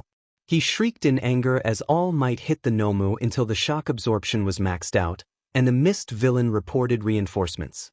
He went through more emotions in 5 minutes than Izuku had had in a year. While they fought, Izuku dragged himself slowly, meter by meter, to his teacher. Aizawa was unnaturally still, his arm bent at a terrible angle. There was too much blood pooled under his chest and head. There was enough to smell copper and salt. He pressed his good hand to Aizawa's neck. A faint pulse throbbed under his finger pads. Good, Izuku thought hazily good. His eyes slipped shut as the portal closed, the screaming cut off, and the destroyed training field grew quiet. Heavy footsteps came toward him, and someone knelt down. "I apologize for the delay," All Might said in a low voice. The image of All Might was obscured by smoke and haze as Izuku squinted at him. The hero began to cough from the excess of it. Izuku's vision tunneled out, warping his view until All Might looked skinny and disproportionate. Then darkness swallowed him. Izuku woke alone in a white room. It took him a moment to realize that it was a hospital, and it took him a moment more to remember why he was there. A monster. He looked down at himself and the bandages. His chest ached in a distant way, and there was an N4 attached to his arm. How much is this going to cost? He thought distantly. Wait, insurance surely covers this. He shouldn't have to take on any more jobs. Izuku blinked and wrinkled his nose at himself. Really? That was his first thought? In his defense, there was a floaty feeling in his limbs that suggested painkillers. He pressed a button for the nurse. If his paid guardians had been contacted, he was sure to get visitors soon. Hopefully his favorite visitor. Izuku. Izuku's favorite girl rushed in and threw herself on the bedsheet. She burst into tears at the sight of him. "It's okay, I'm okay," Izuku murmured. Eri grabbed at him, and Izuku twisted awkwardly over to lay his arm around her, cupping her head. She sobbed into his shoulder. "You're all hurt. Someone hurt you. You're all hurt." "Hey, I'm okay, baby. It's okay." Izuku stroked her hair until her sniffles started to even out. "See this?" He pointed at his leg. "It's called a cast. The bone in my leg fractured cracked a little bit because I fell too hard. The cast helps it heal faster. Some of my ribs are a little cracked too, so that's why I'm lying down, so they can heal better. Does that make sense?" She sniffed wetly and nodded, some tears still dribbling out. Izuku handed her a tissue from the bedside stand. "Does it hurt?" she asked. "They called and said you got hurt." Izuku was never one to lie to her. "No. They fixed me up. It did hurt a little when I cracked it though, and I got a couple scratches." He held up his bandaged arms, "But nothing hurts now." That made a few more. Tears leak. Maybe he shouldn't have told Eri all the details of his injuries. Was that age appropriate? But if Izuku were confused or scared, he would want to know everything so he could make sense of it and rid the fear of its edge. Explaining details and treating a mistake like a learning experience was the best comfort, in his experience. "How long is it?" Eri asked. "How long will I have to stay here?" Izuku clarified. Eri nodded. "I'm not sure, but not too long. I think a few more days? They're just making sure that the bones are healing right." Eri sighed and laid her head down on the bed as Izuku continued rhythmically stroking her hair. Now that Eri seemed stable, Izuku looked up at the Kanekos. "Hey kid," Isao said softly. "Do you want to sit up?" Eiko nodded at Izuku's prone position. "Oh, sure." It took some careful maneuvering, but Isao helped Izuku to recline on pillows. Eiko held Eri as Izuku fought not to groan with the new pressure on his abdomen. When he was settled, Eiko placed Eri next to him on the bed. "You have to be careful not to move too much and hurt him, Eri," Eiko said. Eri went immediately still under Izuku's arm. "I'm okay," Izuku immediately reassured her. "She just means you can't push me too hard or something, and I know you'd never do that on purpose." "I'd still like a hug." Eri burrowed her head into his side and positioned her hands carefully around his middle. Eiko sent a silent apology with her eyes. Izuku gave her a small understanding smile. They'd probably heard about his extensive injuries, including the internal bleeding, and were understandably concerned. "Okay, I thought you were in management at UA," Isao said. "I thought you were going into business. But you're in the heroics program. What the hell?" A half-incredulous smile pulled at one mouth corner. "Yeah," Izuku said. "I didn't want to. Well, it's fine, kid. Just a surprise." "Is it really?" Izuku asked softly. All three of them had a loose relationship with the law. They might think that he would sell them out. "Yes, Midoriya," Eiko assured him. "We trust you to do a good job. You'll be a hero that knows what's really important." Isao nodded beside her. Izuku scrunched up his nose to try to prevent the tears. Yeah, I'll try," he rasped. Isao and Eri stayed until closing hours, while Eiko returned to their shop. Eri carefully colored in the lines of a coloring book the Kanekos had gifted her. The Kanekos had brought Eri's schoolwork with her, but even though it was very short, Izuku couldn't bring himself to walk her through it. Instead, Eri colored, Isao showed her nature videos on his phone, and Izuku watched them thinking that he was so lucky to have survived. The nurse hadn't had much information on the other students in Izuku's class, which Izuku stubbornly took as a good sign that they weren't in the hospital, but she had reassured him that Aizawa was stable. So that was a relief. The first UA representative came a few minutes after visiting hours had ended. It was Yagi. Izuku perked up, a million questions on his tongue, but stopped himself when Yagi walked in with guilt written across his entire body. "I'm sorry." The man looked sad as he looked at Izuku. "But it's not your fault." Izuku huffed a laugh.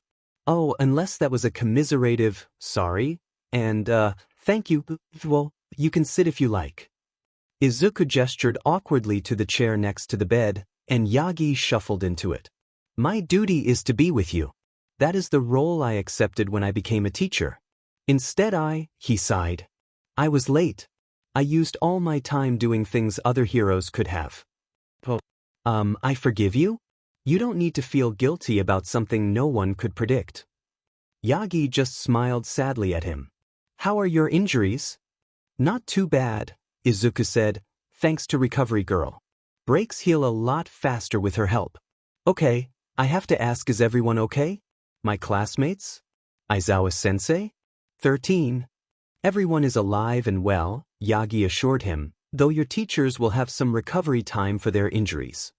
Izuku sighed, leaning back. "That's good, because both had a lot of injuries from what I remember. The nurse told me they were okay, but I just remember Aizawa's unnatural stillness. The scent of copper and dark liquid on the ground. You shouldn't have had to go through that," Yagi said. "It's done." Izuku shrugged lightly. Eventually the memories would fade. A long silence followed. "What made you decide to attack those villains, Midoriya?" Izuku tried not to make a face. Was he going to scold him for being reckless? That seemed like something a teacher would do. There wasn't much else I could do. Aizawa-sensei would have died, and then we would have too because of that decay quirk. That's what your analysis would tell you. That's not what you were thinking in the moment, though, was it? "No," Izuku mumbled. "There wasn't much time to think in the moment. I just reacted." Yagi laid a hand on Izuku's head. His huge hand patted the dark curls once. "Your heart is too big for your body," Yagi said, half a sigh. "You'll protect people no matter the cost to yourself, won't you? Even though you—" He looked over Izuku's casts. Izuku was acutely aware of how small his body was in a standard hospital bed, lying in the center of large white sheets. There was a long silence. Yes," Izuku ventured. "It was why he was training to be a hero, wasn't it?" Yagi seemed to nod to himself. "What then, my boy," he said, standing up. His voice grew stronger. "I have a proposition and a revelation for you." Yagi's body suddenly swelled, a burst of smoke appeared, and the man Izuku had known for nearly a year was gone. All Might flashed his huge smile. He'd filled out Yagi's baggy clothes, the shirt stretched tight with muscle. "What?" Izuku said dumbly. "This is my power. I must ask you to keep this secret, my boy." Abruptly, he coughed and blood spurted out of his mouth. Another puff of smoke, and Yagi-san took the hero's place, blood still around his lips. "Omar, are you okay?" Izuku said, looking around frantically for anything to help. "I can call the nurse in." No. Yagi waved a hand. He pulled out a tissue from his pocket and pressed it to his mouth. "I said it was a secret, didn't I? But you're hurt. An old injury. Nothing to be done. Anyway, your reaction didn't disappoint. It's not an illusion quirk, right? This isn't an I don't know. No. I'm me, my boy." "You shift between two forms," Izuku muttered. "Extreme strength augmentation? If you have a time limit, that makes sense since your body can't handle so much power for too long, so it's a built-in defense mechanism, and that would explain the overwhelming power All Might has compared to other quirks." Not quite, Yagi All Might interrupted. I've only had the time limit since my injury. Before, I was constantly in my hero form, as you could put it. Oh. Izuku blinked. His mind was all over the place. He'd spent nearly a year talking casually on the beach, getting training tips, with the top hero? Why tell me? Yagi-san, All Might? You've been, why would you ever spend time on someone like me? I told you that I had once spent time with my mentor on the Dagoba beach, back when it was clean and beautiful, Yagi said. I talked to you there, remember? I had saved you from the slime villain, and then you saved that other boy from the same villain. And you saved us both, Izuku said softly.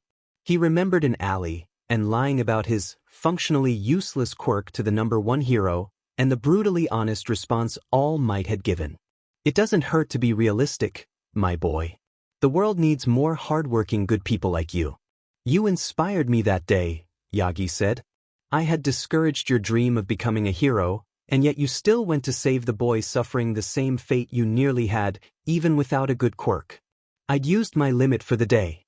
I assumed another hero could handle it. Yet you were the only one who acted, just because you could. Your body moved without thinking. Watching you gave me the strength to push my limit. Izuku put his hand over his face. He couldn't believe it. So, when I met you again on the beach, where I'd talked with my mentor, I knew it was fate. Disbelief and the beginning of panic bubbled up in his chest. He'd been talking with All Might for nearly a year? He'd been lying to All Might for a year about his quirk? He'd been taking jobs and vigilante work while eating ice cream with the #1 hero on the weekends? He was no one. He was supposed to lie low. No one was supposed to notice or care. He shook off the conflicting emotions with difficulty, trying to clear his head. Are you all right? All Might Yagi-san watched Izuku with an inscrutable expression.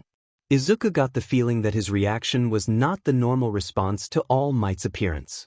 Izuku realized he hadn't been breathing and Isigdian. He took another breath.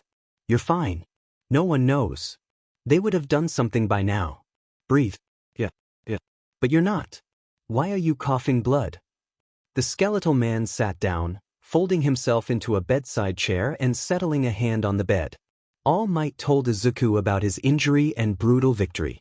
He told the bare-bones story of One for All, a stockpiling power given to a new generation of heroes. He offered Izuku the power to better protect so many more people and to continue All Might's legacy. It sounded like a dream, but one realization solidified Izuku's resolve. He'd have the power to physically defend Eri. What could Izuku do but accept? Only one more day, the hospital staff had promised Izuku, and Izuku had in turn promised Eri. One more day and he could go home. While not completely healed, his internal organs and bones had healed up enough to let him walk around. Izuku was anxious to get back, even if he'd just spend more time in bed there. Eri wasn't sleeping well without Izuku, the Kanekos told him. And Izuku liked the Kanekos, trusted them quite a bit, but something inside him crawled at the thought of leaving Eri with anyone else overnight. Are you sure, Eri? Izuku said, hobbling out of the hospital doors with Eiko supporting his arm. I can do it, she insisted, nearly falling over under a duffel bag. Eri had insisted on carrying Izuku's overnight bag. It was more than half her height, and she tottered a bit. Izuku fixed her hat before it could fall off. Can I share a handle? Izuku asked. No. Can I share a handle? Isao asked. Eri hesitated, then nodded. Isao grabbed the longer strap, taking most of the weight, while Eri took the lower, smaller handle. Thank you, Eri, Izuku said. She nodded with determination, puffing a little. When they arrived at their apartment, Izuku was hit with the sensation that it had been a long, long time since he'd been here. The attack, the injuries, and the reveal had stretched the past week into much longer than it was. Fatigue crept through his limbs and Izuku yawned. Eiko noticed. Go to sleep, she all but ordered. I'll stay with Eri today. Izuku hesitated. It was barely past midday. If he slept, he wouldn't be with Eri for the rest of the day, and she'd been so excited to have him back. Eiko brushed her bangs out of her face. I've been doing this for a few days now. Let me just help for tonight and I'll be out of your hair tomorrow, yeah? One night. I know it's weird for you, but it helps Eri. No, I do appreciate it. It's your space, I get it, she said bluntly, cutting him off. It's understandable that you're uncomfortable with me butting in. No, if it's what we have to do then it's fine. Sorry? None of that, it's fine. I'll sleep in the hall, so I won't be in your bedroom. Eiko took Izuku's arm and started herding him toward the bed. Now go sleep so you can stop worrying about everything for a few hours at least. A few days later, and Izuku returned to school with a strange mix of excitement, anticipation and worry. Excitement because he was finally back to learning, and worry because Yagi-san had promised to speak with him more about One for All at UA.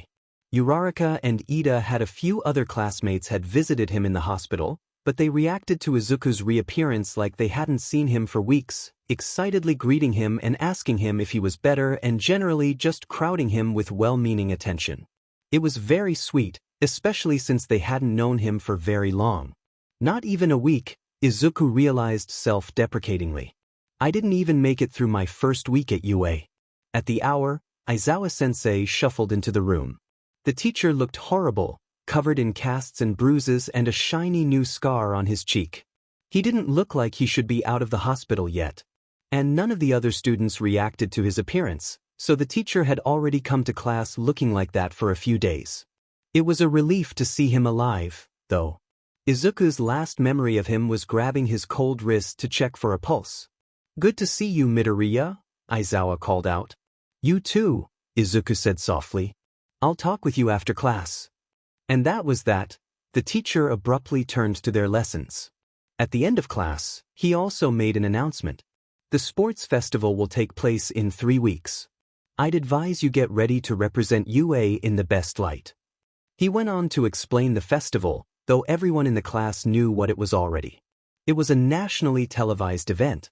Excited murmuring spread throughout the class, some whispering about how famous the sports competition was, how heroes judged potential interns by their performances. Izuku felt a little sick. National exposure? Broadcasted matches? Uraraka got scary competitive after class. Ida, Midoriya, let's do our best, she growled, and Izuku nodded hesitantly while Ida pumped a fist. Aizawa made eye contact with Izuku as the rest of the students began to filter out. Izuku's heart sank. Uraraka plucked his sleeve as she left as if wishing him luck. Soon only Izuku and his teacher were left. I'm going to scold you, Aizawa said, and I'm going to thank you. In that order. Izuku nodded hesitantly. Twin images of Aizawa lying still on the ground and Eraserhead ruthlessly neutralizing villains flashed through his head. You are a child and a student. You have no training or responsibility to fight adults. When a trained hero in the field tells you to do something, you do it. Understand? Izuku nodded, swallowing his protests. What else could he have done? You nearly died trying to help me. This is unacceptable. You have no training, and you acted recklessly without regard for your own safety. What should I have done? Izuku interrupted. You should have evacuated with the rest of the students, Aizawa said sharply. If we didn't fight, they wouldn't let us. If we let him kill you, we lost Erasure and we'd die anyway, Izuku reasoned with a small bit of irritation. Tell me what else I should have done, because I didn't see any other options. Aizawa stared at him flatly. Your analysis quirk doesn't exempt you from following orders, problem child. Izuku bit his lip and looked at the floor. That being said, Aizawa said, and he sighed, his bandages shifting under the exhale. That was a terrible situation, and you acted bravely. You shouldn't have had to go so far, but thank you. He lifted a hand. Izuku's eyes snapped up. Aizawa noticed and slowly, gently lowered his hand onto Izuku's dyed curls. A gentle wave of warmth welled up in Izuku at the contact. You're a problem child, but you've got a good heart, Aizawa said. It was undeniably awkward between Izuku and Yagi when they met in a training stall after classes. On Izuku's part, he still had to come to terms with the fact that Yagi-san was All Might, and he'd been talking with All Might for months while he'd been dodging the foster care system and making illegal money on the side. On All Might's part, well, it seemed that he was also having a hard time reconciling his two halves around Izuku. His personality flickered between over-the-top hero and the Yagi that Izuku knew. "Are you sure, Midoriya?" he asked, and even the way he said Midoriya in lieu of my boy sounded strange in his mouth. Izuku nodded, mouth dry. "How does it work?" "All you have to do," All Might's smile widened, and he yanked out a hair from his forelock, "is eat this." It took Izuku a second, staring at the hair. "Eat it? It transfers through DNA? Or just hair? Is the quirk centered in your hair?" All Might laughed brightly. "No, you had it right. It's transferred through DNA. What else is there to it?" Izuku said, mind racing. "There has to be some other factor, or it would have transferred accidentally by now. You've saved so many people and your DNA would have transferred to them somehow, probably." "Yes," Yagi interrupted, "you've got the right idea. There has to be the component of will involved. I am choosing of my own will and volition to give this to you. And is there a component of will on my part too? Does the recipient have to choose?" Izuku paused and realized, thank you. I didn't want this, You're fine. His huge smile softened into the Yagi one, more familiar. "Your mind is part of the reason I chose you as well. To answer your question, the recipient doesn't have to have the specific intent to receive it. It depends on the donor. It's like a gift. The person who gets the gift doesn't have to seek it out before it's given." "Okay." Izuku nodded, processing that. "Okay." Yagi smiled. "Are you ready?" Izuku closed his eyes and took a breath. "Yes. But I was wondering, if I could get some water with it so it will go down? Or something to eat, actually? That would probably be better.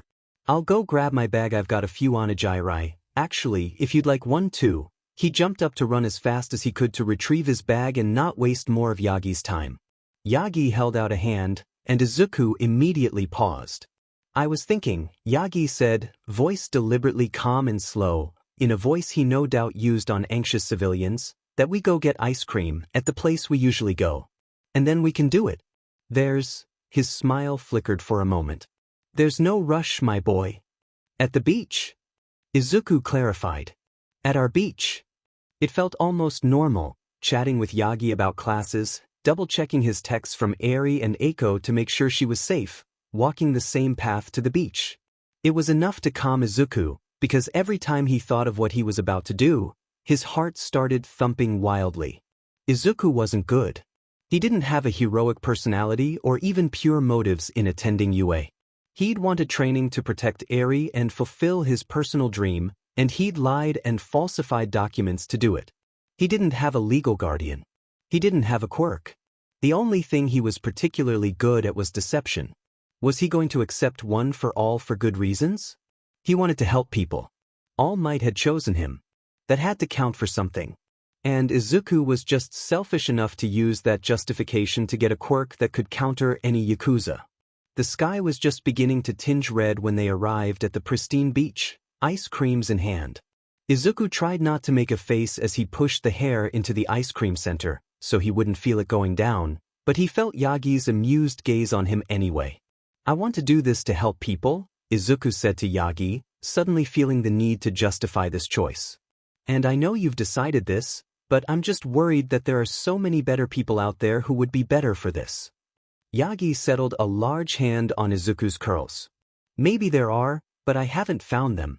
I know you'll help people and you'll work hard. That's all I ask for this legacy." And the tears were flowing. Izuku tried to wipe at his eyes and hold them in, but they kept flowing. "Okay," he sniffled and ate his ice cream. All Might told him he would be feeling the effects the next day, most likely. "Get a good sleep and get ready for training," he'd said. "We've only got a few weeks until the sports festival." So Izuku retrieved Eri from the Kanekos, waving at Hikaru as they left the shop, and returned to their little apartment.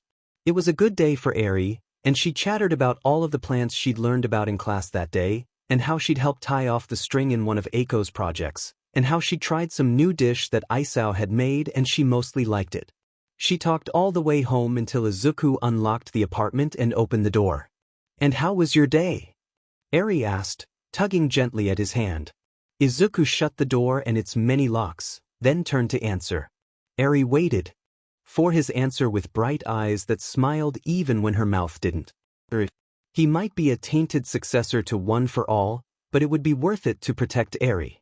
And he'd been sworn to secrecy by All Might, but nothing came above Eri. Maybe knowing he had a quirk now would even soothe some of her fears. Something really exciting happened today, he told his sister with a playful whisper. It's a secret though, and I'm going to tell you all about it, okay? Izuku woke up several times that night, and he swore he could feel his bones stretching or his DNA squirming. It wasn't a bad feeling, but it was one he had no idea how to describe. It felt like itching in his bones would flare and soothe immediately. He didn't sleep well that night, and when he did, his brief spurts of rest were filled with dreams. That night, Izuku dreamt of the beach. The horizon shows a morning sun, and Izuku stands ankle-deep in the ocean. It's peaceful. But his skin begins to crawl like eyes are on him and his hands start to itch. Izuku rubs them together, scratches his nails over the skin, but there's no relief. The itch is more than skin deep. It's maddening, and hysteria rises in his lungs. Hands cover his own. A woman's voice. At her touch, the itch soothes. Her arms encircle him, and Izuku feels like he did when his mom did the same when he was young. Protected. Her voice vibrates through his chest. When his hands itch again, she takes his hands and soothes it away, repetitive, calming, until the morning rises. Little hands on his face stirred Izuku awake. Eri? He mumbled blearily. There was a little "oh" of surprise, and the hands drew back from his forehead. Sorry, she whispered. Eri was in her green pajamas, and it was morning. It was later than he usually got up. His body must have needed sleep. Rolling over, he detangled his feet from a twisted blanket and sat up, yawning. What is it? I was just checking, Eri said, hushed. Checking what? Instead of answering, she gestured at his head until he bent down a little. She tapped his forehead, then ran her fingers under the fringe of his black-dyed curls. Izuku was mystified, but the searching look she had was so cute that he couldn't help but just smile. He wiggled his eyebrows hard, making Eri's hands move and making her giggle. Did you find anything? Izuku asked. I wanted to check if your quirk came in, Eri said. My?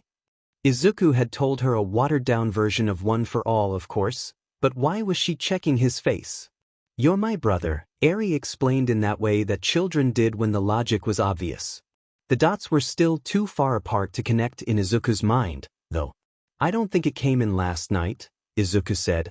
It's a slow thing. No, Eri agreed. No horn yet. Eri, I love you so much, he burst out, holding out his arms, which she happily jumped into. I love you so much, he laughed. All Might Yagi or whoever his mentor truly was had proposed they meet after the last class and take advantage of the padded mats in one of the plentiful gyms around UA campus. Izuku had nearly vibrated in his desk during the last PRD, but whether it was from excitement or nerves, he couldn't tell. It almost felt like his quirk did as well, jittering and swirling under his ribcage and up his arms like it had during the first night. It was still impossible to think of Yagi-san as the hero All Might, and half the time it was clear that the hero thought so too. Yagi swept his long arms dramatically when explaining breakfalls, or All Might would shine a quiet, reassuring smile at Izuku when he tripped on the cushioned mat. Yagi was no less a hero in Izuku's eyes, but it was still strange. Then again, he reminded himself, marketing is a huge part of heroics, and All Might obviously wanted to be a larger-than-life symbol that would reassure people even before he did anything, and he obviously succeeded as the symbol of peace, because the crime rates. It might be better to pay attention, All Might said with amusement, and Izuku jolted upright. I'm so sorry. Were you saying something? I didn't hear you. No need to worry. I was just saying, All Might said patiently, that we need to bulk you up. I thought I was okay? Old insecurities bubbled up into his throat, and he shoved them back down. Yes, he was short for his age, with a slight frame to match, but he'd worked hard to stay in shape. And he'd learned enough to get by with pseudo-vigilante work. How could Showman escape the sewers before the police arrived, anyway? How could a quirkless kid survive on the streets? Bad Izuku. Fold up your past and don't bring it up. Is muscle mass a requirement to wield one for all? Strength is, All Might says. It is a stockpiling quirk, and with every successor it grows stronger. If you used one for all at 100% right now, you'd blow your limbs off. He let out a laugh. It was something he did when he wasn't sure what to say next. Izuku had noticed. I don't think I can get as big as you, Izuku said, mortified. All Might's form was massive, easily over 2 meters. Unless Izuku had a miraculous growth spurt in his late teenage years, his body showed no signs of reaching that height or weight. Does that mean I can't? No. The hero extended a hand. You're still young, and trying to build that much muscle right now would harm your body. We'll gradually work up percentages and body mass. And you're still recovering from the USJ attack, so we're going to do this carefully. Okay. Izuku pushed down his insecurities. Okay. And I didn't choose you for your muscles, my boy, All Might said, his eyes twinkling like Yagi's. You've got a different sort of strength.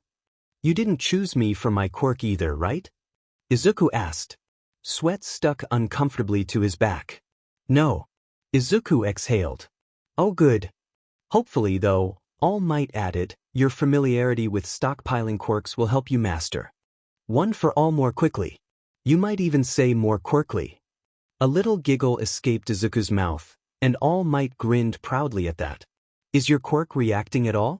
My mentor said that hers was significantly stronger after receiving one for all. Not really. I guess it was already a stockpiling type beforehand. What was your quirk, All Might?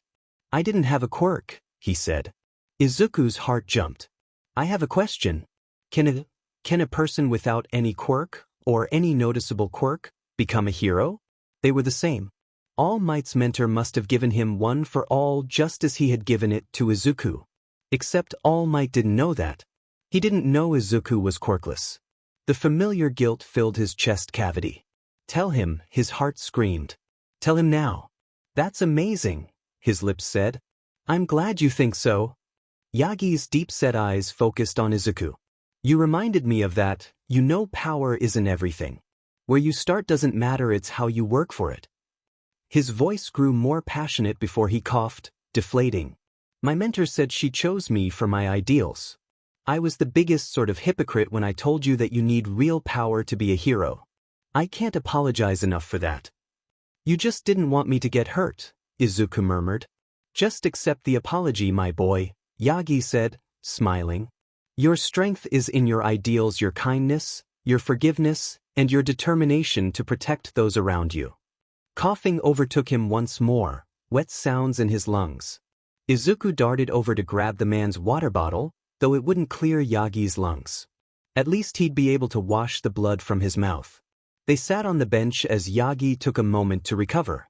He's like me, Izuku marveled once more. Quirkless. And he became All Might. Some kind of feeling wanted to burst out of him. They thought I was quirkless for a few years, Izuku said hesitantly. For a while? So, we've got that in common. I suppose we do. Yagi gazed at the far wall. And now we share one for all. My day to step down will come at some point, and then I'll pass everything on to you. He seemed to shake himself out of a thought, then turned to Izuku. I know you'll make your statement at the sports festival. You'll say to the world you are here. You are the next symbol of peace. I'll try, Izuku whispered. The thought of cameras and countless eyes made his stomach churn. He hadn't survived this long by drawing attention to himself. Okay, enough of a break. All Might walked to the weights and picked up 2 for Izuku. He lifted them like they were straws, and dropped them into Izuku's distinctly less muscled arms. Let's go plus ultra. 2 weeks later, a week before the sports festival, Izuku had a dream. When he woke, only the vague impression of a hand on his shoulder and an encouraging female voice remained. Izuku, she'd said, and ready, those were the only 2 words he remembered. He didn't often dream anything beyond flashes of unintelligible, anxious projection. It was a comforting dream, and the sign that it would be a good day. 2 weeks later, under Yagi's urging at their training hour, Izuku activated one for all for the first time. A rush of wind, of heat, of power under his ribs, and the sparking red lightning shattered his legs and right hand.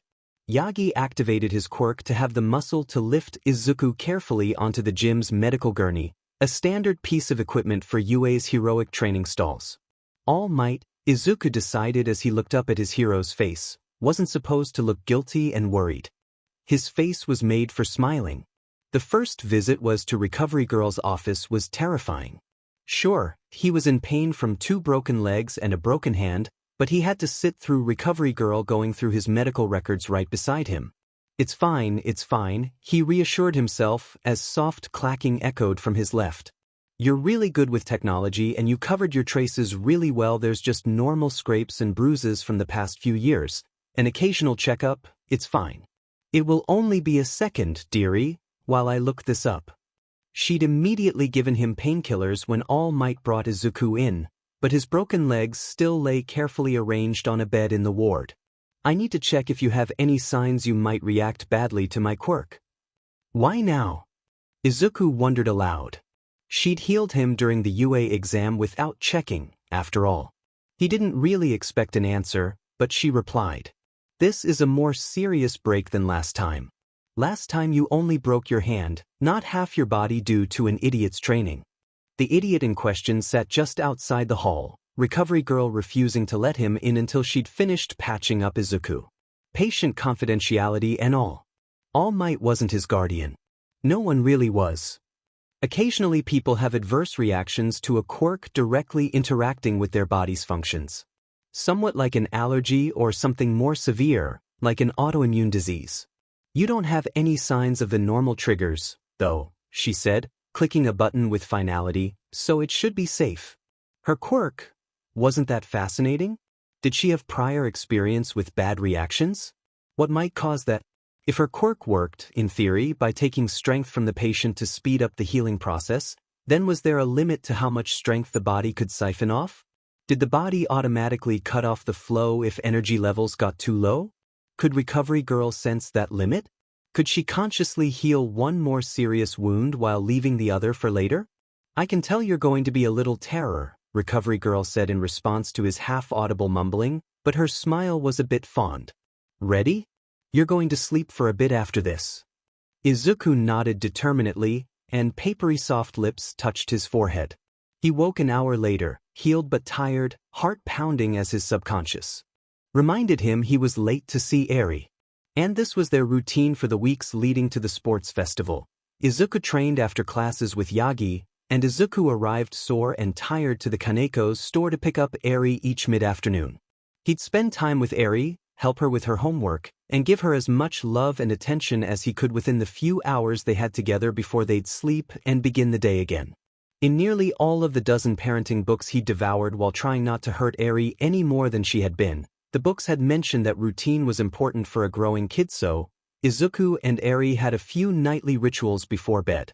Since he was just a teenager himself, he'd had to work hard to stay consistent with their bedtime. When he'd needed to do late-night jobs, it had messed Eri up too because she'd either wait up until he came back or she sleep fitfully with terrible nightmares. The majority of nights, though, Eri slept as well as could be expected, and Izuku hoped that was enough. So, they kept to nightly rituals. It helped Eri sleep a bit better. Lately, Eri had been fascinated with photographs. With Eri curled into Izuku's shoulder, both in their pajamas, they both looked their memory book together. For only 2 years together, or less, they had quite the collection of photos. Some were from scheduled trips to the beach or the library or a bakery, but most were everyday pictures with both of their faces smushed into a selfie, or solo pictures of Eri rolling dough ball, or lopsided pictures of Izuku helping Eri to adjust the camera when she wanted to take pictures of him for a change. She loved seeing Izuku's baby pictures and always asked for more of him and his mother. While few hard copies survived, Izuku had collected some pictures of the former Midoriya family from the internet for Eri to view. She looks like you, Eri said, somewhat awed as she did every time she saw Inko. Izuku's heart flipped oddly when Eri said that happy, bittersweet, longing, a complex mix because, well, Eri should have had the chance to meet her. And for Eri, with her cold and terrible beginnings in a lab for her first years, Even the concept of biological parents looking like their children was something new. Izuku hummed, his cheek to her hair. "Do you have a story?" Eri asked. A memory was what she was requesting. "Did I ever tell you," he said, "about getting groceries with my mom? And the bag holding the groceries, the bag I was holding, split open?" Eri's little horn rubbed into Izuku's shirt as she shook her head into his side. The bag was made out of cloth, and the threads on the bottom were kind of old, so when I put too many things into it, it was too heavy. A hole split open, and everything inside rolled out. The stories were memories of simple chores and errands, nothing like fantastical bedtime stories of heroes and villains like most children wanted before bed. For Eri, calm and common memories of daily living were fairy tales. The fruit was a little bruised, but it was fine. It still tasted good. She wasn't mad? Eri mumbled. Izuku stroked Eri's cropped hair. "No, sweetheart. It was just an accident." "That's good." Eri's words slipped into muddy streams. "She's nice." "Yeah." Izuku wrapped his arm around her. "Ready to go to bed?" Eri hummed, and Izuku picked her up. Midoriya Inko had once had long, green hair, and she'd effortlessly picked Izuku up to snuggle him in his pillows. Her laugh was a breathless, high-pitched delight, and her voice acting had been the absolute best in 4-year-old Izuku's cultured opinion. She loved him enough to crowd out the aching space of an absent father, and Izuku loved her with all his heart. When Izuku had been 4, his mother had taken him to a starkly white office, and a doctor told him he was deformed. An extra joint in the toes, he'd said, and mentioned something about special shoes. And, devastatingly, he'll never get a quirk. His mother had loved him. Izuku knew that with his whole soul. She'd loved him, but she'd cried for him that day. It was as if he'd received a terminal illness. A lifelong condition. Both of them had cried that day. The child Izuku had cried from crushing loss and the dim awareness that opportunities he'd hoped for were crumbling and slipping away. Inko cried for the same but with much more awareness. "I'm so sorry, Izuku," she told him as she hugged him and stroked his hair. "I'm so sorry." The feeling of wrong had been there even at the age of 4, as his mother apologized to him and he cried for a loss he couldn't fully understand. No, he'd wordlessly felt, "That's not what I needed to hear. What I wanted you to say was..." Years later, when Izuku had scars on his arms and a host of felonies to his name, he had the vocabulary to articulate the wrongness he'd felt. His quirk diagnosis was a brand. Quirklessness is a relic of our biological past, and society is quietly waiting for the undesirable gene to die out. He'd written in his entrance exam, and it was true. His mother had loved him and tried to love him enough to crowd out the cruelty that followed one slash on a medical page. Once his mother was gone, he'd had no one. He'd looked. No recorded family on the Midoriya side. Inko had been a foster child with pleasant but loose ties to her former caretakers. Records marked her as an orphan. His father had been another crushing dead end. They'd had family friends, but no friends close enough to willingly raise a child with an expensive health condition. A quirkless child was expensive for many reasons. Health, insurance, unemployment, job stability. Even after Izuku had established himself well enough through less than legal money acquisition, he'd still looked for ties to family. The closest he'd found was early childhood photos of his mother with other members of her group home. Before Eri had blessed his life, he'd obsessively searched for any records of his mother. It was how he built up a collection of photos to show Eri. Here, now, Izuku sat at her bedside with his laptop propped up on his knee. Eri was so used to the computer light that she slept through it. On his screen played a short report in the style of foster care centers several decades ago. A short video of the newly entered child alongside a social worker. "Her name is Inko," the social worker said, holding a baby with a tuft of green hair in a loose swaddle. The worker had a soft expression as she glanced down at the child, then back to the camera. Her note didn't specify a surname. In the absence of an apparent quirk, we're listing her surname as Midoriya. A fitting name for her hair and eyes. She'll have the opportunity to legally change it once she reaches adulthood, of course. She's approximately 8 months old and healthy. No signs of a heteromorphic quirk. She's a very well-behaved baby even when she cries, she's quiet. Sweet thing. No known relatives. Hello, Izuku whispered to the baby on the screen.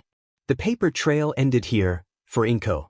Izuku drank in the fluttering green eyes and leafy dark hair, the way her bottom eyelashes curled more prominently than the top.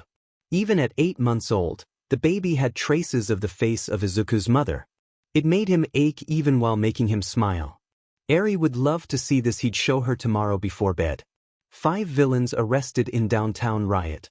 Hero Strata saves child from ferocious villain. Significant property damage under strobe lights watch. 16 arrested in drag bust. With a carbonated hiss, the energy drink cracked open under Izuku's fingers.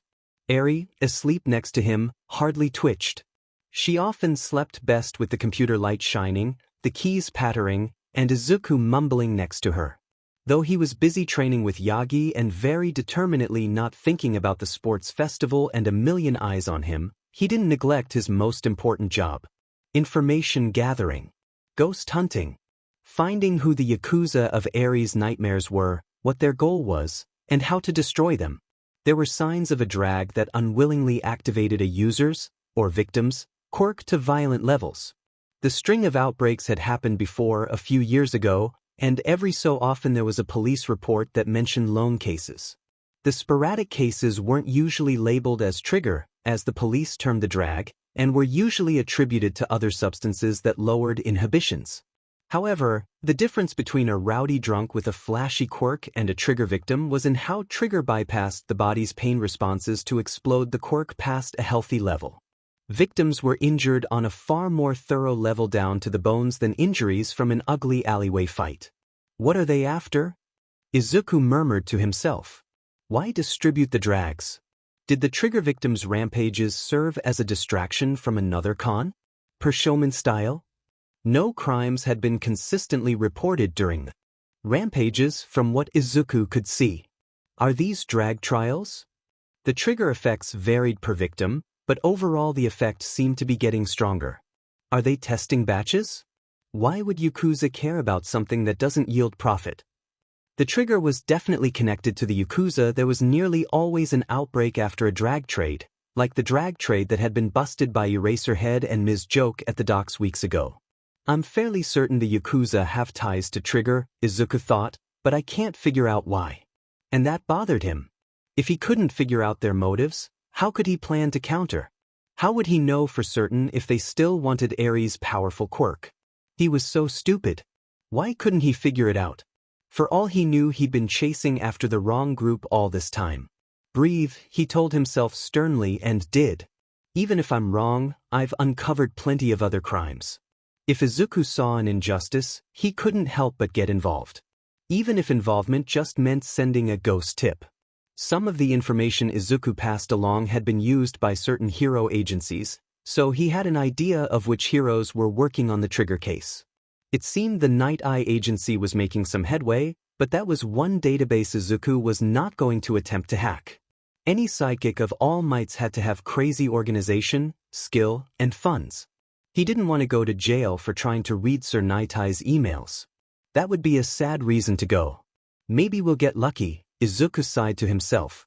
Maybe Night Eye will take them down before we ever need to worry about it. But my luck always comes in extremes, so I can't count on that. He liked and trusted heroes, but he'd still plan and train to personally target the people who hurt Eri, one day. Shokuen? Are you okay? I miss you, it's been forever. Hi Himiko. How have you been? Did the blood run work out? Yep, smiley face, feeling good. Took the packets easy. Running out though. That's great.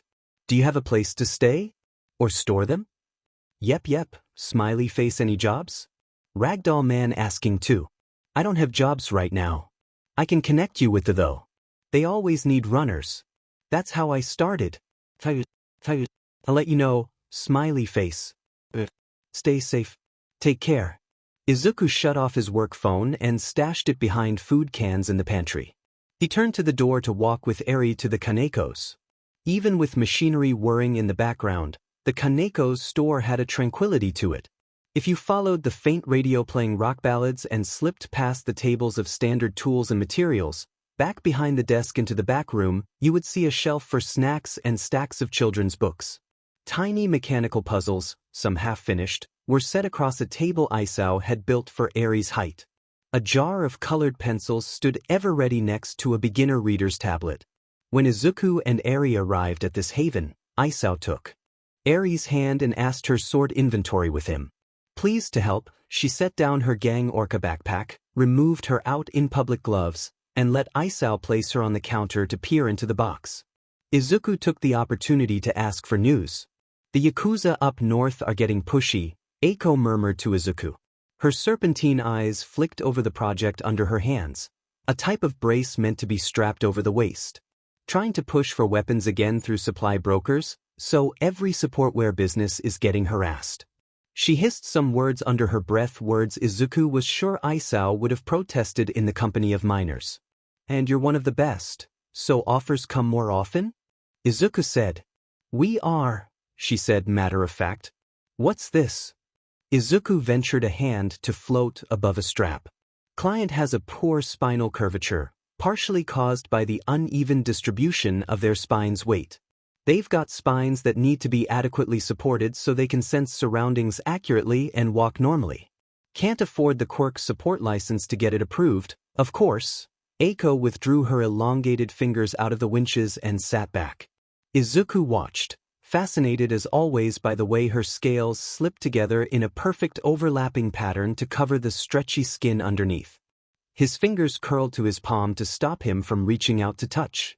This is practically free pro bono work. Isao, of course, didn't have the heart to charge the right amount.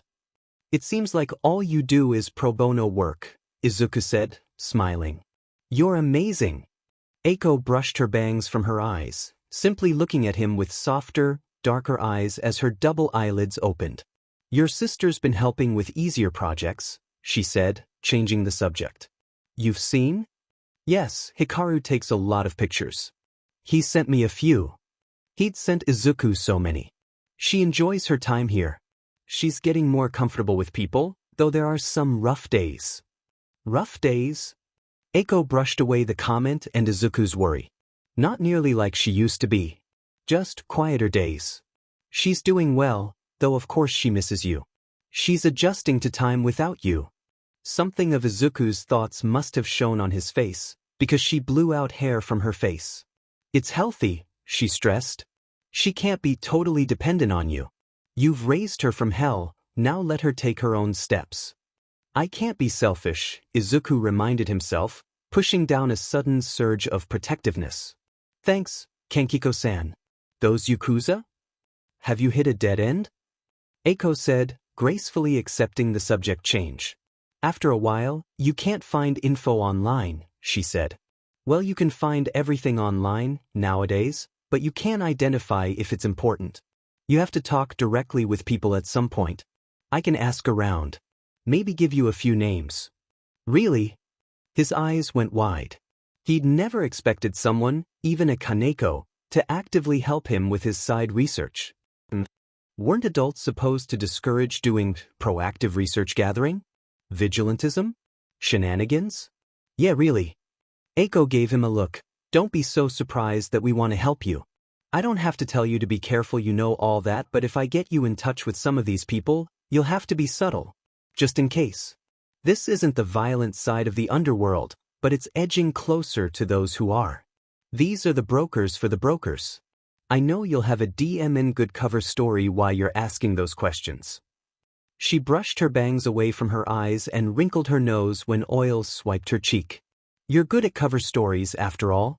The karmic scales had to balance, and so Izuku's pleasant morning was ended by being slammed against a wall just outside of UA.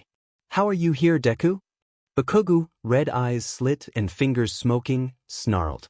How did you sneak your creepy butt in? Hands on his collar, heat near his face. It was disgustingly familiar, and Izuku's body reacted in a disgustingly familiar way. His breath squeaked out. Ah, Kachin. I didn't sneak in. You're quirkless, Bakuga hissed. You've always been quirkless. Somehow you... He shook Izuku's collar, the fabric pulling tight at Izuku's throat. Bakugo narrowed his red eyes. Pull out your stupid mittens. Why did Bakugo have to be somewhat intelligent to go along with his powerful quirk? I'm not, I swear. Shut up. Izuku's mouth snapped shut. I told you not to even try, Deku. Bakugo growled. It was terrifying how fast Izuku's body slid back into old habits. Shallow breaths, shaking, appeasements tumbling from his mouth. I worked to get here, and you thought you could show me up by using a knockoff copy of my quirk? Why, it's not. It's in your stupid mittens, isn't it? He shoved at Izuku like he could squeeze the truth out of him. No! Izuku yelped. This is my quirk. They can come in late. You think I can't tell when you're lying through your freaking teeth? You might have everyone fooled with your skin up, with your fake acting and lying, but I know. He lowered his head to hiss at Izuku. Everything about you is a DMN cardboard cutout. Even your name is fake. A spike of something surged through Izuku's chest to his hands, and his hand shoved at Bakugo, knocking him back. The blonde had the gall to look surprised for a second, before shoving Izuku back harder. I'm watching you, Bakugo seethed. And you're not fooling them forever. I'm gonna laugh so dim and hard when they realize what you are. With a final shove, Bakugo stalked to class, leaving Izuku breathing like he'd just run a mile. When his heart rate evened out and the panic died, he picked up his backpack. Why hadn't he done anything? Fight back, or at least get out a full sentence. Why did he freeze? A sour taste crawled up his throat. When would he be over this stupid fear? Bakugo had no proof to back up his accurate accusations, and even if he did, Izuku had. The blessing of All Might to prove he did have a quirk. When I get one for all under control, Izuku promised himself, bitter, I'll put up a fight. I won't freeze again. The rest of his classmates were absolute delights. Izuku had never been so happy to talk with people his age. Ida helped Izuku with art history work, a topic he knew next to nothing about because it wasn't exactly a priority in his self-taught online classes during their free PRD, and he didn't even make Izuku feel stupid for not knowing about the 20XX tax reforms.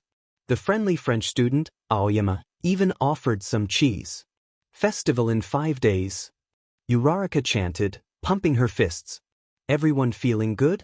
Half the class responded with cheerful encouragements. Kirishima and Kaminari let out whoops. Mina let out a trilling cheer, and the rest, including Izuku, gave Uraraka a quiet smile. Izawa, in the corner in his yellow caterpillar bag, cracked open an eye at the noise. Since it was break PRD, he decided he didn't care and closed his eyes. Then Bakugo leaned back in his chair. Why would you feel good about it, extras? He said loudly. You're not there to feel good, you're there to slaughter your opponents. All this holding hands ain't gonna save you from the best. He pointed a thumb towards himself. Uraraka's eyes narrowed for a moment, Izuku saw, before she plastered on a smile. We're all working hard to do our best, so that's something to feel good about. Like you have enough skills to even think to take me on? I've seen your crappy mud fights in the simulations, you've got nothing. Oh. Like the simulation where we fought and you lost. Uraraka propped a hand on her hip, smiling. Oh boy. Bakugo clawed his hands, letting out small pops. Apparently Aizawa had a built-in barometer, because his red eyes, erasure activated, opened as Bakugo's blood pressure visibly rose. He held it until Bakugo lowered to a simmer while Uraraka definitely did not smirk. If you wake me up again in the next half hour, all of you get detention and an essay on spatial awareness, their teacher grumbled, and the class settled. I'm pretty good at spatial awareness, Uraraka whispered to Izuku, wiggling her pink finger pads. Izuku giggled silently at the pun. She put her spatial awareness to use into All Might's next practical class. The goal was to relay information from one side of the fake city to the other. They'd give a synopsis of a fake disaster scenario to the next student, who would run to the city to relay it the next, and so on. The idea, basically, was to play the game, telephone, as accurately as possible. Communication with your colleagues is key. All Might said, hands on hips. Without the essential involvement of policemen, emergency medical services, humanitarian aid centers, agency workers and others, our jobs would be impossible. There's a natural inclination, Izuku thought, to emphasize hero achievements and ignore the unglamorous work of support teams, which is how it's designed, I guess, because heroes deliberately brand themselves to bring media attention and therefore more funding. The problem is that the money from exposure goes to the hero agencies and not directly to policemen or doctors or rescue services. Some agencies, like All Might's, donate so much to those programs, and that's great. But the problem is that it's not mandatory, and if agencies chose, they could keep it all, or most. And some do. He shook his head to catch himself out of the spiral, refocusing onto All Might's voice. The hero had just finished explaining how to prioritize information in their messages, and Izuku had missed most of that because he'd hyper-focused. Oops. But why do we have to run across the city? Mina called out, and a few other students murmured in agreement. We'd have phones or something, right? But not always. All Might said. What if you're in a fight and your communication device is damaged? What if villains have blocked all signals? That brought back memories of the USJ, and the complaining students shuffled their feet abashedly. And in any case, All Might boomed, giving a wink, getting your young hearts pumping with energy will simulate the experience of battle communications. And tucker us out too, Uraraka whispered beside Izuku, and he hid his smile behind his mouthguard. Aizawa would appreciate their lower energy levels, especially from a few of their rowdier classmates. Izuku wasn't paired with Uraraka or Ida or Tsuyu, to his disappointment, but at least he wasn't paired with Kabakugu. His relay team had Jiro, Koda, and Todoroki, who all seemed nice enough, and he looked forward to knowing them better. Izuku heard Uraraka good-naturedly taunting Ida, "I bet I'll be faster than you," and the legacy student spluttered that was impossible, or at least, very unlikely. Izuku ducked his quiet laugh behind his mouthguard and turned to his teammates. "Hi," he said quietly. "I don't know you all very well, but I look forward to working with you." "Same-o," Zero said. She radiated cool factor. Koda nodded, and Todoroki did nothing. "All of your quirks are well suited to this exercise, I think," Izuku contemplated, ideas bubbling. "What, you saying yours isn't?" Jiro said, tilting her head, frowning. "Well, it's a basic body enhancement, so I'll run a bit faster," Izuku acknowledged, but really how their quirks would work this exercise was so much more interesting. "Jiro, what's your range and how hard is it to pick out sounds in a loud environment? Our simulation city is mostly empty, but it wouldn't be in a real disaster zone." "Koda, would any of your animals understand human speech to send a message?" His fingers curled and uncurled in excitement, wanting a pen. "And Todoroki, I've seen your ice skating is fast, but do you know your time limit or distance limit?" Izuku broke his ankles. He tried to jump quicker using One for All. He at least made it to Koda, who sent a bird with a note to notify Jiro to listen for Izuku's voice for more details on the hypothetical situation. So Izuku didn't mess up their exercise. But it really hurt, and he couldn't walk back. Koda carried him back to All Might, and then all the way to the infirmary. "Why do I have the feeling I'll be seeing too much of you?" Recovery Girl said grimly. After classes for the day, Izuku went to his usual training room with Yagi. A few stretches, a light jog, and he felt ready to start training One for All. Except All Might didn't think he was ready. He thought Izuku was going to explode because he didn't have enough muscle to handle One for All's recoil. So, they'd reached an impasse in his progression. Yagi refused to let Izuku activate One for All again until they'd trained more. "I only have a week until the festival," Izuku pointed out. "I need to practice it." "Your body isn't ready," Yagi said. "We need to work up to it. There's plenty of time." Izuku swallowed a response. "You didn't go through this, did you?" "No," Yagi said. "But remember, One for All is a stockpile quirk. You've gained the strength of all of the previous holders. It's logical that you, as the 9th holder, would need to prepare more than the 8th. How does that work? Stockpiling implies it collects energy and stores it, but where does the energy come from? Where is it stored? Is the energy siphoned from the biological energy of the host, or does the energy accumulate in the quirk factor itself?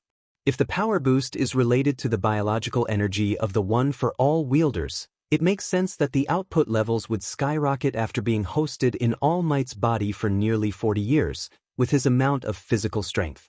Or maybe the quirk itself grows exponentially rather than a steady siphoning, packing the quirk factor with power? In any case, that must mean that there's a theoretical limit to the output level, which doesn't matter considering the interface between the body and quirk clearly can't handle it, but if there was a way to minimize the connection between the body and quirk. That's right, All Might said, and Izuku jumped. He still wasn't used to having people respond to his musings, at least not in a non-abrasive way. You'll feel different output levels. You'll need to start at 1%. Izuku imagined a door, which he cracked open the smallest bit. Power thrummed through his muscles, through his bones, almost shaking them. That's more like 5%, All Might said. Bring it down. Izuku concentrated. A crack in the door. The power cut off. It's hard to stem it, he panted. I can handle 5%, though. Keep trying. You'll need to get your control down. That'll be the goal for today's session. Sweating, shaking, imagining a door with a handle and locks down the side, Izuku managed to get it down to something like 4%. What if it builds up if I don't use it? Izuku said. Eri's quirk was evidence that some quirks accumulated if they weren't used, and the best way for her to get control had been to use it every day, safely isolated from others on a beach walled in by trash. I doubt it. But I suppose that's possible, All Might said slowly, since I used one for all constantly for decades in my career, so I wouldn't know. Eri had managed to focus her power onto smaller objects, hadn't she? She'd turned seeds to flowers and rust to steel. If Izuku applied that to his quirk. I'm going to try something, Izuku said, and before All Might could say a word, he flicked his finger at the wall. A shot of packed air collided with the padded training wall, leaving a permanent indent in what should have been hero-grade material. I only broke one finger, Izuku said breathlessly, elated. Less output is easier when it covers less surface area, that's what it felt like. I can use it a little for now, at least. All Might grinned, excited with him. You're on the right track, he praised, ruffling his hair. Then he paused, drooping. We'll have to go back to Chio. In a minute. Izuku beamed up at him, refusing to let go of this small victory. All Might shook his head, smiling exasperatedly. Is this what my poor mentor had to go through? Your mentor? Shimura Nana. His fond, distant look transformed into one more serious. That reminds me I'd like to meet your guardians. Izuku choked. What? Why? You were significantly hurt today. They need to be informed in any case. I guess they do. I'm just not very close with them is all. I think I can also relate. Before I met my mentor, I also wasn't close with my foster parents. I got myself into some trouble, and that's how she found me. How old were you? Izuku asked softly. About your age. I can't imagine All Might ever getting into trouble, Izuku said, trying to lighten the mood. Yagi laughed. You'd think that, wouldn't you? That's thanks to many years of good managers at the agency. When I was young, though, well, all teenagers get into trouble at some point, don't they? Is that permission? Absolutely not, Yagi said, laughing. If even All Might get into regular teenager trouble. Don't go picking fights with criminals in back alleys. Wait, what? You were. I'm not sure what you're implying. Come now, my boy, I think it's time to cool down and see your guardians. While Yagi dressed into a suit that actually fit, Izuku sent a quick text to the Kanekos. A pro-hero teacher is coming to talk. A pro-hero teacher is coming to talk. A pro-hero teacher is coming to talk. A pro-hero teacher is coming to talk. Relax. Everything's fine. Shop's clean. He didn't realize his shoulders were tense until they relaxed. It wasn't like the Kanekos left out illegal projects at the storefront, of course, but he still felt nervous considering he was bringing All Might to them. Izuku's phone beeped again. I saw. Do you want Eri to meet them? Izuku smiled.